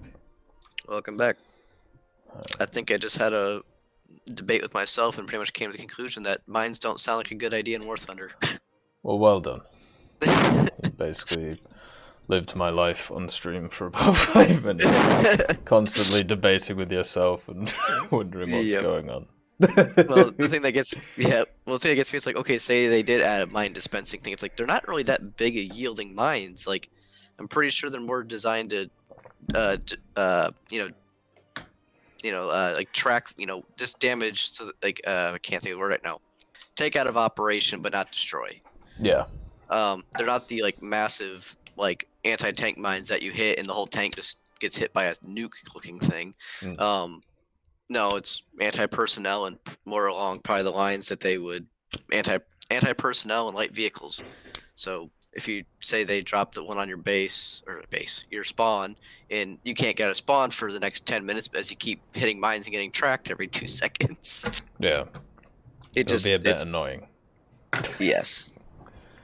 Yeah, and I know some of them have like quote timers on them, but it's like, yeah, the timers are set for hours, not 2 minutes. Yeah. So, just mines. It'd be cool to have mines in a way that like maybe like a consumable every once in a while, and it can only be in certain areas. But maybe as something also as far as like a World War mode consumable, I should say. So it's not a normal game mode kind of thing. Yeah. I think that's fair enough.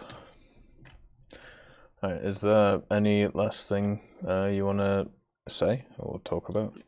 No, I'm good. I think there's a few other people here, and I won't keep them waiting. Alright, brother. So, good chat. It's always a pleasure, CK, and I'm glad you're doing That it is. Yep, you too, bud. Alright. Let's get John on, and don't worry about the banging. Alright. Oh, John's disappeared. Never mind. And Bulldog, you've already been on, so let's get Damn Waffle on and see what he wants to chat about today. Let's see. Did I watch Top Gear as a kid? I did, Anna, yes. Do the Russians have a Gen 5 plane? Not in game, but technically yes, in real life. How are you doing, Zam Waffle? How's life? Going good. Currently dying. Well, that is an issue.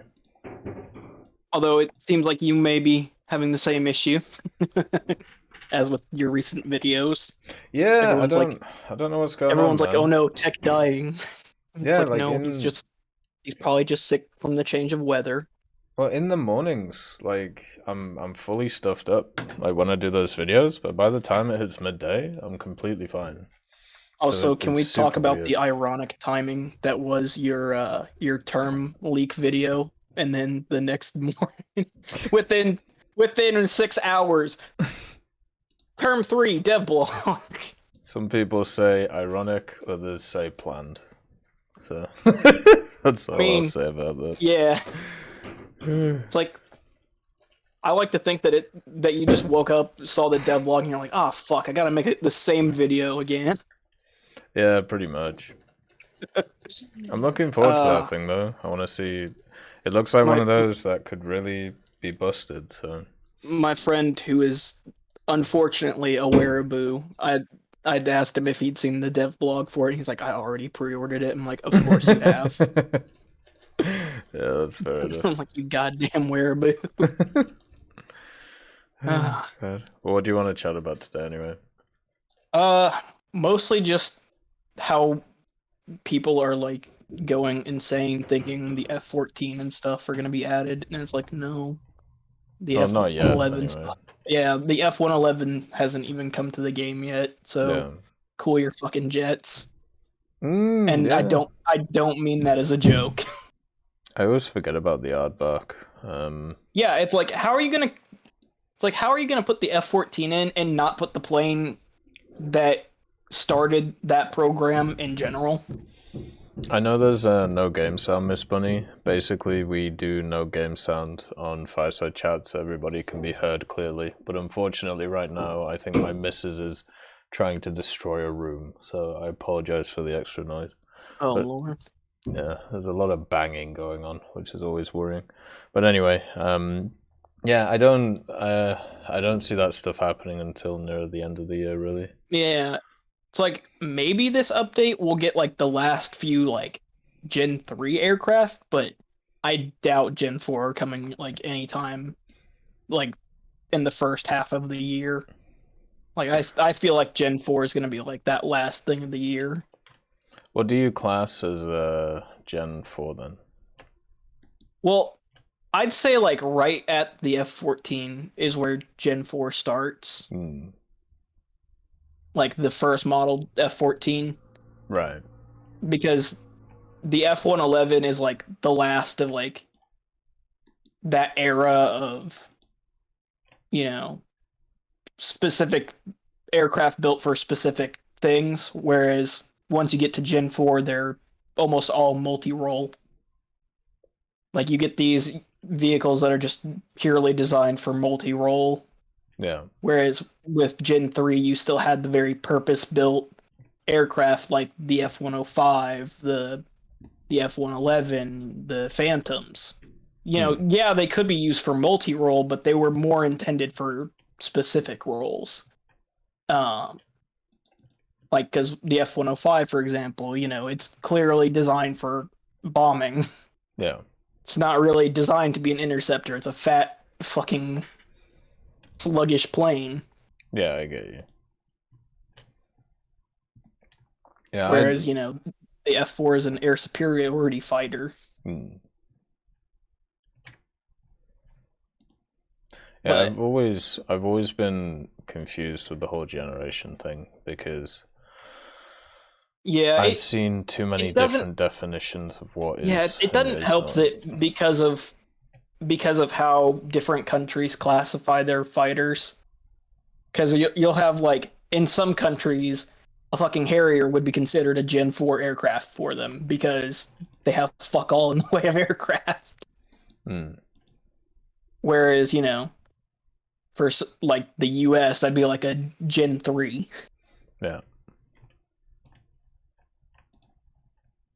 But I feel like we're not going to get the Gen 4s till way later in the year. But, you know, you never know with Gaijin. That is true.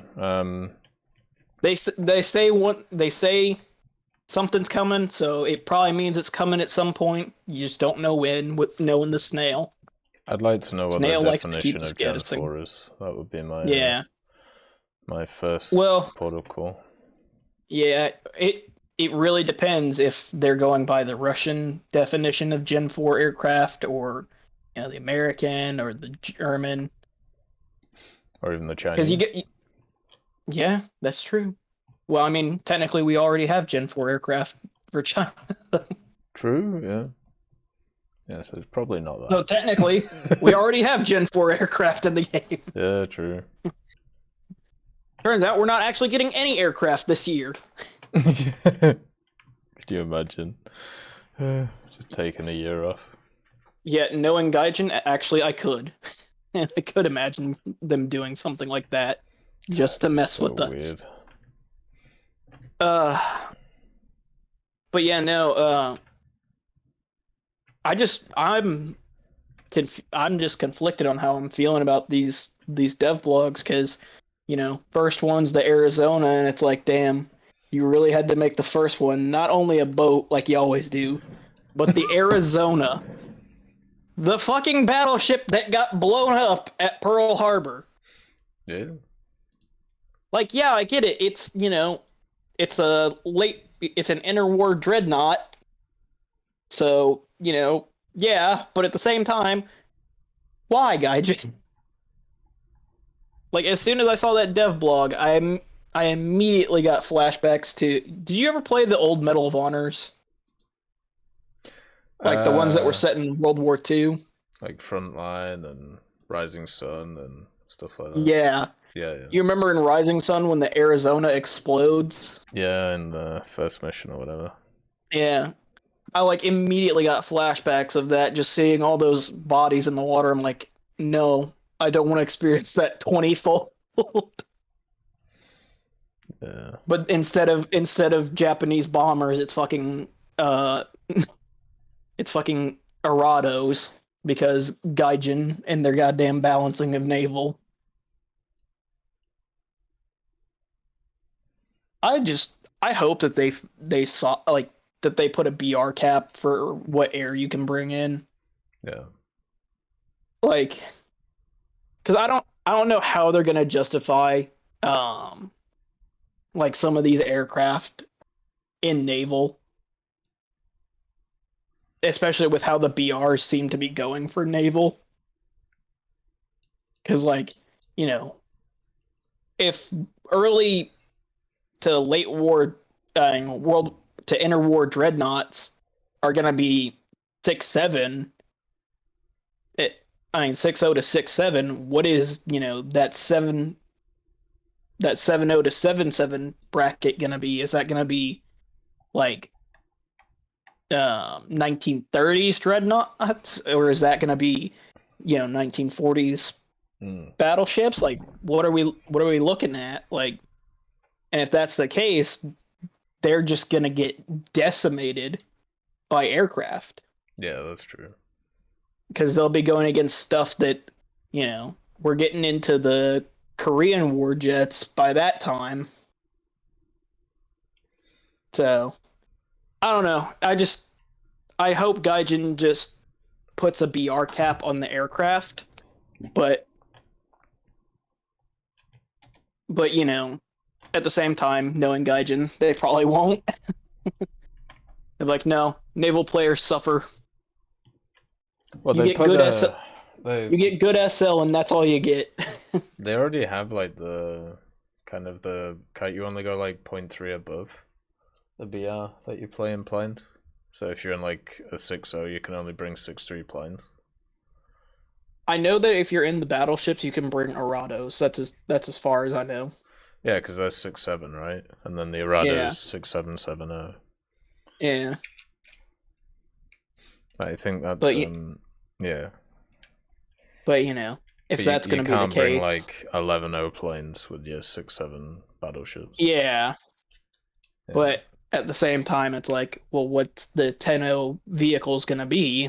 Are we going to have, you know, the final battleships, or are they going to be, you know, the never finished fucking prototypes, quote unquote, vehicles? Well, that's the question. Do you think they need to go up to the? Do all parts of the game need to be equal in BR? I don't think they do. I mean, I really doubt that, you know, because especially with naval, because like once you get to a point, like half of these ship classes are pretty much completely phased out of existence. Like battleships are almost non-existent nowadays. Yeah. I'm like, there's only like, I know like 3 in recent history that were, you know, brought out of you know, being mothballed basically for the US, and it's like, well, you know, like, what are you gonna do with the ships? Are you just gonna go into modern destroyers, cruisers, and frigates, where we have these cruise missiles that can just one tap each other, or are we gonna, you know, cut it off at this BR, and then that's what you get is, you know, World War I and World War II ships, and maybe, you know, some Korean War and Vietnam War ships. Yeah. But even then, it's like, but at the same time, you still have, you know, those ships with some of those ships have early cruise missiles or anti-ship missiles, like some of the coastal fleet. It's like, well, how do you balance those if they're able to just one tap, you know, most ships that they come across? Yeah. Maybe they won't add them. What, Gaijin not adding an OP weapon to a nation? Well, put it like this, right? Like, at the end of the day, all this stuff costs money, and I highly doubt they're getting the money back on stuff like the battleships. Yeah. Because the amount of money that they're going to cost to actually make and produce, like, is way more than just anything else in the game. Like, the amount of detail those things have. So, I don't Yeah. even know if they'll keep going with it if the money ain't there. I'm sure once, especially we start getting to the premium battleships, because then that's when people will start investing in naval, because they'll be like, oh, I can just buy a battleship straight off. I feel like that's when naval will start to become lucrative for Gaijin, which is why I'm surprised that they haven't tried to increase the BR bracket so they can push out some premium battleships, because there's especially for America alone, they could make 10, 13 different premium battleships if they wanted to, just off the same class alone. Yeah. I mean, I'm sure they'll probably do premium battle cruisers or something. I mean, for crying out loud, if they want to make a shit ton of money, they just have to make the Tirpitz or something a premium and the Texas a premium, and people will just buy it because it's named battleship, also meme vehicle, because Texas flood half of its ballast tanks. Yeah, but then what do you do from there? Let's say you add all those in, then where do you go? I mean, for Gaijin? Yeah. I mean, they don't really have to do anything at that point. They're just making money. Well, I mean, the idea for them is to make money so they can keep expanding it, right?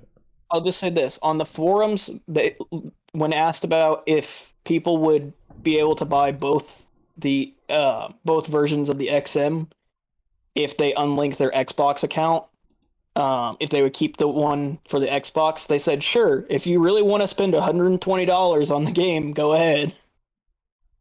Yeah. Yeah. So, I mean, ultimately, I don't think they really care if people don't like naval, so long as they're just buying premium. Yeah, but in order to buy the premiums, they need to like naval. Yeah. Well, So well, not always the case, because there is those people that are just like, ooh, pretty ship with gold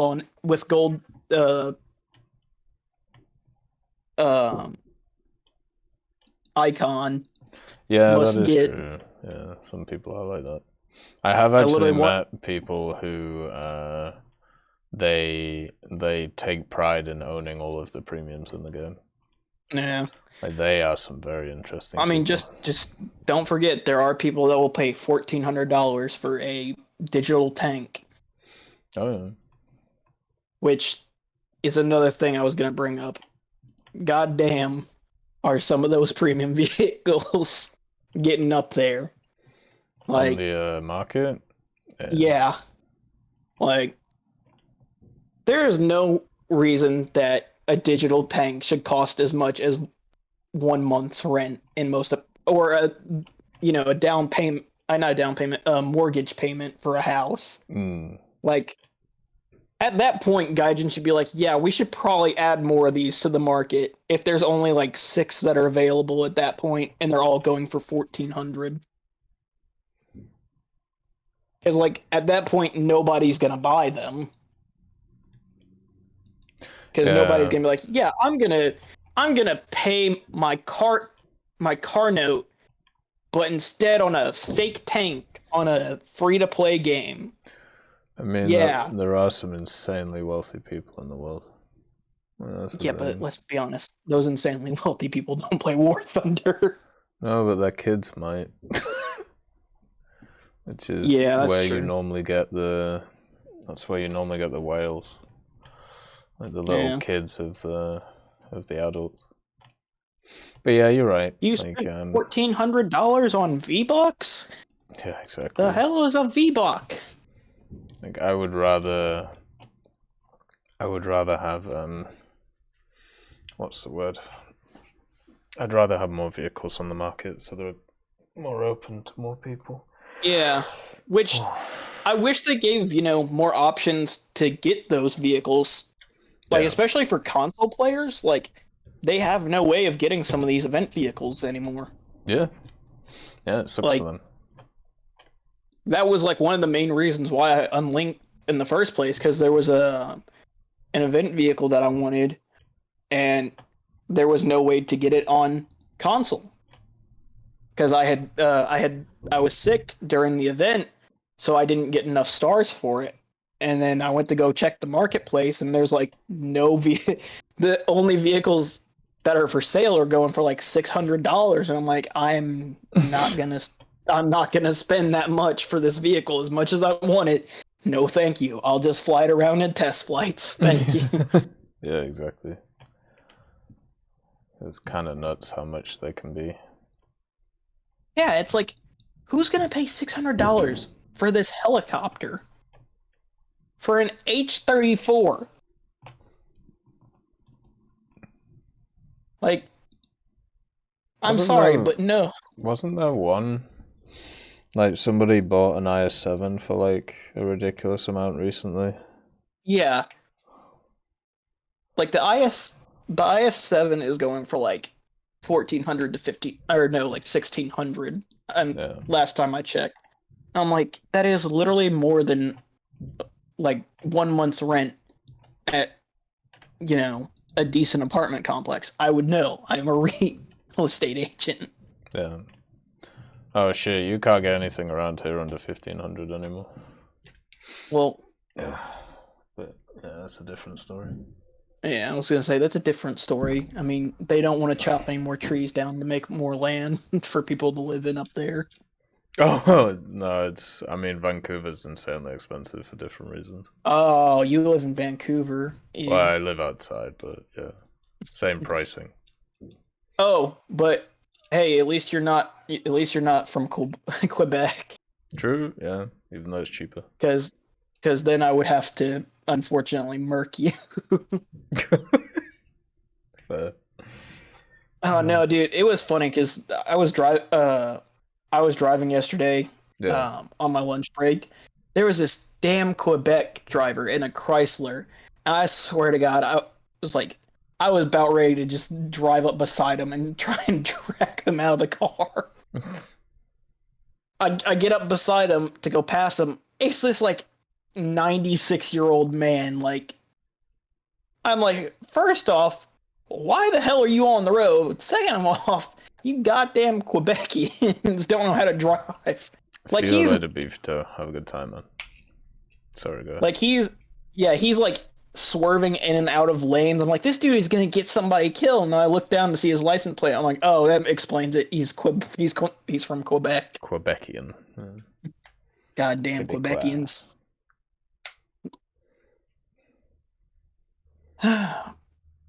But yeah, no, it's it's funny. You always see a bunch of. It's so weird seeing Canadian license plates this far down south too, because it's like, you're a long way from home, buddy. you're in a completely different environment. Yeah. Because y'all have cold, like. Would you say it's like a dry cold or like a wet cold up there? Really depends on where you're from.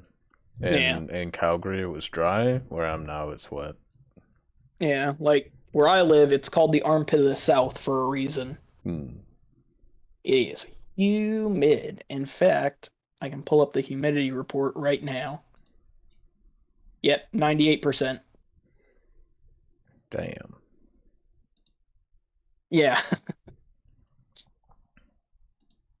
Dense fog warning. Yeah, no shit. I only live, in a fucking swamp. Oh, I hate this state so much. Quebec is the French part of Canada, Nightfly. Quebec is the part of Canada that shouldn't exist. I don't endorse these comments. Freeman, what are you going on about? You wish to be in Fireside chats, talk about Warhammer and War Thunder, and about Hank the Tank. Well, you've got to line up with everybody else, man.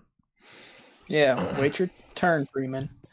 Oh, and also, we can talk about those anytime. I was like, Freeman, you literally can talk to. You are one of the few people that gets to talk to tech every day.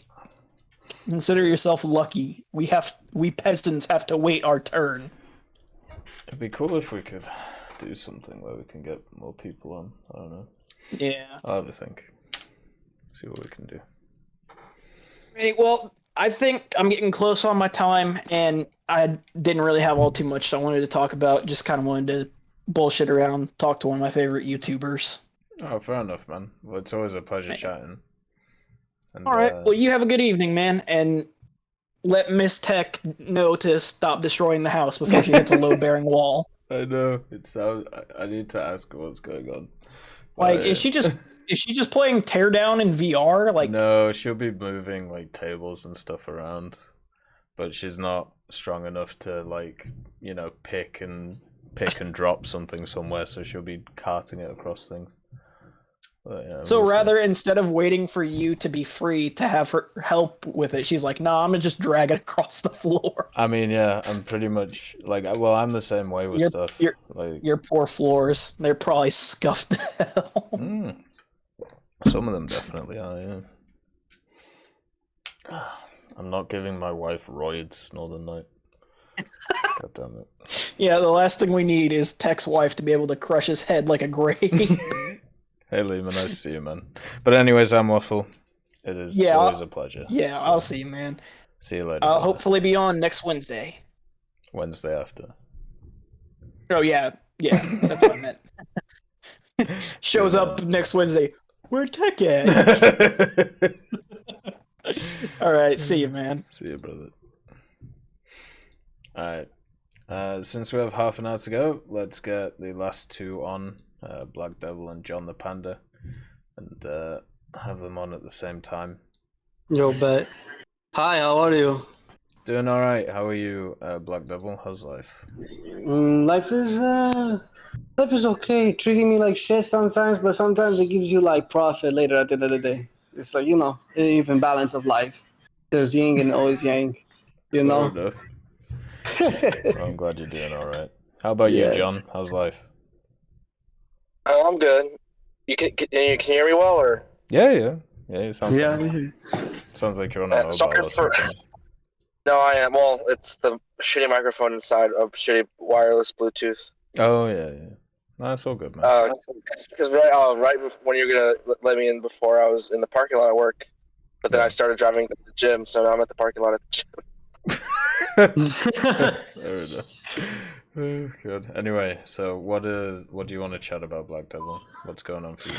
Me, I feel like I want to chat about like they could add more vehicles to like War Thunder, but more like lower stuff, like more World War II. Everybody's focused on Generation 4, this higher stuff. For me, that's not important. For me, like I want to see more like tech from like Japan, say for like.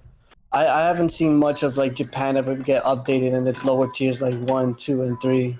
Right. Really, like, yeah, like I could see them add like the Indonesian Hago, which had like 10mm side plates and everything. The Canoe, the Canoe tank, which is basically a Hago with a Chi-Ha turret on top, or one of the Chi-I, which was like basically another medium tank that was supposed to competitor for the Chi-Ha original one. I feel like they could add more of those things, and everybody's just focused on what's the newest high tech, and I'm like, we should be more focused on like other vehicles and stuff too. And I used to study a lot on like every vehicle that Japan has ever made, like wanted to make or something. Mostly the ground tech. Stuff, all tanks, armored cars, whatnot, borrowed tech, what they took, like the B-17s or like a couple struts here and there. They made their own things, and I was always interested in like that. And I don't know what you think. Like, do you think they should add some of those tanks into the game or later, or what's the priority? When it comes to my stuff, right? So what I'm actually interested in is World War II mainly. Like basically the period of like late 20s to late 50s. That's the technology I'm interested in. So I'm always going to be in favor of more World War II stuff. And I feel like they've started adding it in other areas. So instead of just standard tech tree vehicles, they're doing a lot of event vehicles, which are them, and battle pass vehicles as well.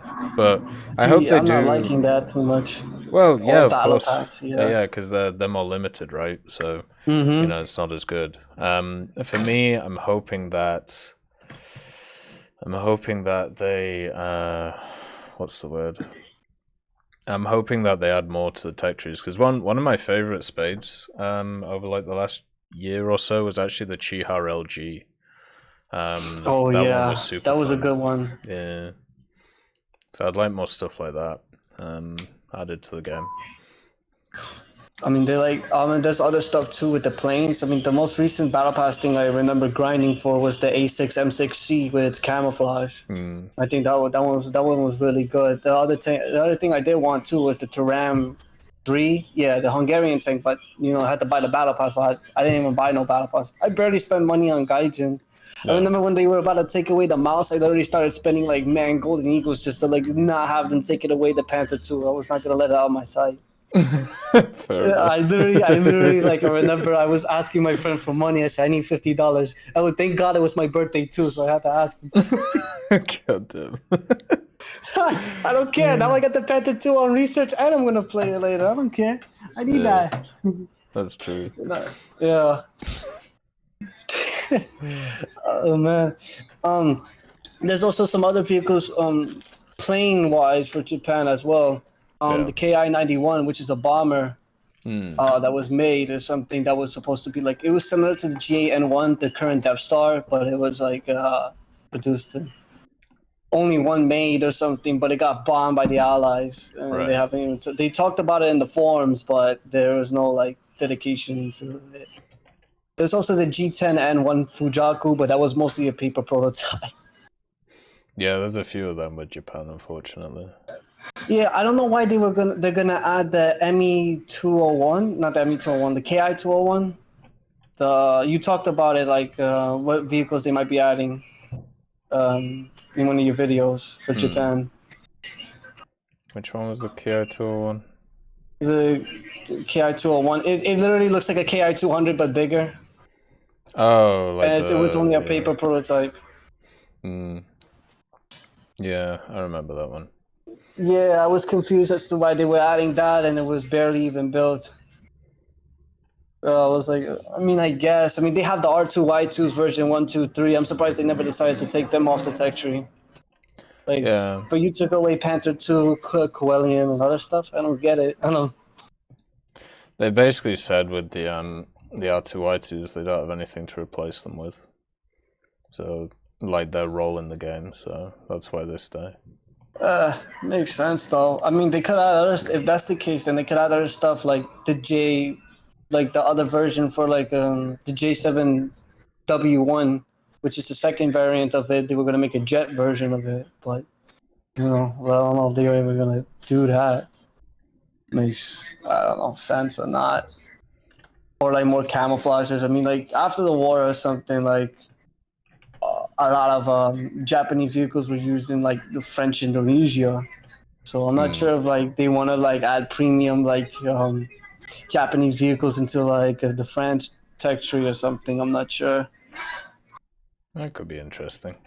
That would really be interesting indeed. Ultimately, I'm getting into more naval now too in War Thunder, and I've seen, but I'm only gonna get into the Japanese ones because I just find those to be more interesting. So I want to know if they can even add Yamato to the thing. Yeah, they can. Maybe the models are up there, so it can work. But I don't know how long that will be. That's maybe another 3 years, maybe 2 if lucky. Yeah, probably. The guys at DMM already said that they were working on information for it, so makes sense. There's other classes too, like the Nagatos and Kulan. Kulan's already there. So take everything step by step at a time. Oh yeah, definitely. Sure. I remember. Do you remember because I joined War Thunder when I was 2014, 2015. So I was around basically 1.41 when the after Ground Tech came out. Do you remember when Gaijin was oh, we're not gonna add rank 5 vehicles to the game? Not rank 5. We're not gonna add rank 5 premiums to the game because it would be overpowered. Now look where we're at. They have all rank 5 premiums here, squadrons. I'm what the fuck are you doing? It's definitely a different game nowadays. Yeah, I was like, what the fuck? I don't know. It just seems hypocrisy. But I don't know. Maybe they're gonna say the same thing for April Fool's event. There's gonna be something new, and then they're gonna add the new ones. Personally, I don't like the helicopters. I was actually begging to God they wouldn't add helicopters. I was like, this is gonna be retarded if they add helicopters. They added helicopters. Oh no. I remember when they said they were going to add battleships. It'd be too slow. The gameplay would be too slow.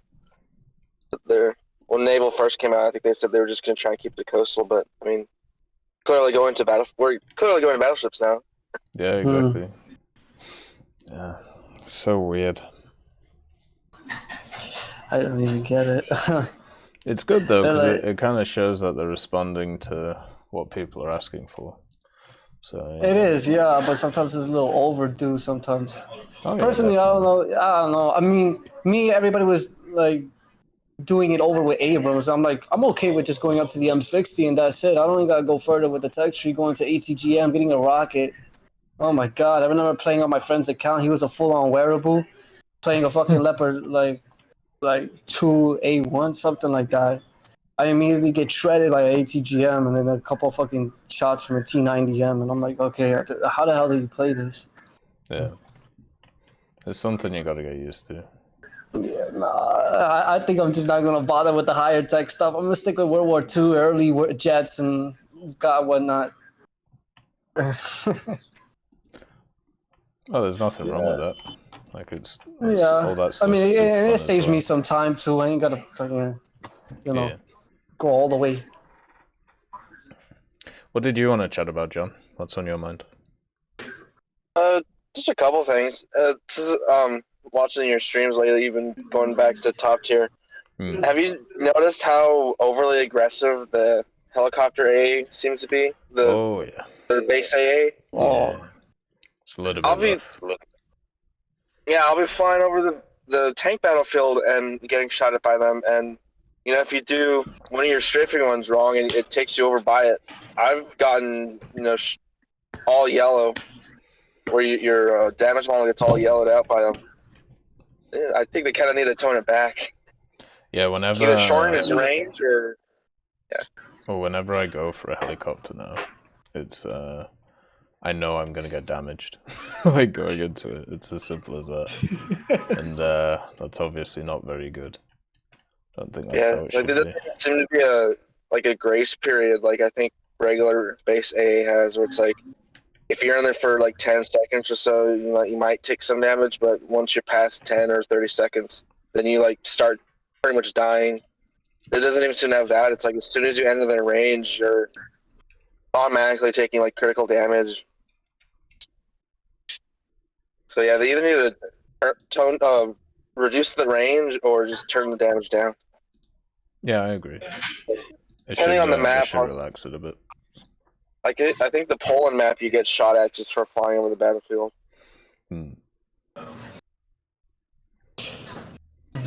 I'm not bothering with helicopters at all. That just sounds fucking terrible. I mean, I might play a Huey, and that's all. Other than that, nah, I'm not gonna bother with that. It's nice to hear some, voices about, not really caring about top tier. So I remember, it's just so a year, 2 years ago, that was pretty much the only thing that anybody ever wanted to chat about, and it drove me insane. It was driving me insane 2 years ago too. It's like, why are you what is your problem? Why do you want to fly a freaking 1,000-mile jet and then get a fucking complaint about a rocket? Why do you want to just fly a biplane and then just crash into a fucking bomber or something instead? Come on, let's do that instead. You want to fucking shoot a rocket? That seems like a cheap ass move. How about shoot me with 17 cannons instead and see how long I'll live? Yeah, I really wish they would add the Black Cats, the modified Black Cats of the PBY, the one that had 20 mils in the front. I think that'd be really cool. Oh man, they could do that and that could either be a premium or a event vehicle, a low tier event vehicle. Because it's that modification. It wasn't standard, or at least I think it was just a field mod. They didn't actually produce it like that. They just threw the 20 millimeters in there. I want to see them add the B-32 Dominator, the bomber that literally was just a quote unquote supposed to be a backup just in case the B-29 was a failure. I want to see that in the game. Like, fuck the B-29, I want to see that. The one with like what else? was that the one with like 6 engines, or was that? No. Thinking It was made by the same company that made the B-24 Liberators, and they only produced it for like about 6 years, and it literally went out of service. Like the last one was scrapped in 1949 because it was just like it was unnecessary to have, since the B-29 was more as efficient as it or something. So I get you. It participated in the last battles of over Japan, where there was like 18 fighters versus 2 B-32 Dominators, but with few casualties. That's literally the only time I ever participated in the war. Yeah. Oh, there's a. Yeah, I'm looking forward to this year, but I'm not as into all of the conversations that most people are interested in, like the Gen 4 stuff. I'm still. Oh my god. I would care more if I knew what Gaijin meant by Gen 4, but yeah, it's hard. Like it's hard to work people out. want F-22 Raptors. That's what it is. This one. Tech, you should be happy. Maybe we'll finally get Chinese helicopters, like they said. Yeah, I'm waiting on them. Yeah. Yeah, copy. They said it was 2020 that they said they were coming, but then they didn't. The end of 2019. Oh, that's when they said they were coming. Yeah, they said they were going to come the next year. They were being developed, and I'm guessing they just were undeveloped or something. It was the same time they talked about Italian helicopters. So. Around that time. Yeah. Italian helicopters? Oh no. I just want to play the P-40 and that's it. Leoncello? Yeah, the Leoncello. Not even Leoncello. I don't have it, but I have the regular one in the tech tree. Yeah. That one's fun. The vehicle I really like in the Italian tree is the Breda 90 or whatever it's called. Oh, the 4-wheel thing with the cannon? Yeah, the 90mm is really fun to use. Dude, I need to still try it out. Along with the R3. R3 is just funny. So do you have issues with SL then, Black Devil? Or are you fine with that stuff? With what? SL or Silver? Because you say for me, I have like a little bit of a hard time like grinding for more like SL because I play the tech tree a little differently than everybody else's, rather than like people put like 6.0 lineups or something, like a whole lineup. I play it like literally according to how the tech tree is. Oh. Yeah, so I play like, if it's one side, this tree, I play exactly that side, this side. I have a little bit like an OCD, like I have ADHD and OCD a little bit. So I go exactly accordingly like this and then make the lineup exactly like the tech tree. I don't like mixing it up. Plus, I'm mostly an arcade player. I don't play realistic unless I have friends playing realistic with me. Yeah. That's interesting. I don't think I've ever heard anybody doing anything like that before.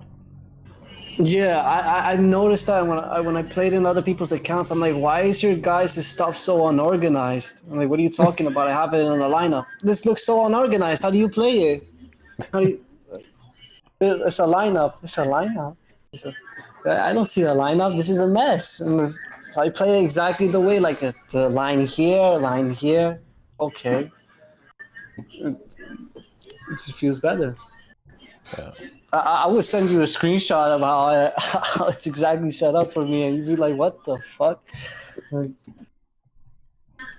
when I see somebody mix up a plane with a tank or something, it's weird.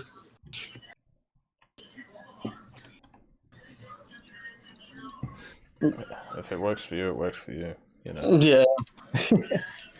You have any predictions for the next update then, either of you two? The next update? Oh man, I haven't been paying attention to it, but I just hope they like, I don't know, it's gonna be some more jet fighter here and there. Oh, this was in this. It's gonna be a premium. Fuck you. It's just basically that.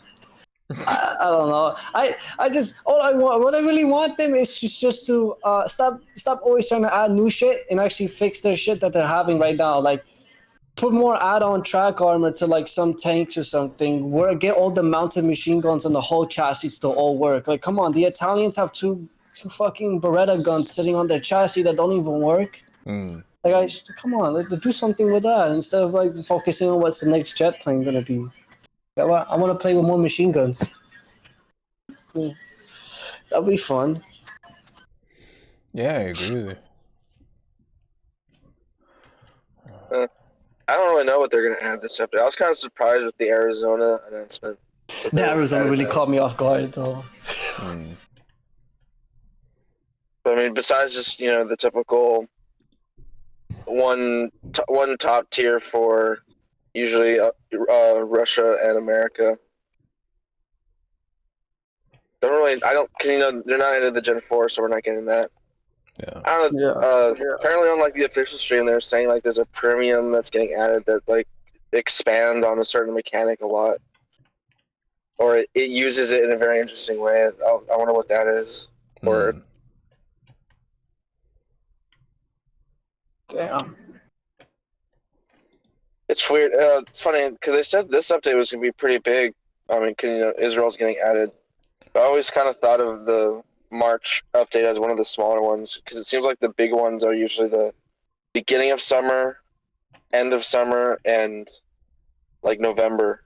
Yeah. Those seem like the big updates where they introduce something that's kind of meta shifting. Like for the past couple of years, the like August update, it was like 1 year was introduction of Gen 4 or of Phantom and MiG 21, and then the next year I think it was the introduction of BVR missiles. Oh jeez.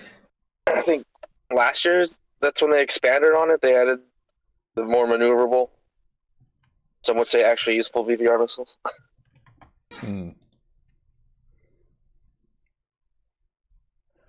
Yeah, I don't know. I mean, hopefully the next blogs are more interesting. The first two, I mean, the second one's really weird and wonky. I don't know how I feel about the Alaska. It just seems like another big ship, big gun. That's it. Yeah. All I want to see is next dev blog. They add the whole I tank. I don't think that's gonna happen. I know it's not. It's just obscure information, but oh well. The Term 3 looks so weird with that 30 mil. It really looks like they welded it on there. Because they're like, why not? We have the space. They probably did. And He looks like a giant Kugelbrett.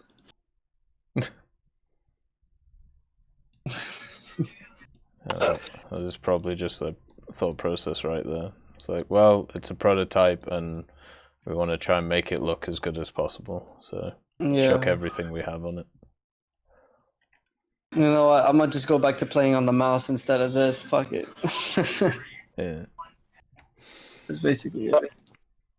What are your Tech? What are your thoughts on the ground strike spawn changes after? Because I've tried grinding out my A7D, but I can't. I just get intercepted before I'm halfway towards a base by MiG-23s. I think overall it's been a massive improvement for the BR bracket. I think the A7 should get an air spawn if it has certain ordnance on it, and not if it has certain other ones, such as its missiles. Yeah, I hope they do that, where if you take the air-to-air, you have to take off from the space. Yeah, and the same thing with the A4 as well. But I think everything else is fine taking off from the ground. Yeah, because pretty much every game except a couple, I get intercepted by either 23s or 21s when I'm about halfway or right about to bomb the base. I can never get to the base in time. Yeah. Yeah, so I think in the vast majority of the cases it's been a big positive, and it's also helped a lot of vehicles which aren't, the vehicles they changed, which is good. But it still needs a bit of tweaking, as always. I just wanted them. I want them to make the grind easier or something, just to boost up. Because if they're really making like more farther tech trees, like rank 7, like rank fucking 8, and might as well get something like boosted. Oh, premium counts. Oh, okay, but what? That's money still. Yeah, I mean they're adding more and more boosters all the time, right? And what's the other thing? The thing, the Memorial Day events and stuff like that, where you can get boosters out of them as well. So it looks like Yeah, that's but they always give me a route to go. 30% booster or like a freaking some shit. They always pass the I always get the camo for the last like 3 I've gotten a camo. What? They gave me the camo too for a fucking one of the I've got one camo Chinese and the rest have been Japanese things. Disgusting. Yeah, for this like the Stalingrad one, or I forgot which one it was for Russia. I got the camo for the T-34 STZ or STE. I forget the exact name. Oh my God. I got a winter camo for one of the Panzer IVs. That's what they gave me. The fucking winter camo. Oh, nice! I can blend into an environment. Anyways, this is arcade. Anyways. Yeah, I think the only camo I got was on the NAS one, and it was the tiger brown one. So it's the kind of striped light brown, dark brown one. It doesn't look bad, you know. I was never gonna buy it anyway, so it's nice to have, I suppose. But anyway, I am going to have to call it since I have prior engagements tonight. But thank you two for coming on. No problem. Anytime. It's good talking with you, Tech. Yeah, it's been a pleasure. And if you wanna come on, you know, next time or any time after, make sure to. It's always I nice will. chatting. So, all right. Sure. I'll see you guys later. Thanks for going next time. Yeah. I want you to ask me the weird questions like you did with the last Oh, Fireside they do. chat. Yeah. And I will answer with truthfully. Bulldog Chuck. Yeah. Yeah, I will answer truthfully, barring like giving you my social security number. All right. See you guys later. See you, man. Alright guys, the Fireside chat is done, and as I said, I have a prior engagement, so we're going to be going a little bit early today, and the next one will be longer, hopefully, as long as I don't have something else to do, but understand this has to get done, so it's as simple as that.